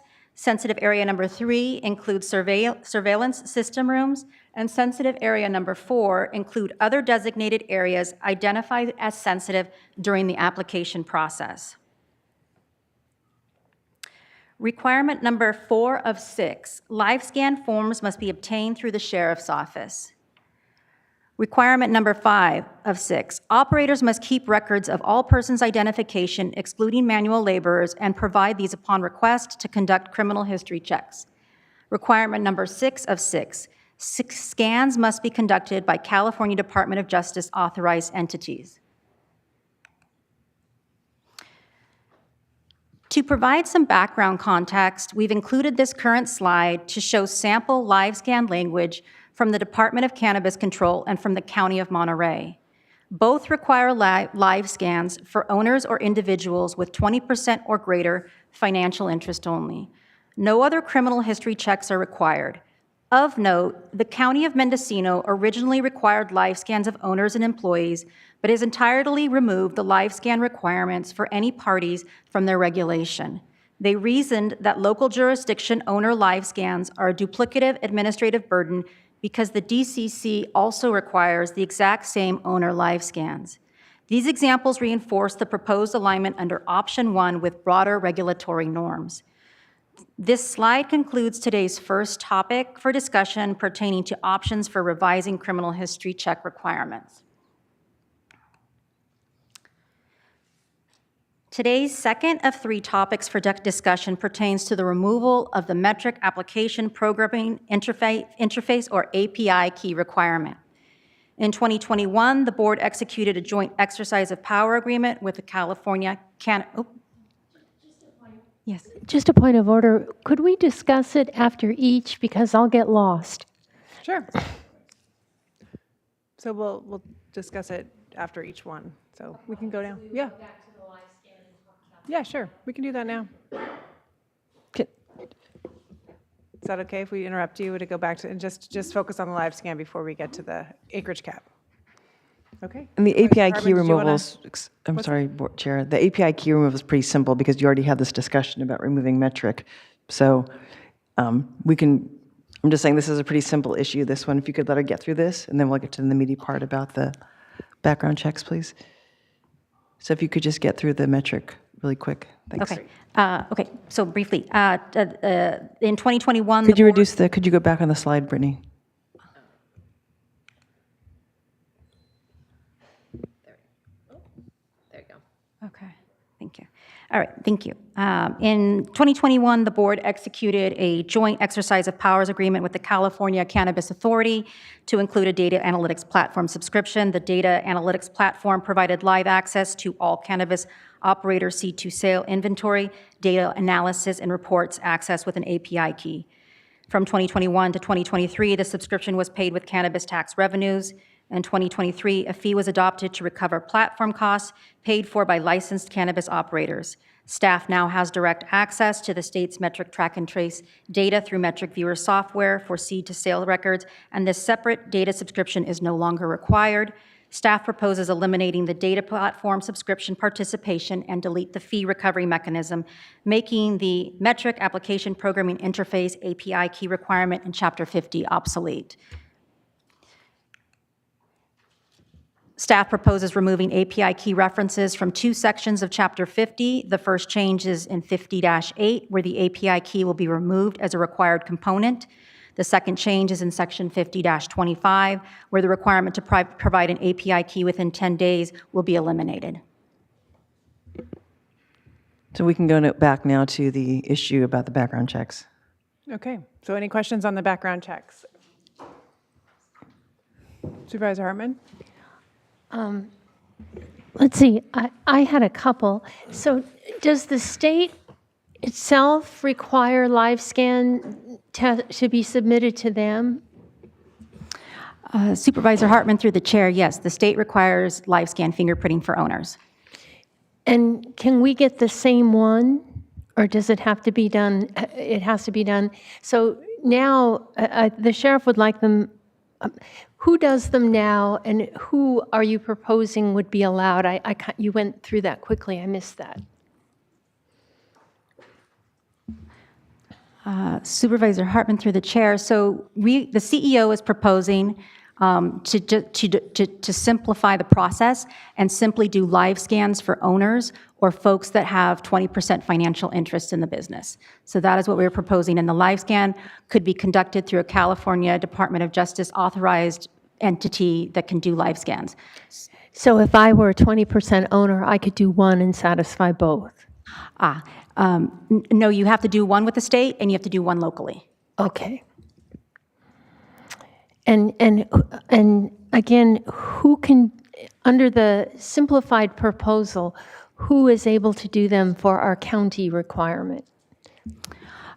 So the California Department of Justice website lists several authorized entities that can do that. And the County of Santa Barbara Police Department and the City Police Department, there are several entities that are authorized to do these. They're all law enforcement, though.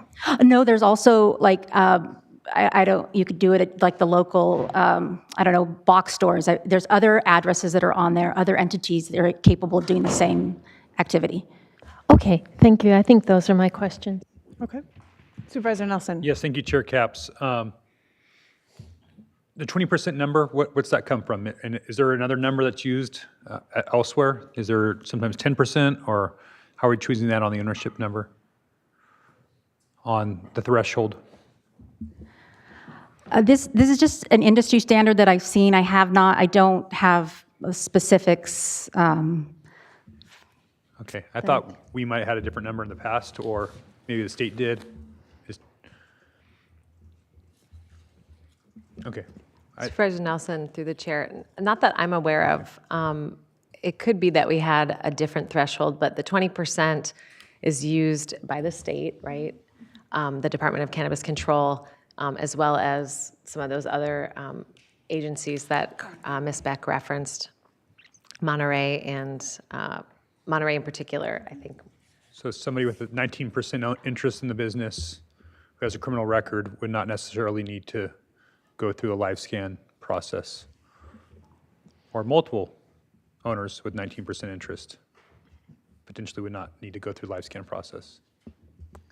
Supervisor Nelson, through the chair, that's correct. If someone has less than 20% financial interest, they wouldn't need to go through that process in the proposed. I'm inclined to probably support the CEO's recommendations, but I do think that it's important to hear from the Sheriff's Department, though. So if I could ask, I guess, Commander Rainey. Mr. Rainey, come up and give us his side of the story. There's always two sides to the story. Always. Supervisors, through the chair, I appreciate the opportunity to speak on this matter. The Sheriff's Department, Sheriff's Office strongly advocates for continued more stringent background checks for most cannabis industry workers. We recognize that the background checks play a vital role in public safety, crime prevention, and the integrity of this highly regulated and still federally illegal market. We also understand that the desire for a more streamlined process and the concerns of those in the cannabis industry, that the current process may deter some laborers from working in the business. So, we also recognize that aspect of it. Our existing process has been successful in limiting crime in our jurisdictions.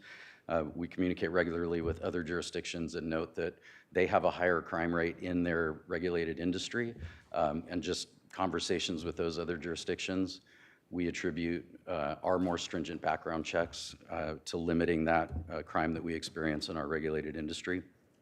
And that process has successfully prevented individuals with criminal records from entering into our legal market.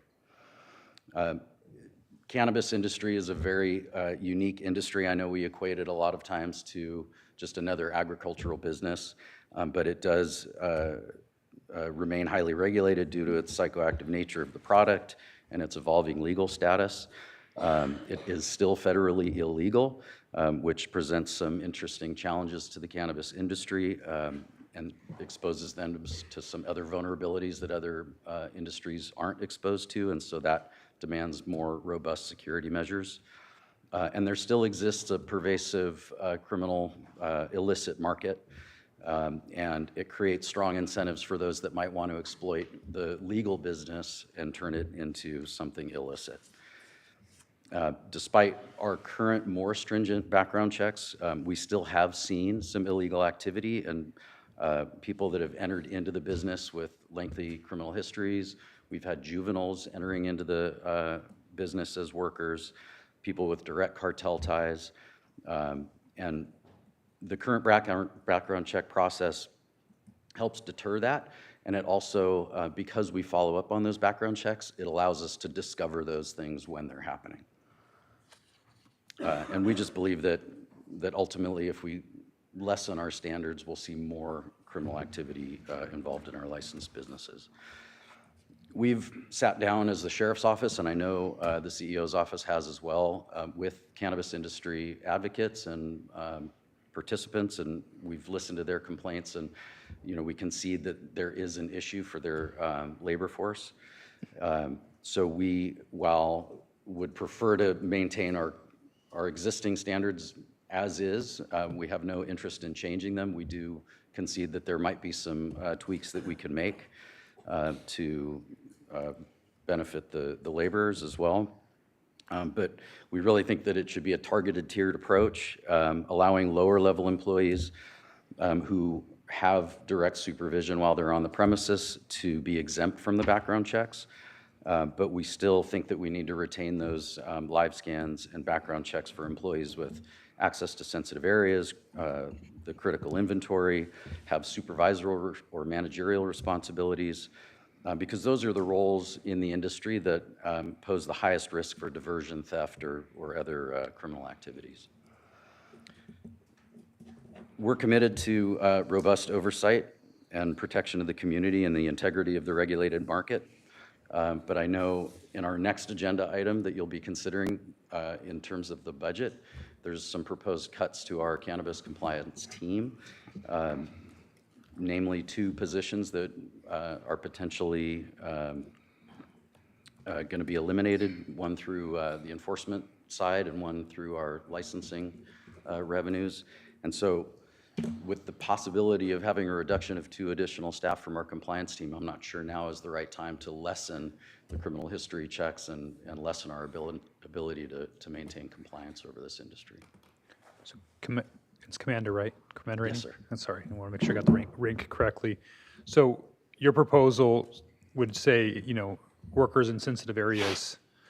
What are those non-sensitive areas that you guys would think would be appropriate for somebody without a background check? Because my understanding is nearly every location on a cannabis farm is considered a sensitive area. So can you help me understand what the tweaks you guys are looking at? Sure, Supervisor through the chair. I think the non-sensitive areas would be considered those areas that need to be cultivated by the labor force.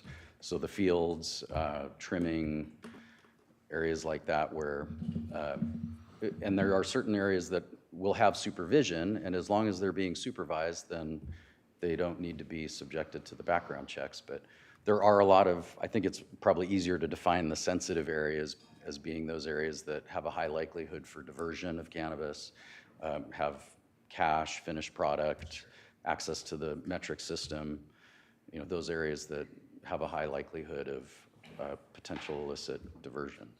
Okay. Thank you for that. Supervisor Lavagno. Thank you, Madam Chair. So you mentioned, I think right off the bat, still federally illegal, psychoactive nature. Does the Sheriff's Office approve of the legal cannabis industry? That's a pointed question. I think if we went back to 2018, we would have those discussions. We could look back at the record and see that most law enforcement agencies, including the Sheriff's Office, were not advocates for legalizing. But the movement across the country and in California, we realized that We needed to get on board with it and try to do our part to maintain public safety despite this movement to legalize what has always been an illicit substance.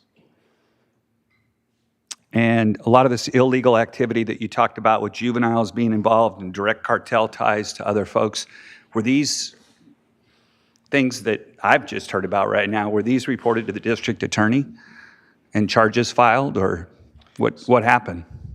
So the individuals that were part of a licensed business, we held accountable through the license process. So we would issue a notice of violation.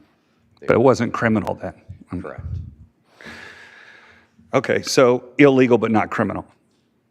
Illegal per the statute and through the state regulations that prevent those types of individuals with certain criminal history records from working in the industry. Okay. And then how long does it take now for somebody to get through a live scan? If somebody applies right now to your department to get a live scan done, what's the turnaround time? It's just a scheduling question, really. We have an AOP that will go out and do field visits with a portable live scan machine and do them on the premises, or they can make an appointment in the office. And I'll clarify, Supervisor Hartman, you were questioning about where they can do the live scans. The benefit of doing them with us, and then we request that they use our forms, is that live scan provides for subsequent arrest notifications. So if a cannabis industry worker who's live scanned through our process with our essentially agency code will then get notified if there is a subsequent arrest after they've been live scanned. And if it's one of those prohibited crimes, then we can address that through the compliance process. So I want to get back to convictions and how many, because well, first off, on the length of time to get a live scan, this is not, I don't know if anybody else is hearing from industry, but how about, I mean, our own CEO's office, what would you, do you have any input on that? Like how long it's taking for people to get live scanned? Because that's not, I mean, from what Commander Rainey said, that's not what I'm hearing. But like you said, there's two sides to every story. Supervisor Lavanino, through the chair, anecdotally, I was just asking Carmela, what we hear is it takes forever. Now, what is forever? I think it varies. It depends on how much history this person has, because if you have a clean record, it usually turns around and comes back pretty fast. So there's that piece of it, but it's also getting an appointment and actually getting with the sheriff's office to get the live scan performed, I think can take some time.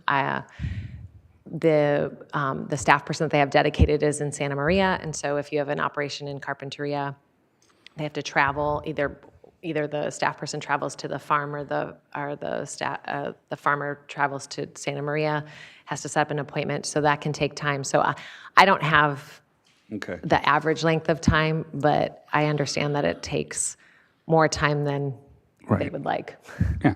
If you're trying to hire employees to do work, some of these operations now, I mean, the fact that I'll grant it, I mean, when we started off, we had a couple of hundred operators. We had illegal grows in Tepiscay and Zapata Canyon. It was all over the place. It was the Wild West. And that was actually even before we had a ordinance. So, you know, now the program, as you mentioned, is maturing. It's over 7 years old. We're down to 46 producers. I really don't, I mean, and this idea of live scanning anybody in any sensitive issue is I think, overreach. But based on what I heard early, I understand now why we're in this position, is because honestly, and that's your lane that you're in. I understand that is avoidance of crime. But it's also hard for me to put a finger on what crime we're avoiding. You know, that's a good thing to look at, but it's really hard to come up with a quantifiable number of crimes avoided. And personally, when we talk about protecting the community, I'd rather see resources going after, folks that we already know have committed felonies, and I've talked about this a number of times. I want to free up as many sheriff's resources to going after people that are out in the community that have already been convicted of a felony that aren't being brought into justice, instead of live scanning folks that are, in the back of a room in a cannabis facility. So I can't support sheriff's recommendations on this, unfortunately. Supervisor Hartman. I'll be eager to hear public comment on this question as well, but you mentioned the federal cannabis policy conflict. So what happens when a laborer, for example, somebody who works at a cannabis operation, is live scanned, and how does that, if they are undocumented, if they have unsatisfactory immigration status, what are the consequences to them of this? Supervisor Hartman, through the chair, in my experience from having worked on a farm labor will not want to undergo a live scan. That would jeopardize their immigration status. And criminal background checks, which don't require fingerprinting, are of a lesser concern, but they are still a concern because it can show up as their place of employment. And because cannabis is not federally legal, it could also jeopardize their status. And so neither are looked upon favorably, and that is why it is a disincentive to work in cannabis. So if I can elaborate, if they come in contact with law enforcement later, then the fact that they've been live scanned for cannabis, which is not recognized as, it's still a serious drug for the federal government, they could be in trouble just by virtue of having worked at a cannabis operation? Supervisor Hartman, through the chair, I think that is the concern. The answer is we don't know for certain, but what we do know is that this community is hesitant, and is because we don't know, because it's uncertain. And then final question on this topic, I think the third-party laborer, how does that, a contractor hires, and how does that work with live scan? Is that any different than if the cannabis operation hires the laborers directly? Supervisor Hartman, through the chair, can you restate your question?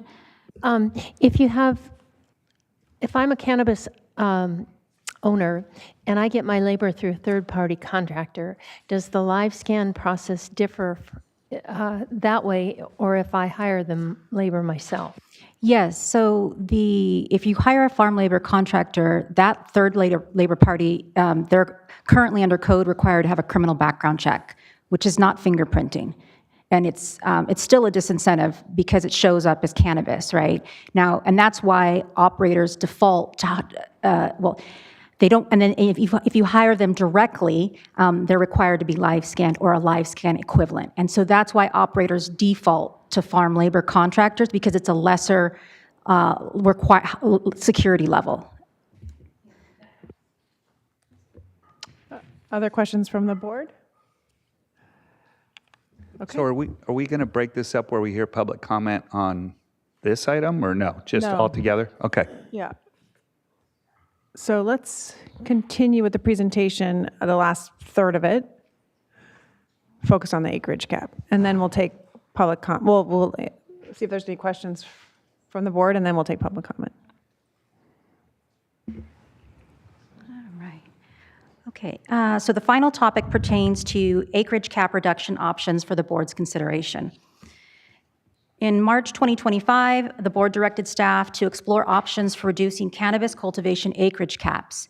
Currently, the cannabis cultivation acreage caps are set at 186 acres in the Carpinteria Agricultural Overlay District and 1,575 acres in the unincorporated area. Currently, the cannabis cultivation acreage has not reached the cap in either area. While the acreage caps are defined in Chapter 50, cannabis cultivation acreage is determined through the Planning and Development Department's land use entitlement process. A cannabis operation must obtain an approved land use entitlement defining the number of acres allowed for cultivation. The operator then requests acreage in the business license application for no more than what is designated in their land use entitlement. If there is capacity in the cap, the license can be granted for the entire acreage.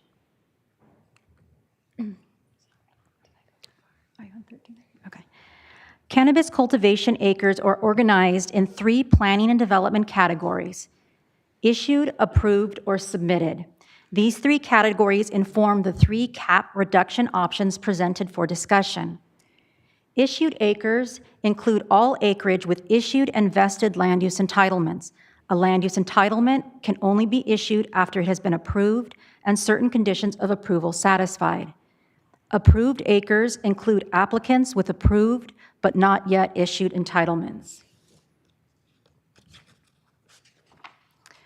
Submitted acres include application acreage under review but not yet approved or issued. There are 3 acreage cap reduction options presented today. The first is to maintain the status quo. The second is to reduce the acreage cap to the issued and approved acres. The third is to reduce the acreage cap to the issued, approved, and submitted acres. The acreage allocated to each of the 3 proposed options is shown here. Option 1, the status quo, is 186 in the CARP overlay area and 1,575 in the unincorporated area. Option number 2 proposes cap reduction to include the issued and approved acres, totaling 138 acres in the Carpinteria overlay area and 1,357 acres in the unincorporated area. And option number 3 proposes reduction to include the issued, approved, and submitted acres, totaling 140 acres in the Carpinteria overlay area and 1,411 in the unincorporated area. Note that option number 3 provides a buffer for projects that are still in the pipeline, accounting for longstanding applicants and pending approvals. Option number 2 and option number 3 numbers will shift slightly depending upon the inclusion or exclusion of processor acres discussed shortly. The board may also direct alternative modifications.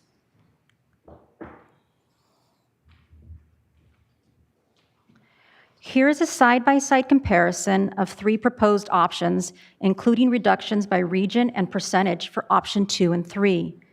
Note that this slide was updated yesterday with some small changes, and numbers were rounded up for efficiency. We also took the opportunity to break out the processing acres in an extra slide for discussion. No, not now. The second column on this slide is titled Option 1. And again, that's the status quo. The third column is titled Issued, with 1 asterisk. These acres have issued and vested land use entitlements. There are rounded 138 acres in the Carpinteria overlay and 1,190 issued acres in the unincorporated area. Currently, nearly 74% of acreage in the Carpinteria overlay and 75% of acreage in the unincorporated area is already issued. Note that planning and development includes processor acres in their land use entitlement process and reporting. The issued acres in this chart therefore include processor acres. The fourth column is titled Approved with 2 asterisks. These acres have an approved but not yet issued land use entitlement. This column indicates that there are 0 approved acres in the Carpinteria overlay area and 167 acres in the unincorporated area. The fifth column is titled Option Number 2. For issued and approved acres, proposing cap reductions to include both issued and approved acres. Land use entitlements have been issued and approved for 1,495 acres. There are 138 acres in the Carpinteria overlay area and 1,357 acres in the unincorporated area. The sixth column is titled Submitted. These acres are in the permit application process pending land use entitlement approval and issuance. This column indicates that there are 2 acres in the Carpinteria overlay area and 54 acres in the unincorporated area. Most of the 54 acres are in the Cuyama Valley. The final column is titled Option 3 for issued and approved and submitted acres, proposing cap reductions to include these 3 categories. This option takes into consideration that some applicants submitted their application based on space being available in the cap and may have been working through their application process for several years. This option would result in a cap of 140 acres in Carpinteria and 1,411 acres in the unincorporated area. I'd like to switch now to the extra slide that was provided today.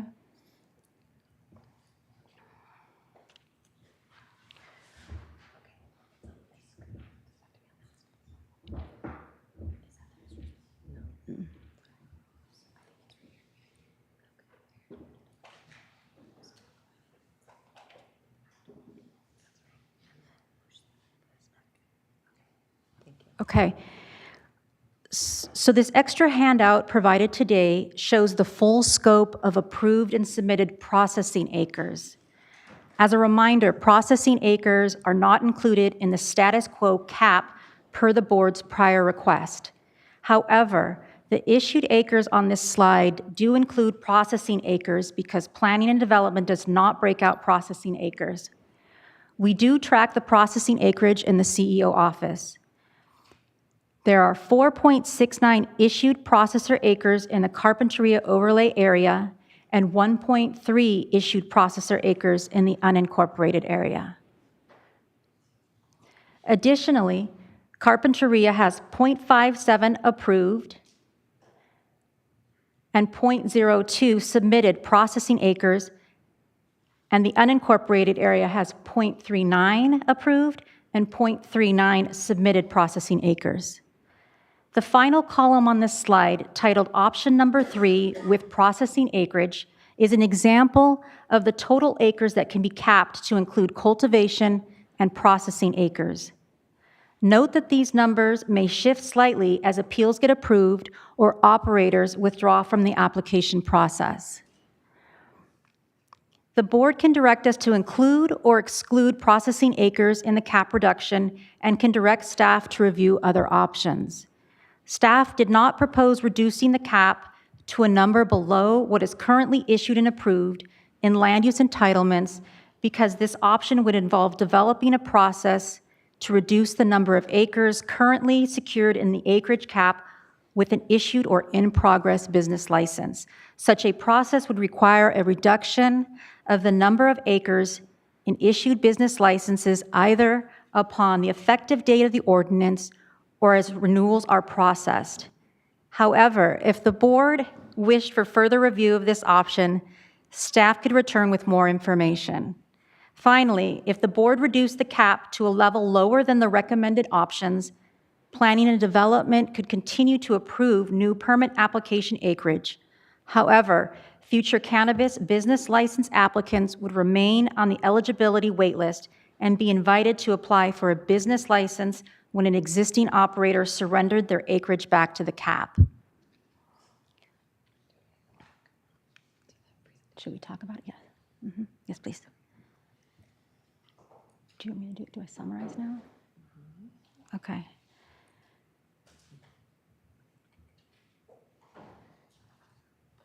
In summary, so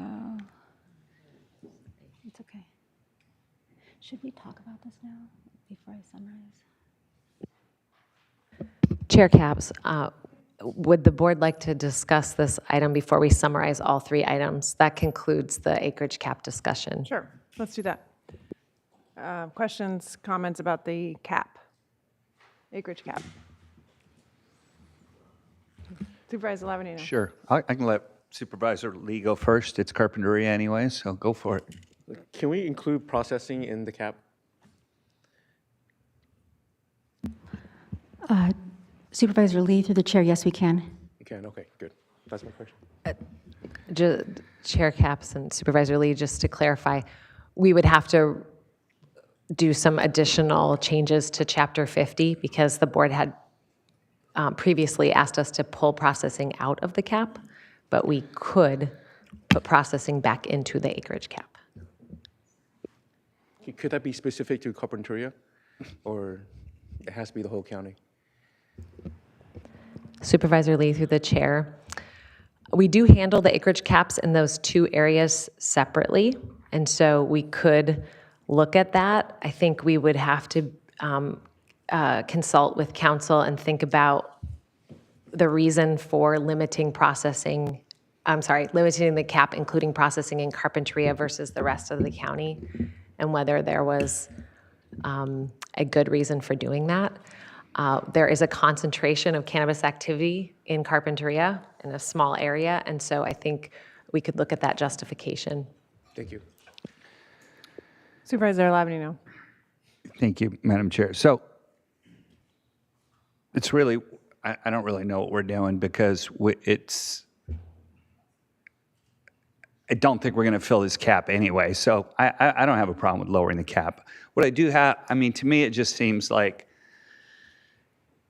it's kind of like a press release that we did a 25% reduction in the cap, and that sounds good. But the reality is we're not really lowering it. I mean, those businesses don't exist anyway. So if everybody feels more comfortable that the cap is smaller, I guess I don't really have a problem with that.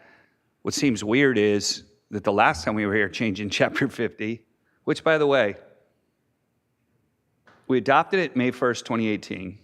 We changed it April 9th, 2019, August 27th, 2019, December 17th, 2019, February 2nd, 2021, November 2nd, 2021, March 1st, 2022, November 29th, 2022, July 18th, 2023, and April 1st, 2025.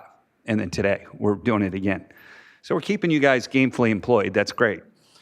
However, if you're trying to run a business in that kind of environment, and these are not just minor tweaks, we keep making major changes and we keep going back and forth, it's difficult. But what I find strange is we just passed the most stringent odor control anywhere in the state and probably in the country, and we're mandating multi-million-dollar carbon scrubber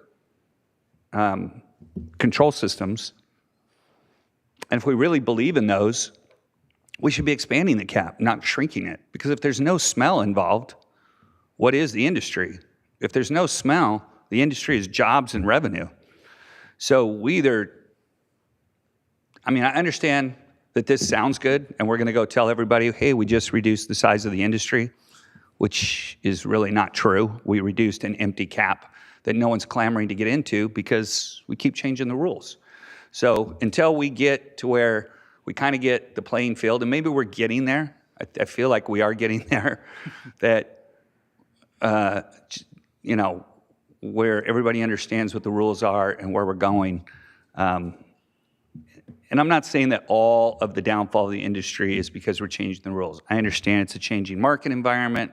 Everybody got in the beginning, and now we're getting down to the real people that really know how to do what they're doing. But it does seem strange to me that we're doing odor control, and we're saying there's not going to be any smell at the property line, but then we want to reduce the cap. So if it makes everybody feel better to reduce the cap, I'm okay with it. I just had to say my piece that I don't really think it's going to make a heck of a bunch of difference. Supervisor Nelson. Yes, thank you, Chair Capps. And I have similar thoughts about the cap, because if there's a problem, let's solve it. And I felt like that's what we did on April 1st in Carpinteria.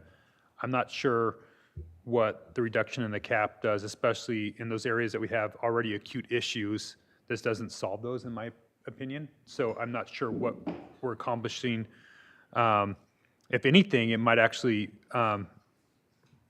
where we have conflicts now because of potentially inland of cannabis next to, let's say, a winery, or there might be some conflicts with maybe legacy agriculture, you're more likely to see those stay there because they're now more valuable because your cap is now smaller.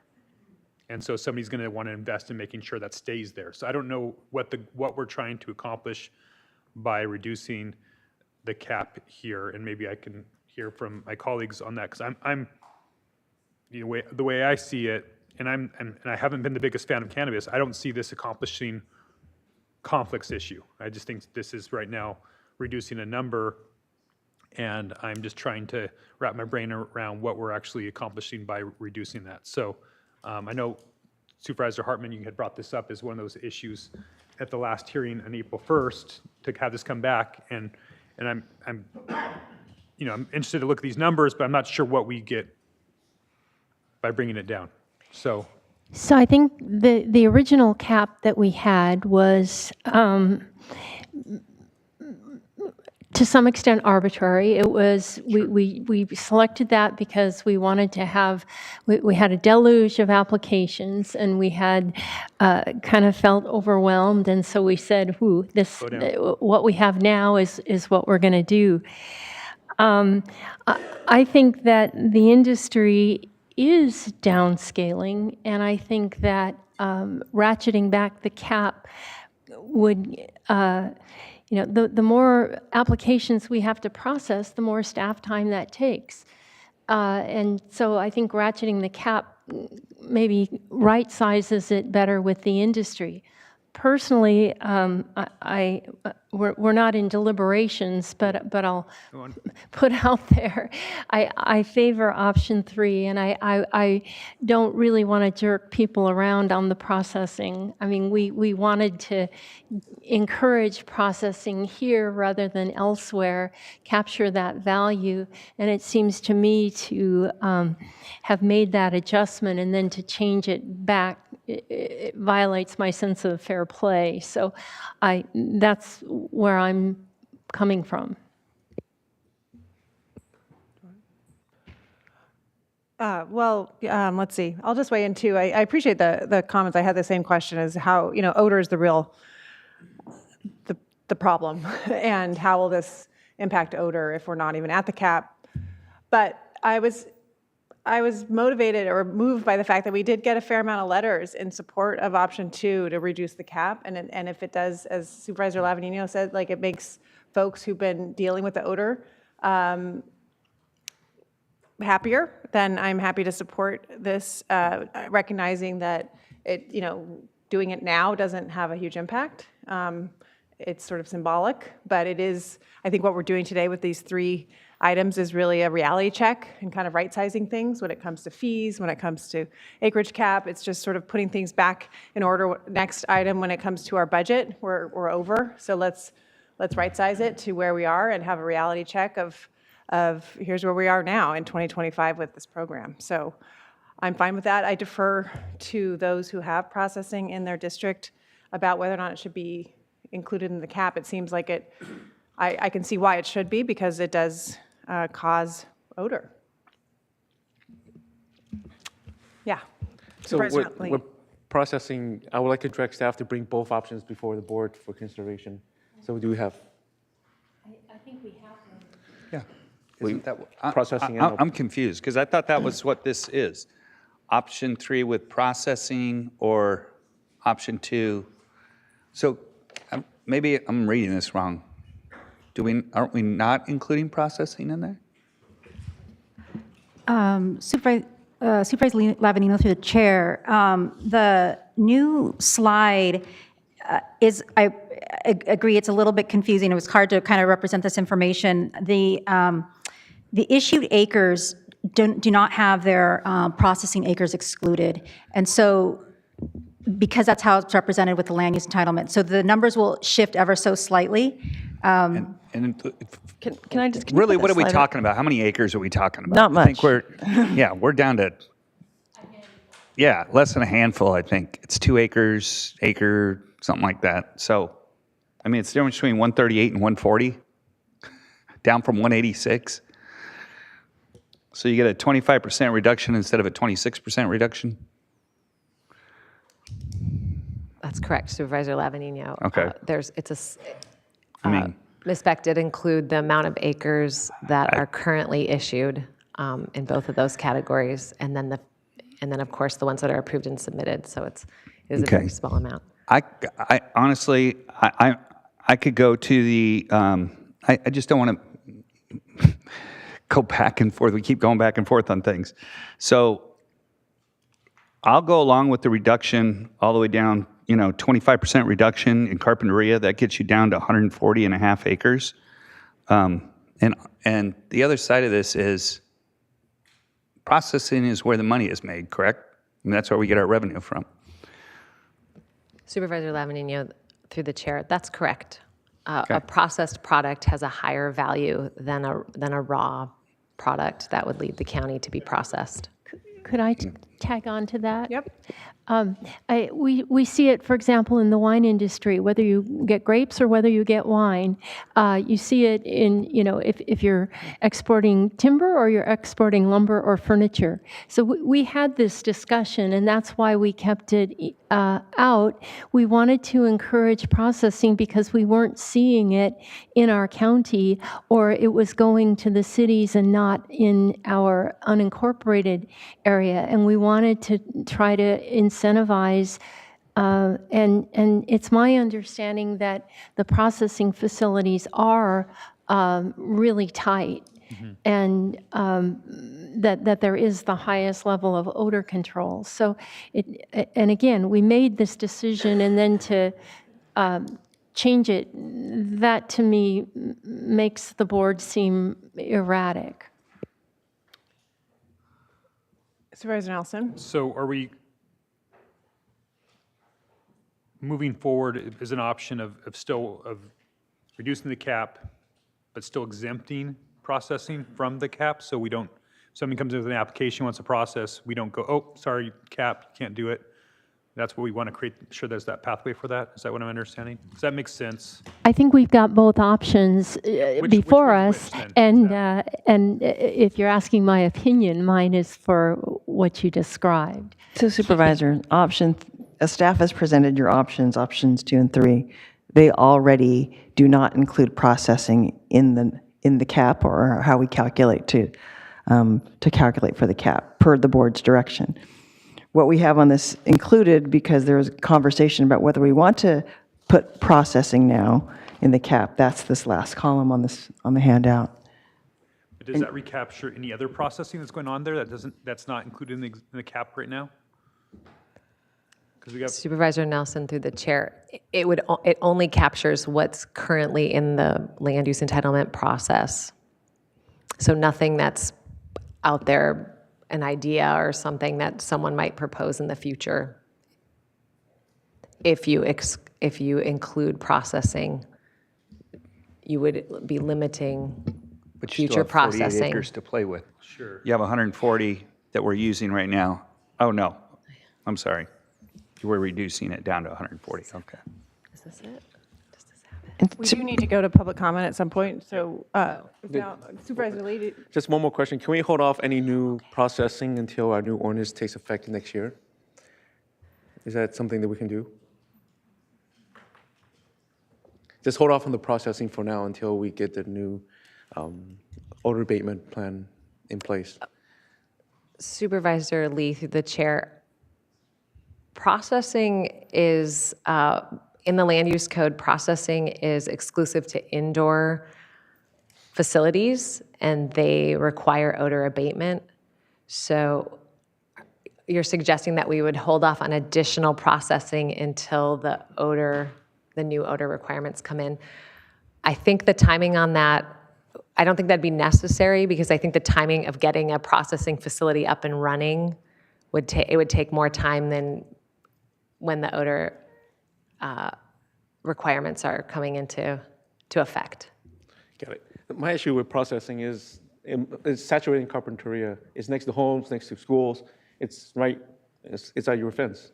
So if we can put it somewhere else where it's more in the middle of nowhere, that's fine. But aren't we requiring those processing facilities to have all the odor abatement technologies now?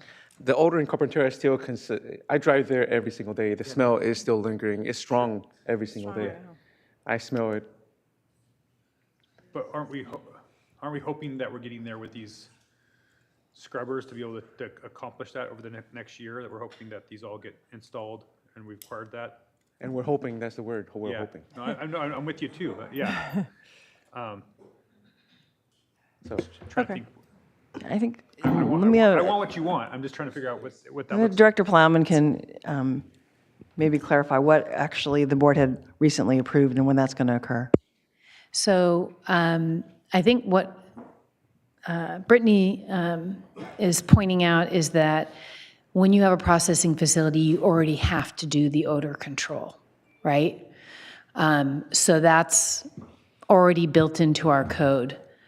The board authorized odor control, required odor control for the actual growing portion of the facility, and that's what we're waiting to see implemented in the coastal zone, which we hope to happen soon. But there was a 12-month amortization period that was given to the growers to install that equipment. So I think the odor is coming from the grows, not so much the processing facility, because they are required to control that. Got it. And it's not just the odor, it's also the traffic impacts. Is there a traffic study that deals with processing that is different from growing? So I guess what I would say to that is when the original cannabis ordinance was adopted, they considered those factors and they did an environmental document, and there had been existing agricultural operations that included processing already. And so that was a baseline, essentially, for that area.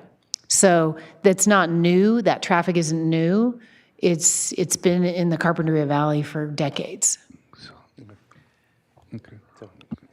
Okay, let's, before we go too far, I know we have some members of the public that want to speak.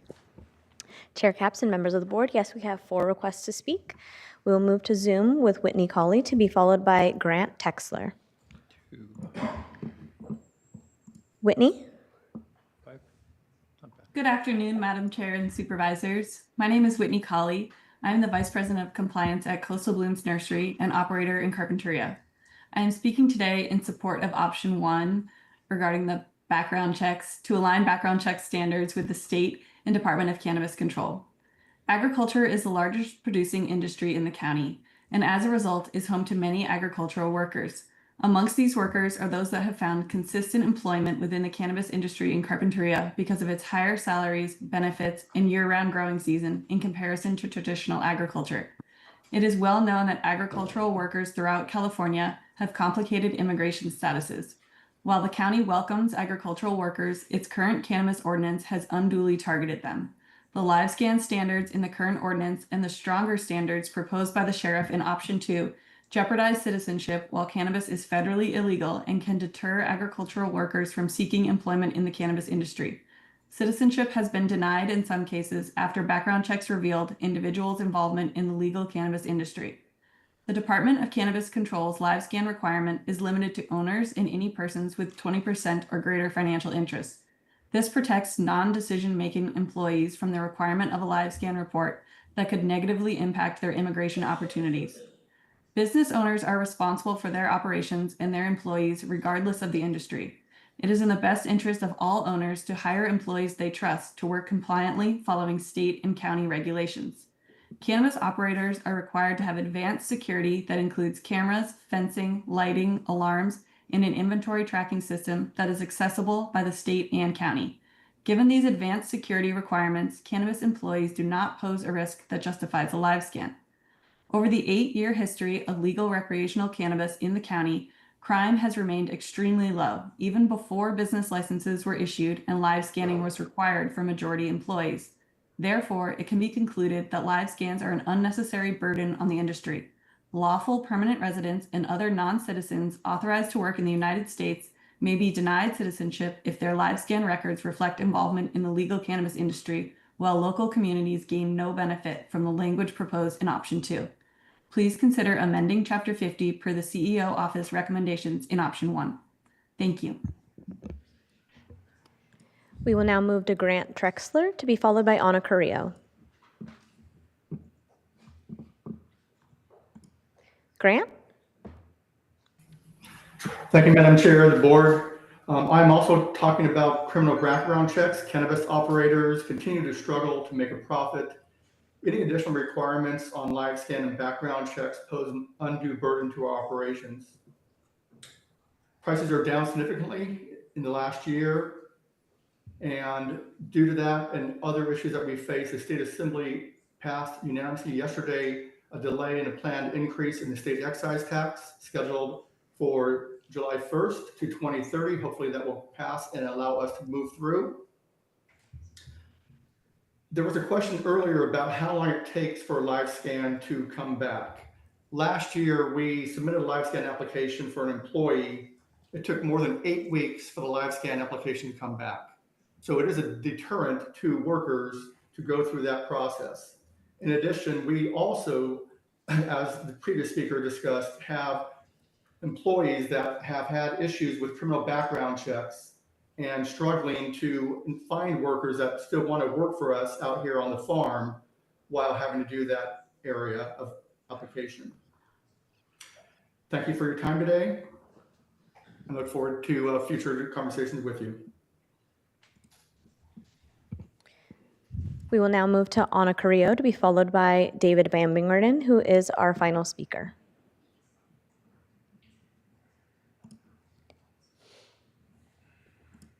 Anna? Sorry. Okay, thank you. I'm Anna Carrillo, and I'm going to talk about the caps. So the 186 acres was just, a subjective number that was, discussed at the time it was set.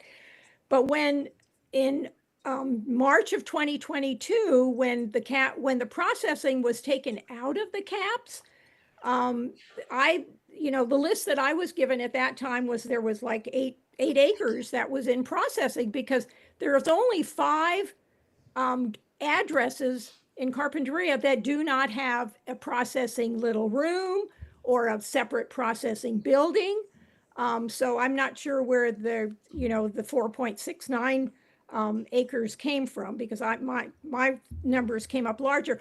We have a large parcel, a 14-acre parcel that has not even begun cultivating yet. So, and that's right near Sandpiper Homeowners Club. So that's why we need to lower the caps because we haven't even seen, seen all of our acreage that's been submitted in cultivation. So we have 120 acres currently that's in, cultivation. So I think we should be going either to option 2. I mean, I can go ahead with option 3, but I feel like the processing was included in the 130 acres, 38 acres that's on the chart that have been in option 2. I understand there are a couple of places that maybe they need to add 2 more acres. So I'm okay with the option 3. But specifically in Carpinteria, we should include the processing and that list that is done for the business license that has the cultivation lists and it will list everybody's acreage that they have. There are 3 processing facilities listed on that are only do processing. Carp Red Barn, 3784 Via Real, and there's one on Appeal. So those 3 separate buildings don't have any cultivation with them. They're just separate processing buildings. Plus, like I said, most of the growers, except for 5 addresses, because some of them have 2 different operations, or there are only 5 that don't do their own processing. So I just wanted to, make sure that for Carpinteria, and I support Supervisor Lee when he said, well, maybe Carpinteria needs to include their processing because it's a really different matter.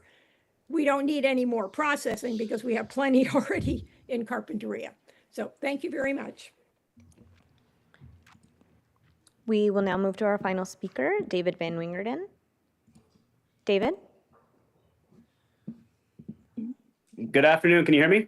Yes, we can. Please proceed. Okay. Good afternoon, supervisors. Thank you for the opportunity to speak. Forgive me, I didn't have a chance to write a formal speech today, so I'm kind of working off some notes here. I just wanted to talk about mainly the background checks, live scans. Our company has spent tens of thousands of dollars every year putting time into live scans and background checks. And we have never had a single issue with any employee come back as ineligible to work in cannabis. I'd like the county to remember too, us as farms, many of us are family farms as well. We don't want dangerous people, criminals working in our farms. We never have as cannabis, and we never have as flowers as well when we're growing flowers. In fact, we have less crime on our facilities now that we're growing cannabis. We have increased security with security personnel, we have cameras, we have physical fences, locked barriers, and we honestly had more issues with theft, pesticide theft in the past when we were growing flowers, and that is a fact. I wanted to speak a little bit too about the timing for live scans. We as well experienced issues with a several month wait time on live scan return. We have asked for in-field, visits, live scan visits at our farm, and we've been told that that's not available. So I'm glad to know that that's available now, but it has not been in the past. So I just wanted to kind of bring those thoughts to the Board of Supervisors. Additionally, on the caps, I feel, as Lavanino mentioned, I appreciate this, Steve, that, we keep talking about this, we keep adjusting it. I feel it's very inefficient use of the supervisor's time, everybody's time in reality. I think we need to stick with option one. The cannabis industry for the last few years has struggled, yes, but like any industry, it will bounce back. There will be more opportunity. Everyone is putting scrubbers in. They do work. We are living proof of that. And it just seems inefficient that in so many years, when the industry bounces back, that we need to come back to the Board of Supervisors to get the acreage cap increased so that the industry can thrive and the community can thrive and the county can thrive. So thanks again for giving me the opportunity to speak, and have a great day. Thank you.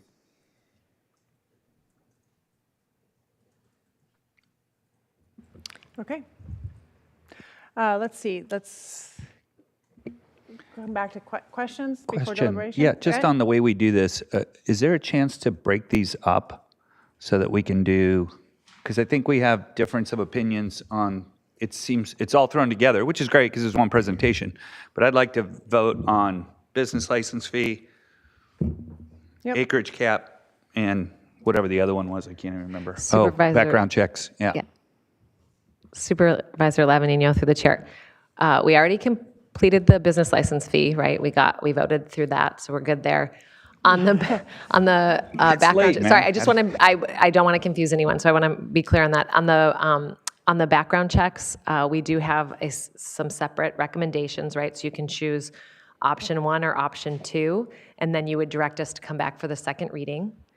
And then recommendation D is to direct staff related to the acreage cap. So we could certainly break this up. Let's do that. So let's just talk, if there's any more questions about background checks. Any more questions about that?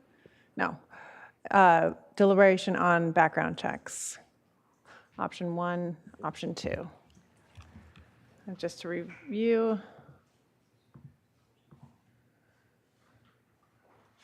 Option 1 is the CEO's recommendation. If there's no deliberation, I'll make a motion to move up CEO's recommendation, option 1. Just one, I guess, comment on the motion? Or Sure. Someone wants a second, I'll second. So, I want to support the Sheriff's Department, but I really do think that the concern is mostly with the ownership. If there's going to be organized crime with it, it's going to be at the ownership level. And I think the owners have the most need to keep that, keep their employees accountable.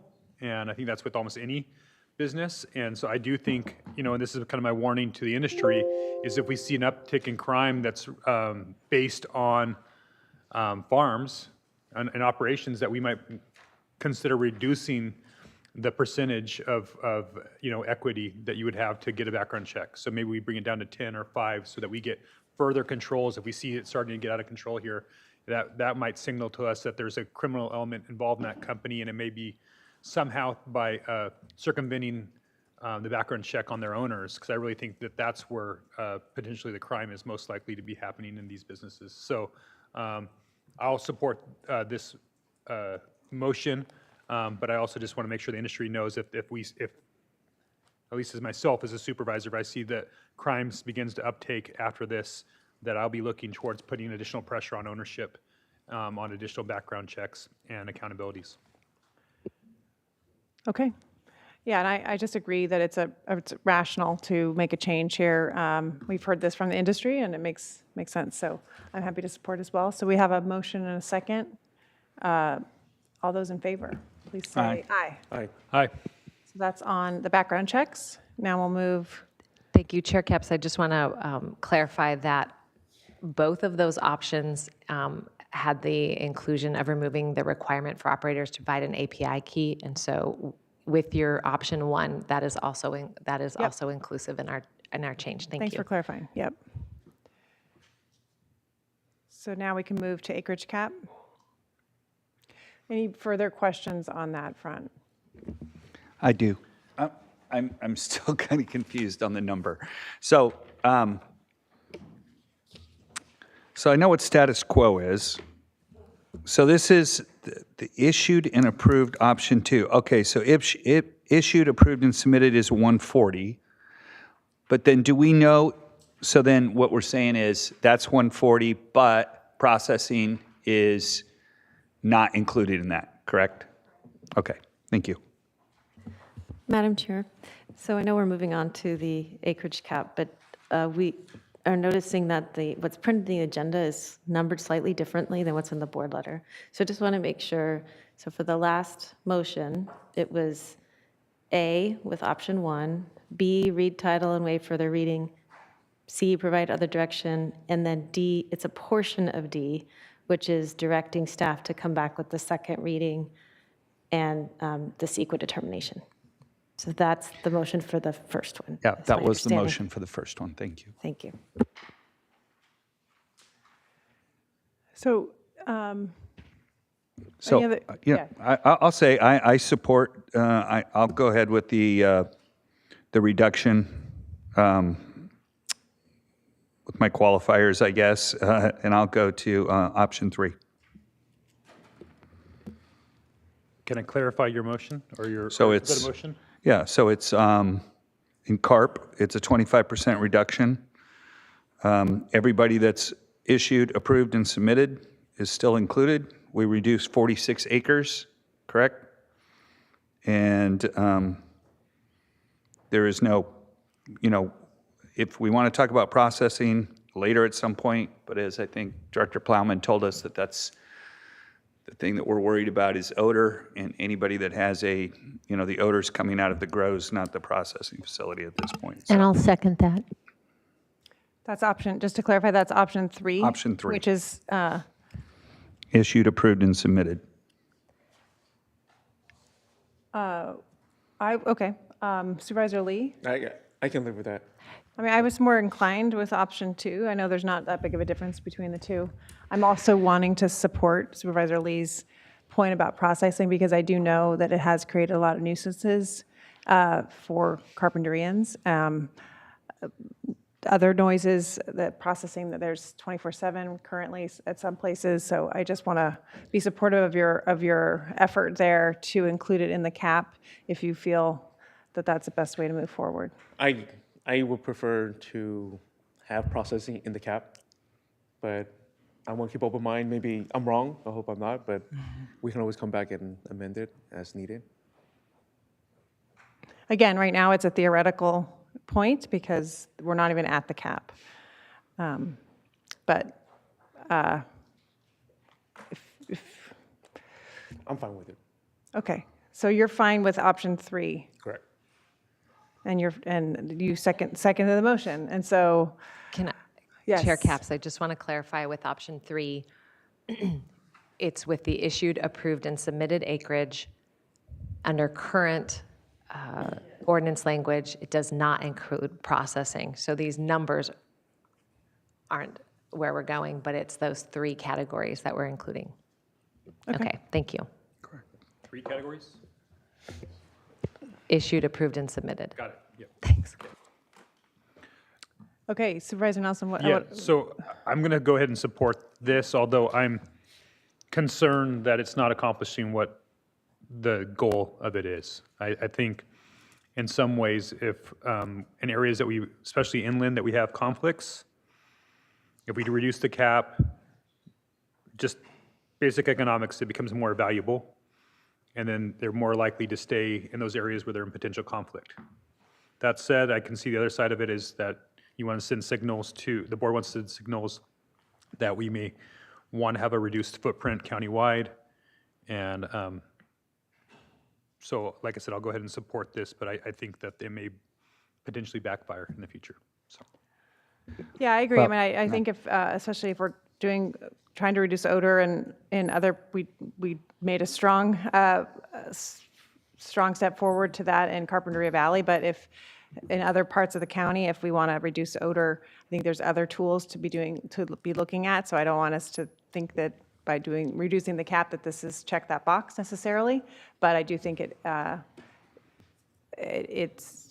supportive of the effort, and it does send a signal that there's too much of it. And now we're trying to right size.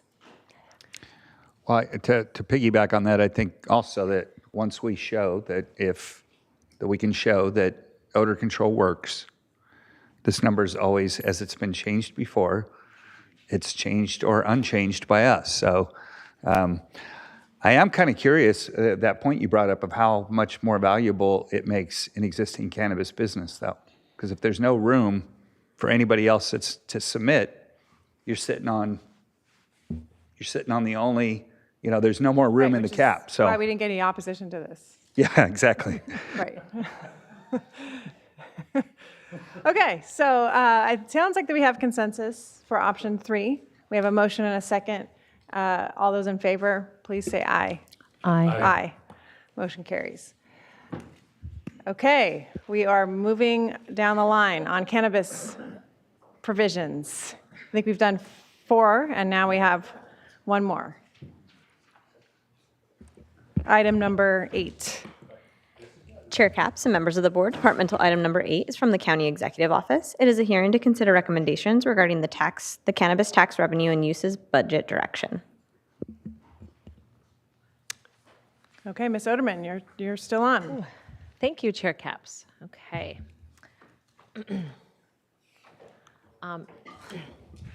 The final cannabis item today I will be discussing with you is the cannabis tax revenue uses and looking for some budget direction for the fiscal year 25-26 budget. Just as a quick overview, the bottom line is that cannabis tax revenue is in decline and has been since fiscal year 22-23. So the result of that is that ongoing county program expenditures exceed annual estimated revenue. At the April 25-26 budget workshops, staff presented the cannabis tax revenue budget, which includes funding for ongoing and one-time uses. The board directed the County Executive Office to return with a recommendation to reduce ongoing expenditures funded by cannabis revenue instead of relying on the fund balance to mitigate it. Board direction included a review of all ongoing uses with specific emphasis on enforcement costs and identify potential efficiencies between county health and the Be Well departments in cannabis education. Staff met with all affected departments to discuss potential cuts and the associated impacts to address the budget gap. So here's the information that was presented at the April workshops. The estimated revenue for 25-26 cannabis tax revenue is approximately $5.53 million. The proposed budget for next year's ongoing cannabis tax revenue uses totals $6.72 million, resulting in a $1.2 million budget gap.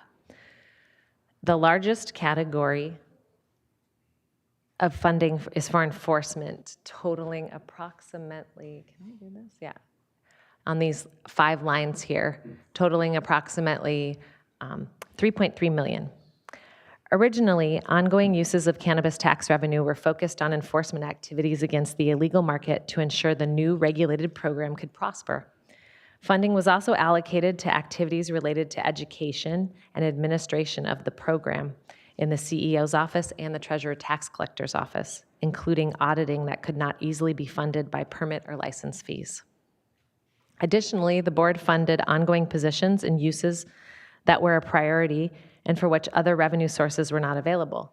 This includes the 18% transfer to deferred maintenance fund balance. This is funding that Public Works, General Services, and Community Services Department, Parks Division uses for deferred maintenance, as well as a position in County Council and appeals costs associated with cannabis projects. Another component of cannabis tax revenue uses are one-time uses. Currently, there's a cannabis tax fund balance of $5.07 million. That's shown on the top line there.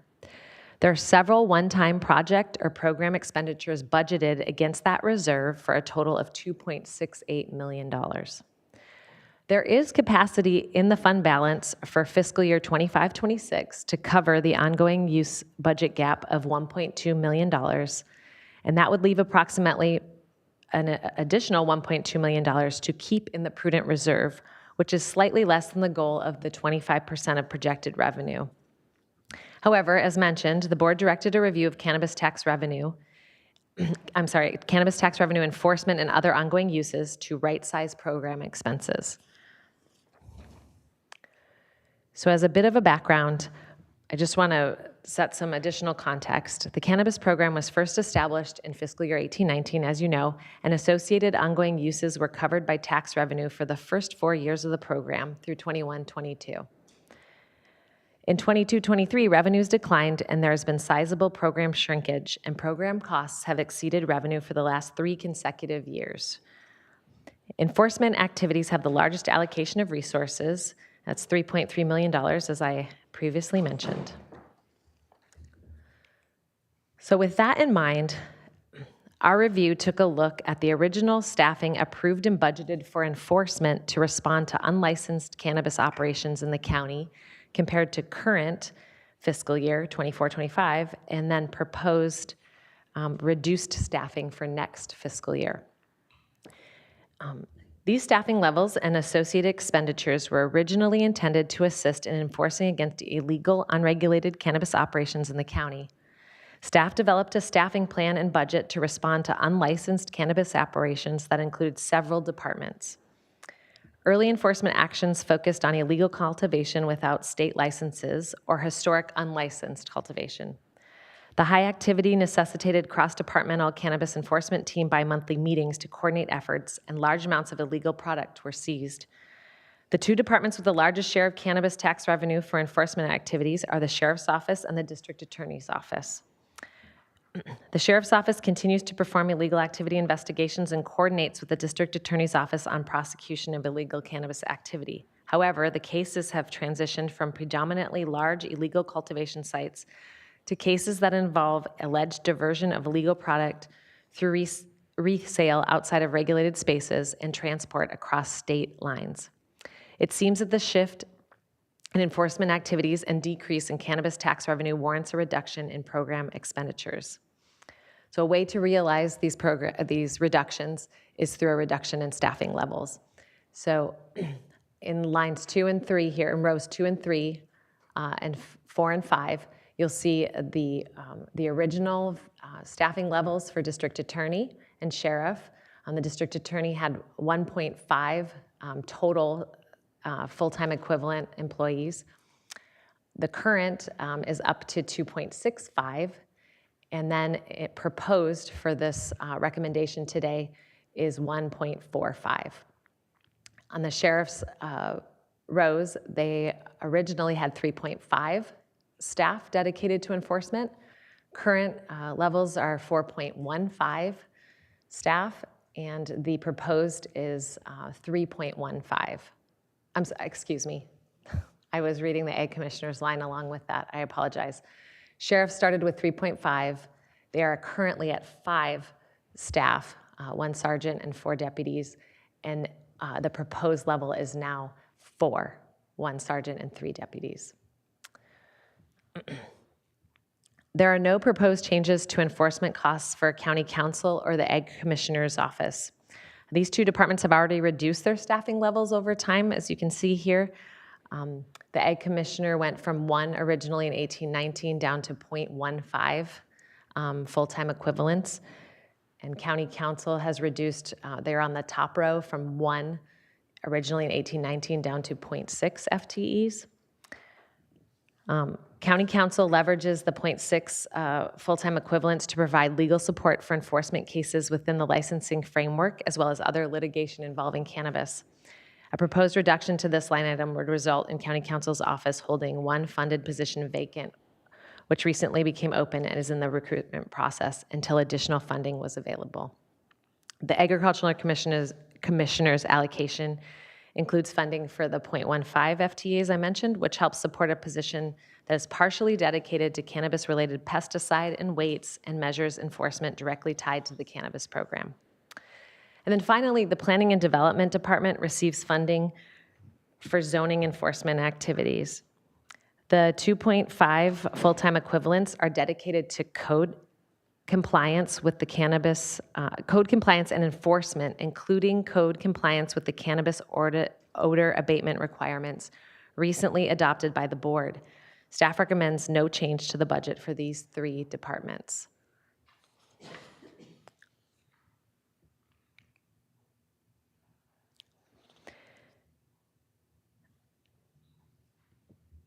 The other ongoing uses were considered in addition to enforcement, and the recommended reductions are summarized in this chart.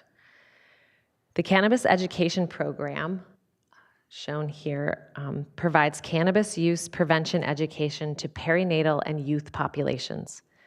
County Health leverages their work in tobacco use prevention and best practices to inform youth anti-smoking and vaping campaigns. Be Well contracts work to community-based organizations to provide education to prevent and reduce cannabis use in adolescents. In coordination with County Health and Be Well, staff identified potential overlap between County Health Clinic's perinatal education and Be Well's perinatal education with treatment providers. So staff recommend a $41,000 reduction in Be Well's allocation for perinatal education with treatment providers for perinatal cannabis use prevention education. Be Well will continue to provide materials to the treatment providers. However, quarterly workshops provided by Be Well staff for perinatal education will be eliminated. County Health will continue to provide services and information to the perinatal population regarding risks of cannabis use. Midway down on this chart, the CEO's office is listed. The CEO's office administers and coordinates the cannabis program licensing process for all regulated cannabis activities. At the height of the program, I'd mentioned in our last item, we had nearly 125 business licenses in process, and the CEO's office had 3 full-time equivalents, 1 cannabis program manager charged with overseeing the interdepartmental coordination and policy directives of the program, and 2 business license specialists that supported all day-to-day efforts of processing license applications and compliance efforts. Today, with approximately a third of that number of licenses, the CEO's office already reduced the licensing program by 1 staff. It is proposing to reduce its share of cannabis tax revenue by $76,800 by shifting half of the cost for the cannabis program manager to the license fees adopted earlier today. The other two departments included for reductions are the Treasurer Tax Collector's Office. They currently have 2 staff responsible for cannabis tax reporting, collection, and compliance. Early in the program, the Treasurer Tax Collector had limited resources available for cannabis tax administration, and the program struggled with some discrepancies in their reporting and payment from various operators. Current staff assigned continuously work with operators to ensure accurate and timely tax payment. However, the total Treasurer Tax Collector budget of $588,000 includes not only 2 staff, but also a contract for national pricing data at $18,000, as well as a line item for cannabis independent auditing services for $90,000. Treasurer Tax Collector staff recommended reducing expenditures by eliminating the contracts for independent audits and national pricing data, resulting in a $108,000 increase. So that's shown on those 2 lines for Treasurer Tax Collector, the 90 and the 18,000 reduction. Treasurer Tax Collector staff will continue reviewing quarterly reporting and performing analytics, but external auditing work will pause.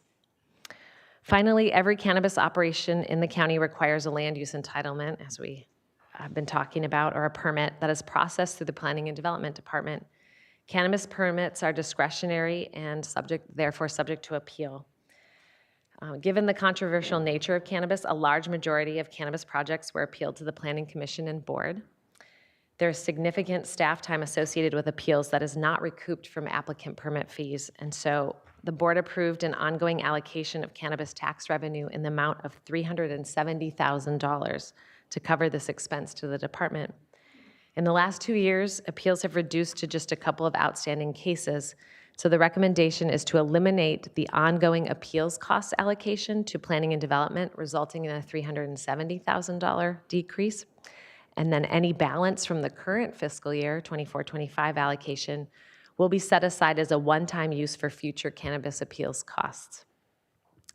The CEO office recommendation for reductions shown in this slide totals approximately $1.38 million. So I wanted to pull all of this information together so you can see it all in one place. So that is what we're showing here in this table. It's also included as attachment A to your staff report. This table shows each associated use and the current staffing dedicated for that purpose in column 1. And then the original preliminary budget proposed for 25-26 in the second column, totaling the $6.7 million that we talked about earlier. Column 3 is the proposed reduction in dollars for that those staffing reductions and the other associated program costs that I discussed in the last slide. Proposed full-time equivalents or staffing levels are the new number of staff proposed for that purpose, with changes to staffing levels for sheriff and DA. So that fourth column, proposed FTE, the numbers that have changed for staffing are under the third row for the district attorney and the fourth row for sheriff, reducing from 2.65 district attorney to 1.45 staff, and from 5 in the sheriff's office to 4 proposed. Finally, the recommended amount of funding for board consideration. So the final column is the associated amount of funding recommended for each of these line items, including staffing reductions and other program cuts that I discussed, for a proposed total reduction of $1.38 million and a budgeted amount of $5,338,000, closing the $1.2 million gap with approximately $190,000 estimated balance. There are some other options the board could consider to close this $1.2 million gap, and they were suggested by some of the departments, and so I wanted to present them today. One is to reduce the 18% transfer to deferred maintenance fund balance that I mentioned goes to Public Works and General Services and County Parks to address the deferred maintenance backlog. That could be reduced to $370,000, and that would gain the $1.2 million. We could also, again, use the one-time cannabis revenue fund balance, but that effectively depletes the fund balance and potentially lowers the cannabis revenue prudent reserve below the goal of 25% of projected revenue. So today, the recommended actions are to direct staff to adjust the recommended fiscal year 25-26 budget to reduce cannabis revenue ongoing uses. We're recommending, in accordance with attachment A, that final table I displayed, preliminary and titled Preliminary and Proposed Ongoing Cannabis Revenue Use, provide any other direction as appropriate, and of course find the CEQA recommendations. Thank you. That concludes my presentation. Thank you, Ms. Oderman. Questions, Supervisor Lee? Thank you, Chair Capps. So on your proposed budget of $1.5 million, so you break down for between 4 deputies, that's about $376,000 for each deputy. So the same cost as the CRD, right? Supervisor Lee, through the chair, I'm told that the average cost of a deputy is about $242,000. Okay. There are some other costs associated with the enforcement team. There's a separate building that they lease, as well as some other overhead and office supplies included in that total amount. Now, so with that said, can we recategorize or restate the missions for the sheriff's deputies to be community resource deputies instead of just cannabis enforcement deputies? Is that something that's possible that we can consider? Supervisors, if you might, through the chair. So I think anything is possible, but a couple of things just to keep in mind. So when the board first put cannabis tax revenue towards the sheriff's office and the other departments, it was for enforcement of cannabis, to ensure the regulated market was working. As you've heard throughout this morning, times have changed and progressed. So I think it's up to your board if you want to recategorize the allocations. We do have a board policy, and I think this would fit within the board policy. The budget director and I have been going back and forth about this, if this came up. In 2021, you said no new allocations beyond those already adopted in that budget will be made towards ongoing expenditures, with the exception of expenditures to support the cannabis program or to cover costs of negotiated labor increases related. Remaining cannabis revenues will be used towards one-time expenditures or held in fund balance. So of the positions you have allocated to the sheriff for cannabis enforcement, you can discuss whether you want to recategorize this and then not have as much cannabis enforcement. You, I think, have that option to do that, and we can reflect that in the budget. But as you recall, the board's relationship with the sheriff is you appropriate his budget, but the sheriff has control over how he deploys those resources and directs his staff. So just remember that. Thank you. Because I think it's important that we talk about fentanyl, that I remember Supervisor Navigno talking about. That's important that we should address. Having resource deputies are important to deal with homelessness, help our businesses, schools. So having those extra hands to help with multiple districts, being San Ynez, Curita, Orchid, Center area, those would be vital, be more successful than what they currently do with cannabis. Supervisor Lavigno.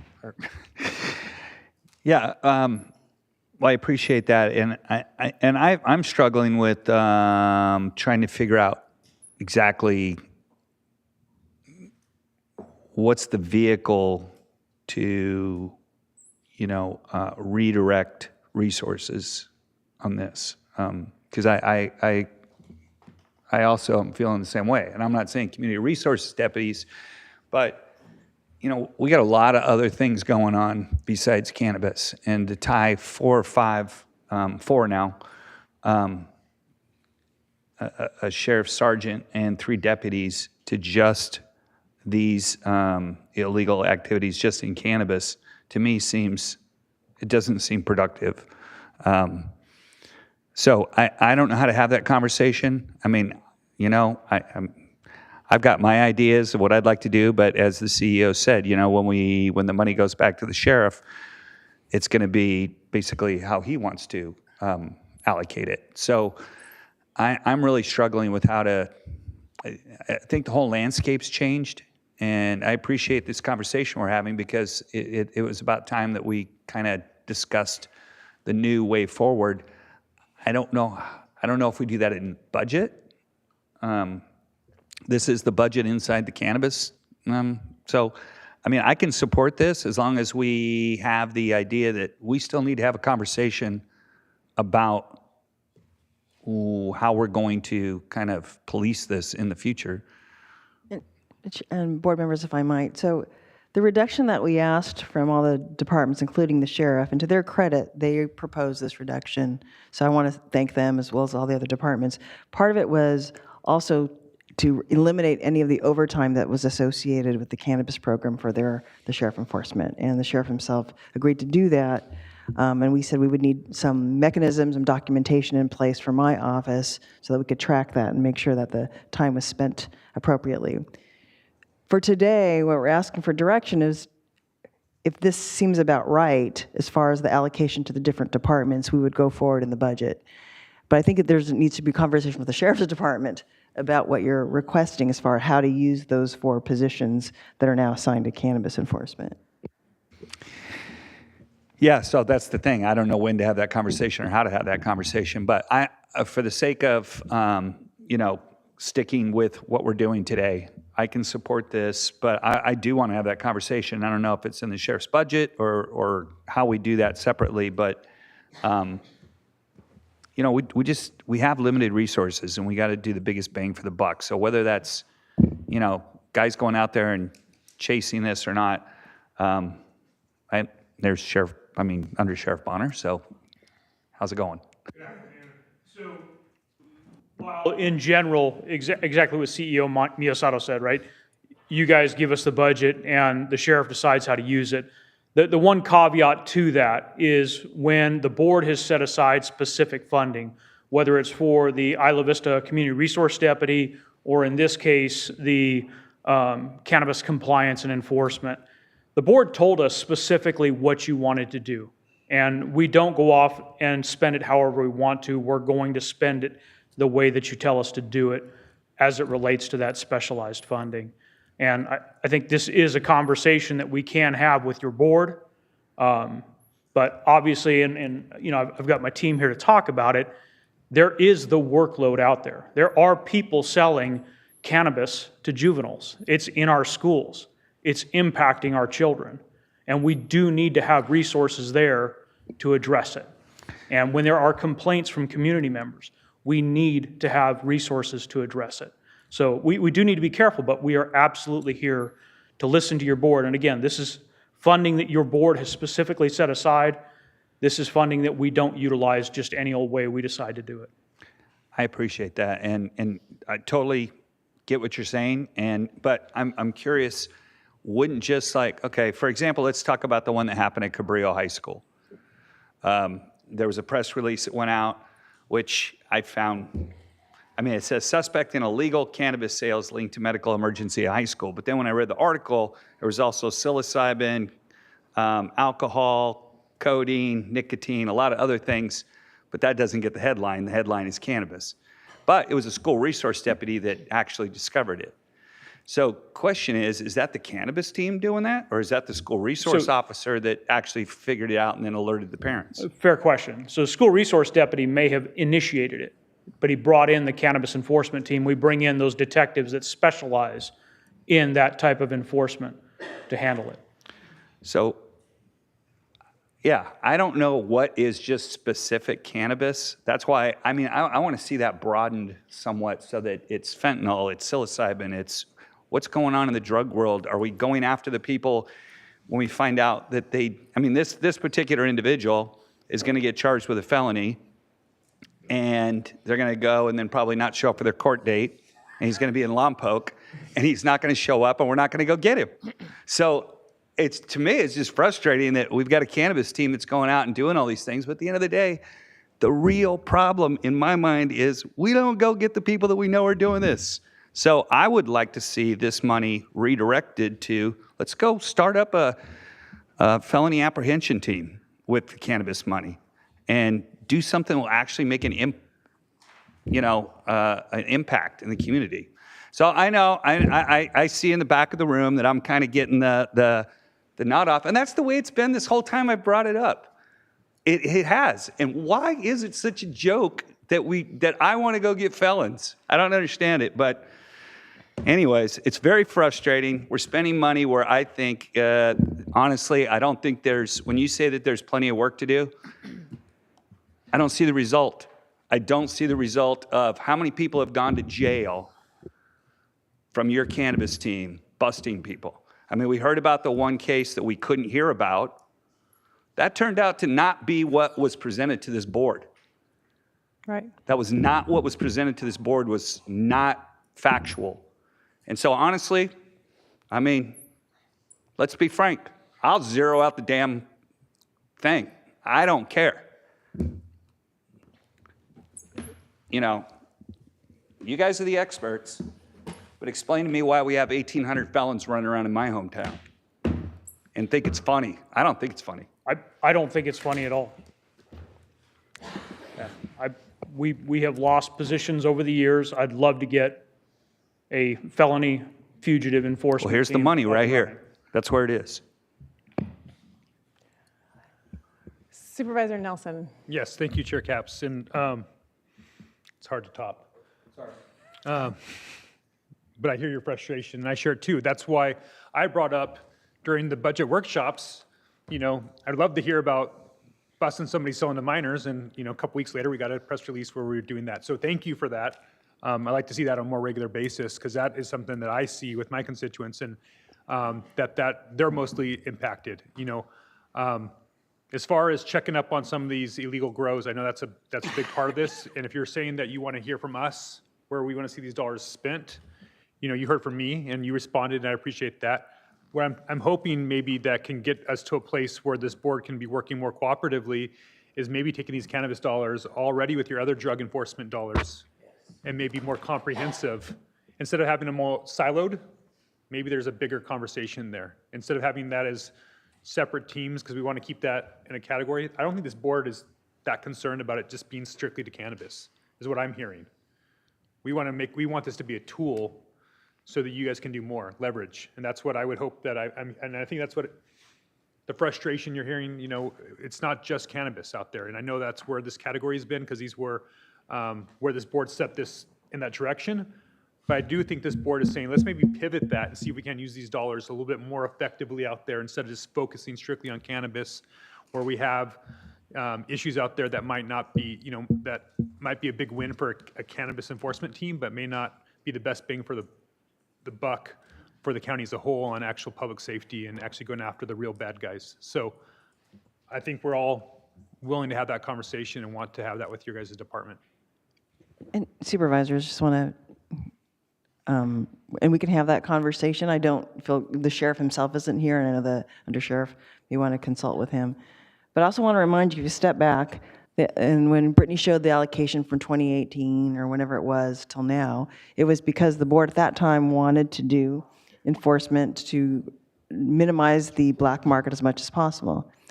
Now I'm going to throw something out that's going to get the sheriff and everyone else really mad at me, but if that isn't really the concern of the board anymore, if you want that enforcement for drug enforcement or thing, the board actually could use it for anything. Not for the sheriff.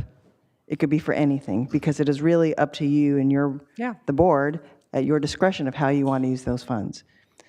So I just want to remind you, those listing of things, because we've been under the impression this whole time, everyone trying to go with enforcement, all the different departments still need to do some work, but in truth, if it's not as significant an item for the board, you really have discretion to use that funds in whatever way you wish.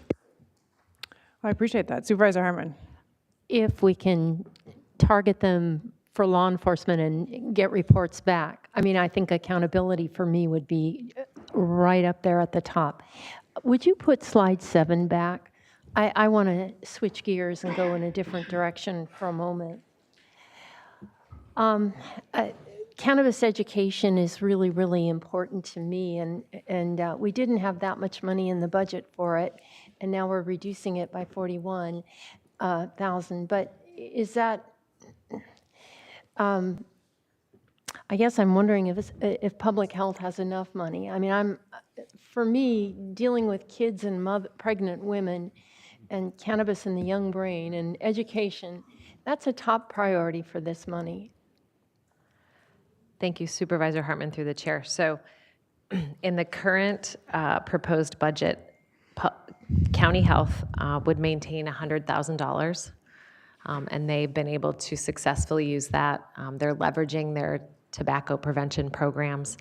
I know we have county health staff here. They can speak to this more directly. The $41,000 reduction is specifically in the line item for behavioral wellness. They have $160,000 budgeted.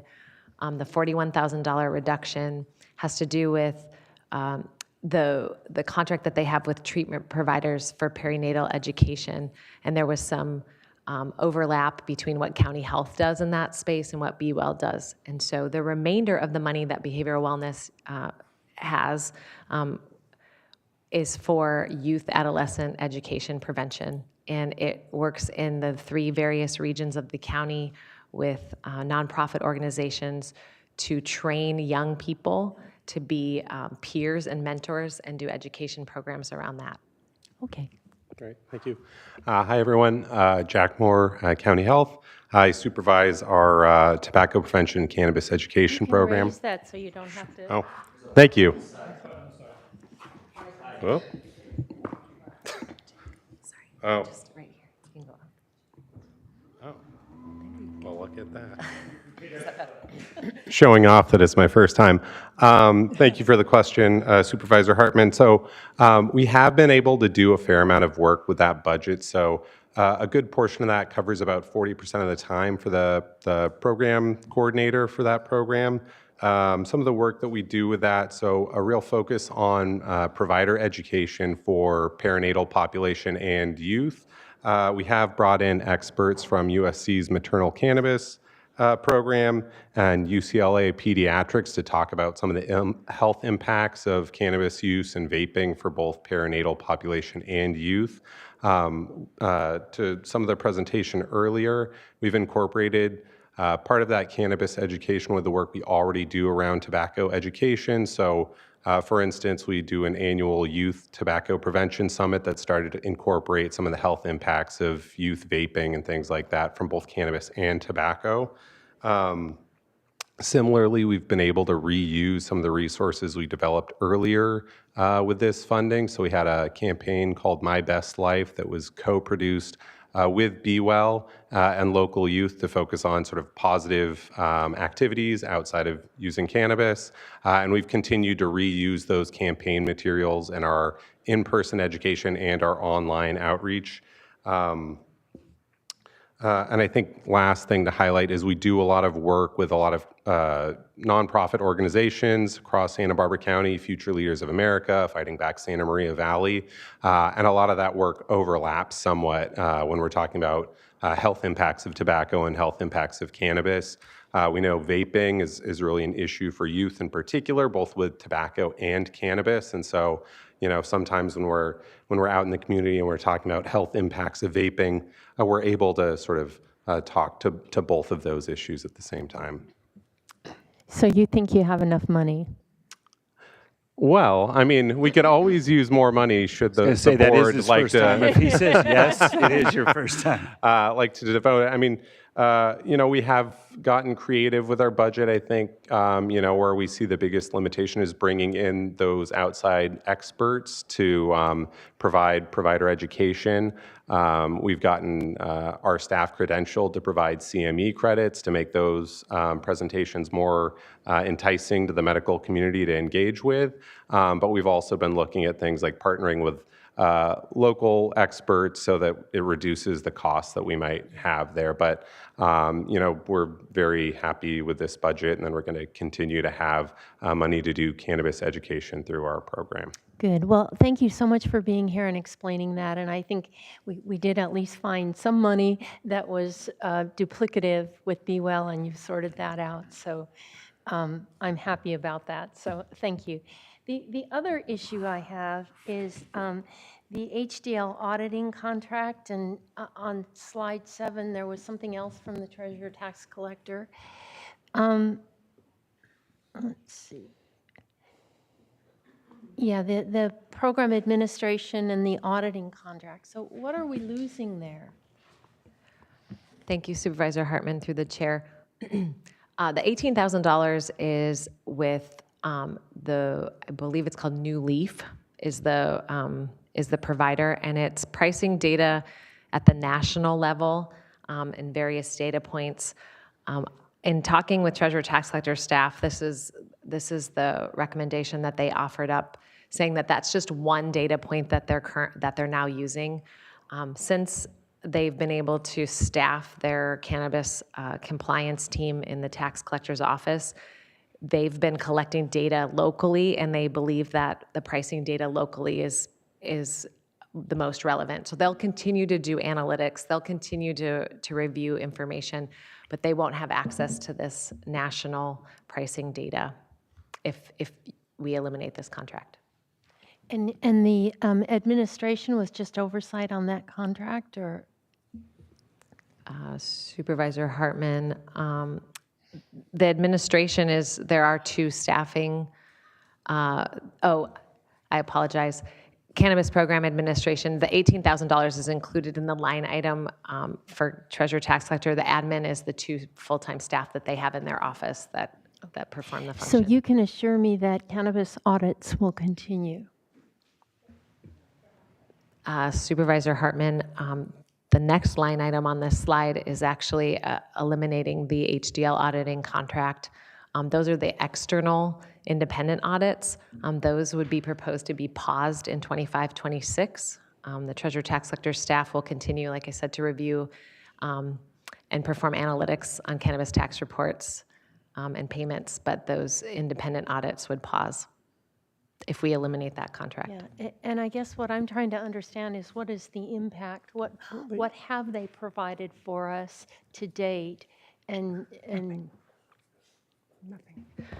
Supervisor Hartman, through the chair, I don't have that information. I haven't been provided that information. I know the board has asked for that in the past.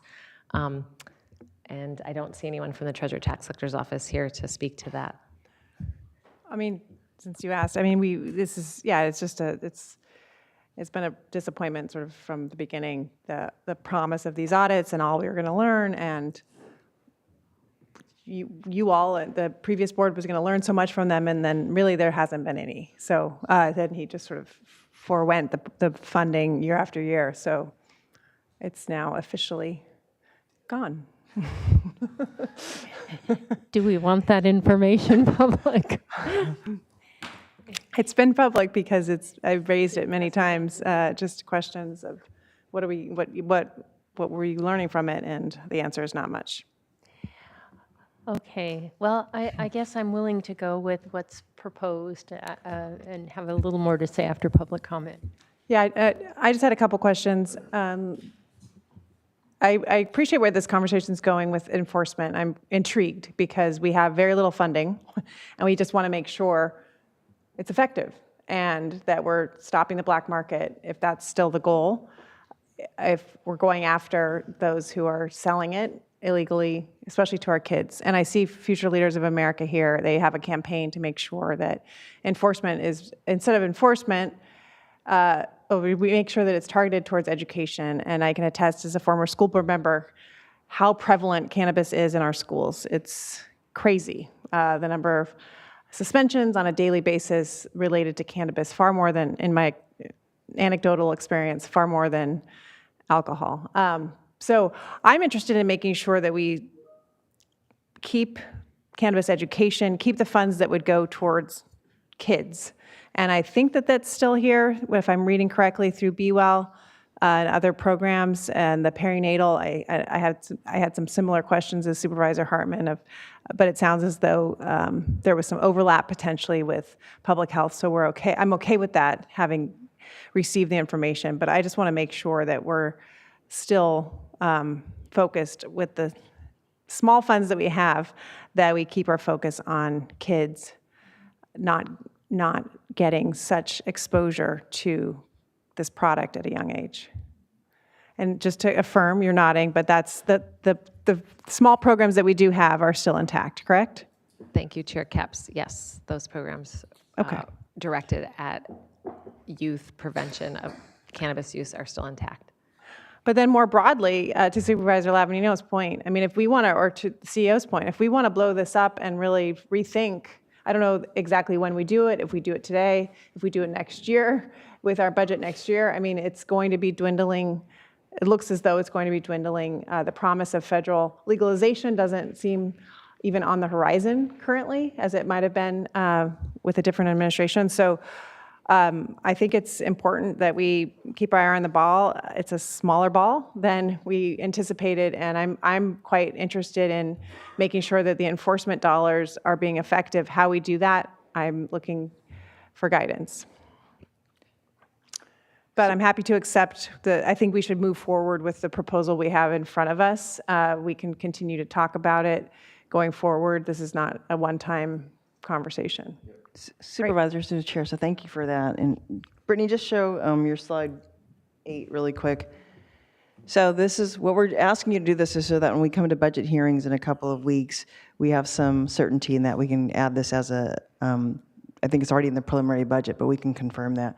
But I just want to make sure that by doing this, saying the positions that we have in there is what we would be bringing forward at the hearings, or be in our recommended budget. So you would still have, it's 4 positions in the sheriff's office. It's, I think, 3 deputies and 1 sergeant. And so that conversation about the focus of their work, you can have that at the hearings, and Okay, we can have let's some do that. conversation with the sheriff at that time. Okay. We have to go to public comment, or we get to go to public comment, excuse me, before we keep moving here. So, Madam Clerk. Chair Capps and members of the board, we have 5 requests to speak for this item. We will begin with Amy Steinfeld via Zoom, to be followed by Angelica Torralba here in Santa Barbara.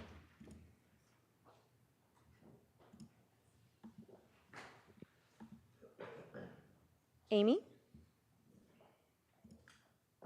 Yes, good afternoon, supervisors. My name is Amy Steinfeld, and I represent several local cannabis farmers and also sit on our Chamber of Commerce. I also represent cannabis farmers in other counties like Santa Cruz and Ventura County. In those counties, the Sheriff's Department works closely and collaboratively with the cannabis operators, generally employing a total of 1 to 2 sheriffs for their program. Those programs in our neighboring counties are efficient and safe. In contrast, our Sheriff's Office focuses on enforcement against legal operators instead of compliance. We have a culture issue whereby our sheriffs are biased against this legal plant, which results in an incompatible program whereby our sheriffs are actively looking for ways to shut down legal farms. I'm concerned about their overreach. For example, we've witnessed the Sheriff's Department taking the most draconian interpretation of our ordinance. Instead of working reasonably with operators, the Sheriff's Department prefers to erect hurdles and roadblocks. This simply increases the cost of doing business. For example, our Sheriff's Department has been known to stop and question random cannabis employees while on site for inspections. This causes unnecessary stress and anxiety with our workforce, further increasing our competitive disadvantage. In addition, the Sheriff's Department regularly brings 4 to 5 sheriffs to cannabis compliant site visits, which is completely unnecessary. Instead of harassing legal business owners who employ hundreds of residents, we'd like to see our sheriffs fighting crime, destroying illegal grows in our national forest, and addressing the fentanyl crisis. As you heard, the Santa Barbara County Sheriff's Office is already consuming more than 40% of the locally generated cannabis tax revenues for less than 46 licensed grows. In addition, the Sheriff's Office received a multi-million-dollar grant from the state. As a result, we believe the Sheriff's Department is overstaffing inspections. I'm here today to support the reduction in budget to the Sheriff's Office by not just 1 FTE, but by several. Due to the now significantly reduced number of cannabis operators, we believe the Cannabis Task Force can be responsibly reduced to 1 or 2 sheriffs. We also request that as to their scope of work, that many of the sheriff's compliance duties be transferred to the CEO's office, such as is done in other counties like Monterey and Sonoma. This will allow the important cannabis tax funds to be redirected to fund educational and mental and behavioral health programs. Thank you.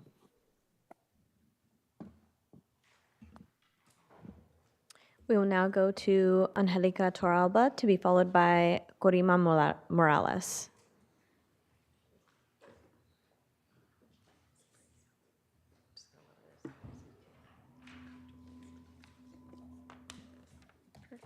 Thank you. Good afternoon, everyone. Board of Supervisors, my name is Angelica. I serve as the Lompoc Youth Organizer for Future Leaders of America. I'm here today to advocate for more equitable and forward-thinking use of our county's cannabis tax revenue. Currently, a significant portion of this revenue is directed towards law enforcement, including the Sheriff's Department and code enforcement. While public safety is important, it's critical to remember why Proposition 64 was passed. It wasn't just about legalization, it was about reinvestment in communities disproportionately harmed by the war of drugs. We believe it's time to shift this funding towards what truly creates long-term safety and opportunity, programs that support and empower our youth. In 2021, the City of Santa Cruz voters overwhelmingly supported Measure A, passing it with 82.74% approval. This measure directs a portion of the cannabis business tax toward the Santa Cruz Children's Fund, which provides vital resources for childcare, after-school programs, and scholarships for summer and outdoor learning opportunities. This is the kind of community investment that strengthens futures and breaks cycles. Let's follow that lead. Let's invest cannabis revenue in programs that help young people thrive, giving them support, opportunities, and resources they need to build bright futures. Thank you. Karima Morales to be followed by Ivan Vega.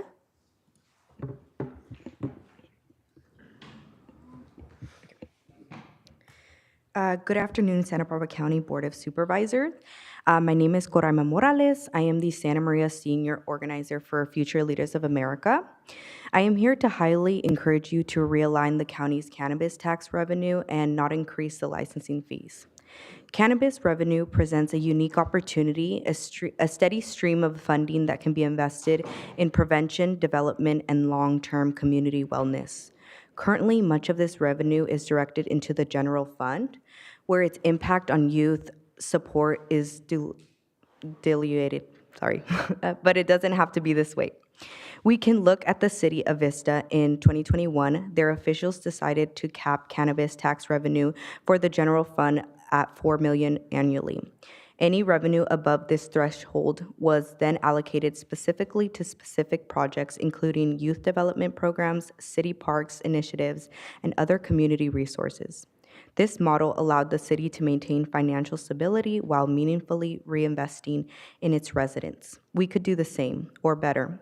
Our youth need access to safe spaces, mentorship, after-school programs, mental health resources, and educational opportunities. Santa Barbara County has allocated approximately $55.2 million in cannabis tax revenue from mid-2018 through mid-2024. However, only a small fraction of this, $100,000, in the 2023 and 2024 fiscal year was allocated to youth programs. Reallocating just a portion of the cannabis tax revenue could strengthen youth prevention efforts, especially in underserved communities, and break cycles of poverty and harm that cannabis laws once contributed to. This is more than a budget decision. It's a reflection of our priorities. Let's show our youth that they matter and deserve real investment. Thank you. We will now go to Ivan Vega to be followed by our final speaker, John Esteban. Good afternoon, Board of Supervisors. My name is Ivan Vega. I'm the Associate Organizing Director with Future Leaders of America, and I'm here today to urge you to re-examine how cannabis tax revenue is being used and to consider a more just and effective path forward. I understand that we're facing a decrease with cannabis tax revenue. However, we must remember that when voters passed Prop 64, it wasn't just about legalizing marijuana.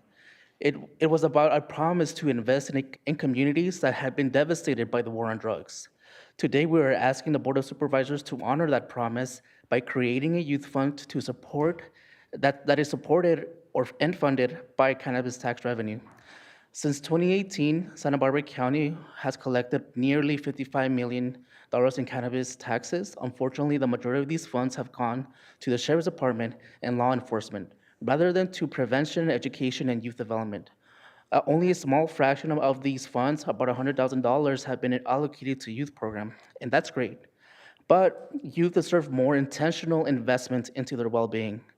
The cannabis tax revenue being applied to create a youth fund has the potential to support the mental health and emotional well-being of youth, prevent and reduce homelessness, prevent and reduce youth substance abuse, prevent and reduce youth violence, support healthy development of children ages 0 to 5, and guaranteed basic income for foster youth.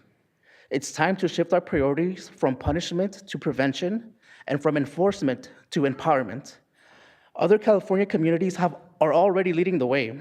In San Diego, approximately $500,000 in cannabis tax revenue is invested in youth cannabis and substance use prevention. In Sacramento, voters have approved a measure that directs 40% of cannabis tax revenue to children and youth services, focusing on communities most impacted by poverty, violence, and trauma. Santa Barbara County has an opportunity to do the same, or even better. Let's use these funds to support mental health services, after-school programs, youth leadership development, and early intervention strategies. Let's honor the spirit of Prop 64 and invest in preventing healing, and youth empowerment, because young people deserve more than just enforcement. They deserve investment in their future. Thank you. We will now go to our final speaker, John Esteban.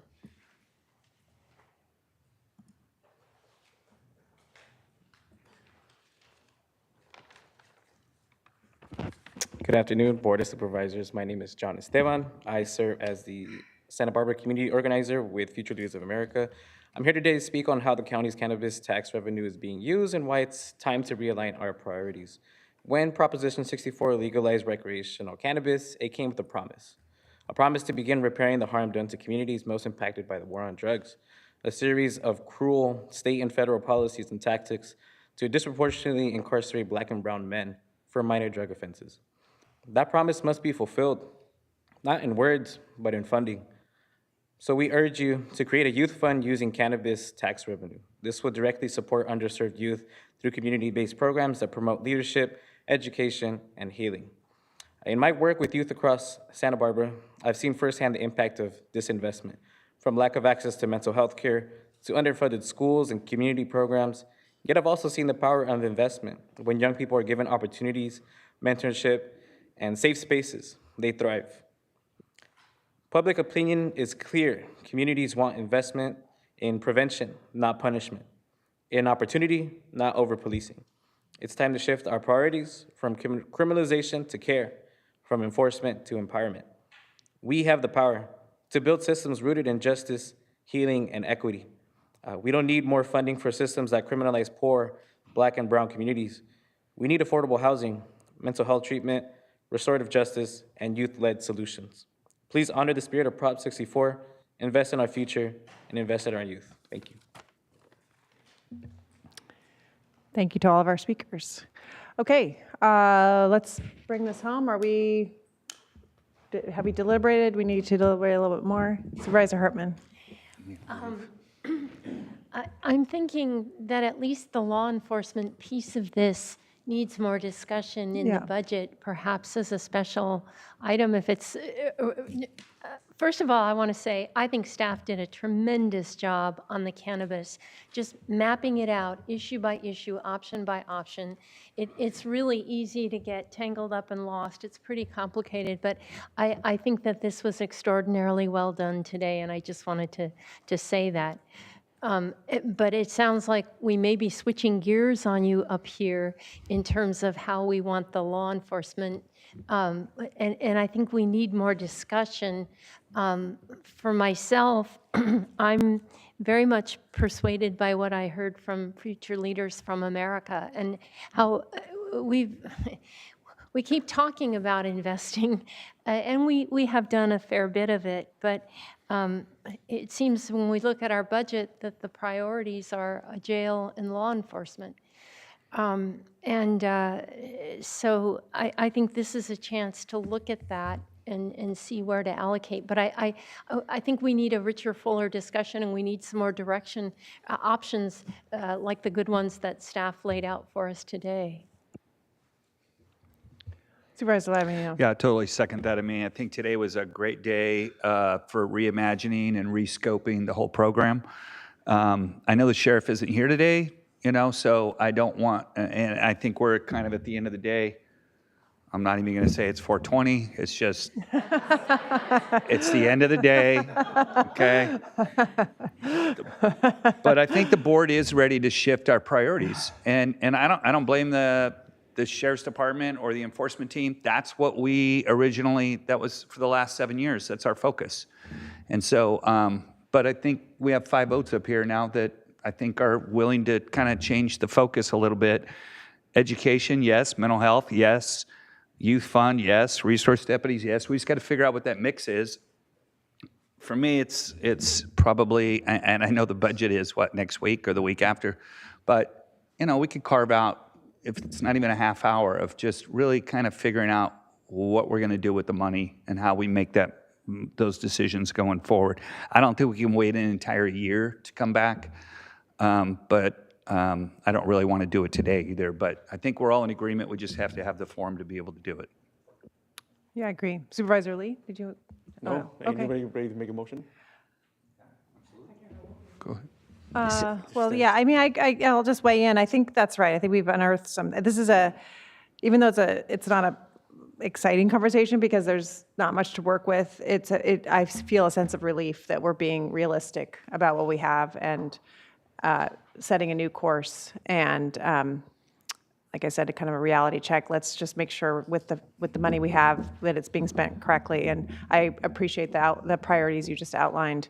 And so how we shape those is the question. And I don't know if we table this or what would be the mechanism, CEO Miyasato? Supervisors, if the difficulty of the tabling is we have hearings in a couple of weeks and lots of departments are on this list. And I think Right. they want, and Paul Clemente is online, they want some assurance, okay, are those funds for their things and their staff? Because my office included, we have staff tied to some of the funding recommendations. So if you're saying, because the direction is for us to adjust the recommended budget to reduce the cannabis revenue ongoing, which I think we are in agreement with. And I think what you're saying is what's remaining is what you want to have discussion about. And the departments that are on here that, if you go back to that slide, Brittany, I think if you know there's certain areas that you want us to have greater discussion at the hearings, that's good. But for everyone else, I'd ask that you say, yes, it's okay for everything, because we need to make sure that they know that their budgets are secure. So if it really is enforcement, if it really just is the sheriff's about what use of those deputies, or if that's what we want to use them for at all, then that would help us narrow the focus at the hearings. Because some of the things we're going to have to continue, like we said, there are fixed costs involved in some of the other programs. Yeah. I'm about to throw a wrench in the works. I think that 18%, I'm wondering if that should not go towards the jail this year to reduce our interest there. I just hate to have that conversation without Supervisor Nelson here, and I know he had to leave. But Yeah. I know So- when that item came up, his hackles went up. So I think I would say that I'd like to, my motion would be that we accept all of the framework outside of the sheriff's enforcement costs, and we just figure out at the budget time, at least for this year, how we, what that looks like, and whether that's reduced and the money is reallocated to different programs, or or we go status quo, whatever it is. But there's a lot of money still sitting there. I mean, each deputy position is $250,000. So. Right, but I'd like. We can have that 18% discussion I'd like to have it on the too. table. Sure. Yeah. That's to discuss. I'm not committed, but I do think as we look at the whole budget and what it's going to mean, anything we can do to ratchet down interest, got it. we need to look at. Sure. So board members, what I'm hearing willing to is discuss. the direction is for us to go ahead and to direct staff to adjust the recommended fiscal 25-26 budget, which we'll bring to you in a couple of weeks, to reduce the ongoing cannabis revenue. And what we've proposed as in the ongoing budget, it sounds like that's what we will propose, except for you'd like to have a conversation about the sheriff's enforcement. And the 18%, and the 18%, having a conversation. We can have a conversation. I mean, yeah. Yeah. In the context of the Right. bigger budget and what the jail is going to be for us going forward. Okay. I'll second that. Okay. Chair Capps, Yes. can I, CEO Miyasato, I just want to clarify what you just said to make sure that with the sheriff, the proposal is a reduction of 1 FTE in this recommendation. We can move forward with that? Or do you want to leave sheriff at the higher staffing level, which is 5 for the I think we're saying because we want the reductions, Yeah. the reductions that we've proposed. Okay. The board is agreeing to those reductions. What's remaining of Is the still on sheriff's the table. enforcement and the deferred maintenance money is what the board wants to have further conversation at the hearings. Thank you. Yeah, I support that. So is the motion clear? You made the motion. I'm just double checking. Or I made the motion, but added- if it's clear to our county council, then it's clear to me. She's the. So Supervisor Nelson, Supervisor Lavanino, you're okay to then have the discussion about the sheriff enforcement and deferred maintenance at the hearings. Sure. Okay, so we have a motion, we have a second. All those in favor? Aye. Aye. All right, we got through it. Thank you. And thank you. Supervisor Hartman? Oh, then there's a tribute. Yes, so we have we lost two cherished members of our county this week, two that we're going to highlight. And I'll first turn it over to Supervisor Lavanino. Thank you very much, Chair Capps. Unfortunately, we lost Allison Wales, passed away on May 19th. She had an 11-year battle with cancer. It's kind of strange that when I heard she passed away, it was very surprising because she had had such a long battle. She had overcome so many difficult, unfair circumstances. Kind of look at the way Allison fought was basically how all of us would like to think we'd deal with the adversity of a long battle like that. But the reality is few of us would have the strength, composure, and positivity that she did.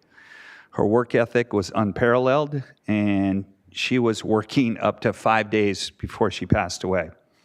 Allison was one of my women's commissioners for the 5th District, and she did outstanding work as an employee of the North County Rape Crisis Center and the Child Protection Center. She did so much more for our community. She was also involved with the League of Women Voters, the American Association of University Women, and other organizations, and she will be deeply missed in our community. Thank you. Supervisor Hartman? I just wanted to add just a little bit.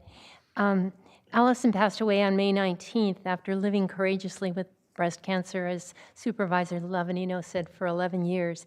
But that illness never defined her, and what did define her was her lifelong commitment to lifting people up. Wherever a woman or girl was exploited, trafficked, or simply in need of someone to believe in her, Allison showed up with patience, with kindness, and with an unshakable resolve to help transform pain into strength and victims into survivors. She lived selflessly in service to others, and her legacy is going to be an inspiration. Thank you. I'll add my tribute to her and her service to our community. I also wanted to acknowledge and close out our meeting with a tribute to Barney Branningham, who also passed away recently. Local legend and household name, particularly in my house growing up, and Jerry Roberts had in his beautiful obituary, I'm going to read from it. Barney Branningham captured the human stories, sentiments, and spirit of his town, pounding out a real-time history of Santa Barbara on deadline, day after day, year after year, in his must-read On the Beat column. He's been compared to the Herb Cain from San Francisco here locally, and from all accounts, just a wonderful, decent human being who brought so much to his service, both at the Santa Barbara News Press and the Santa Barbara Independent. So we close out our meeting in gratitude and honor of Allison Wales and also Barney Branningham. And with that, we'll be adjourned until next week in Santa Maria. Thanks, everybody.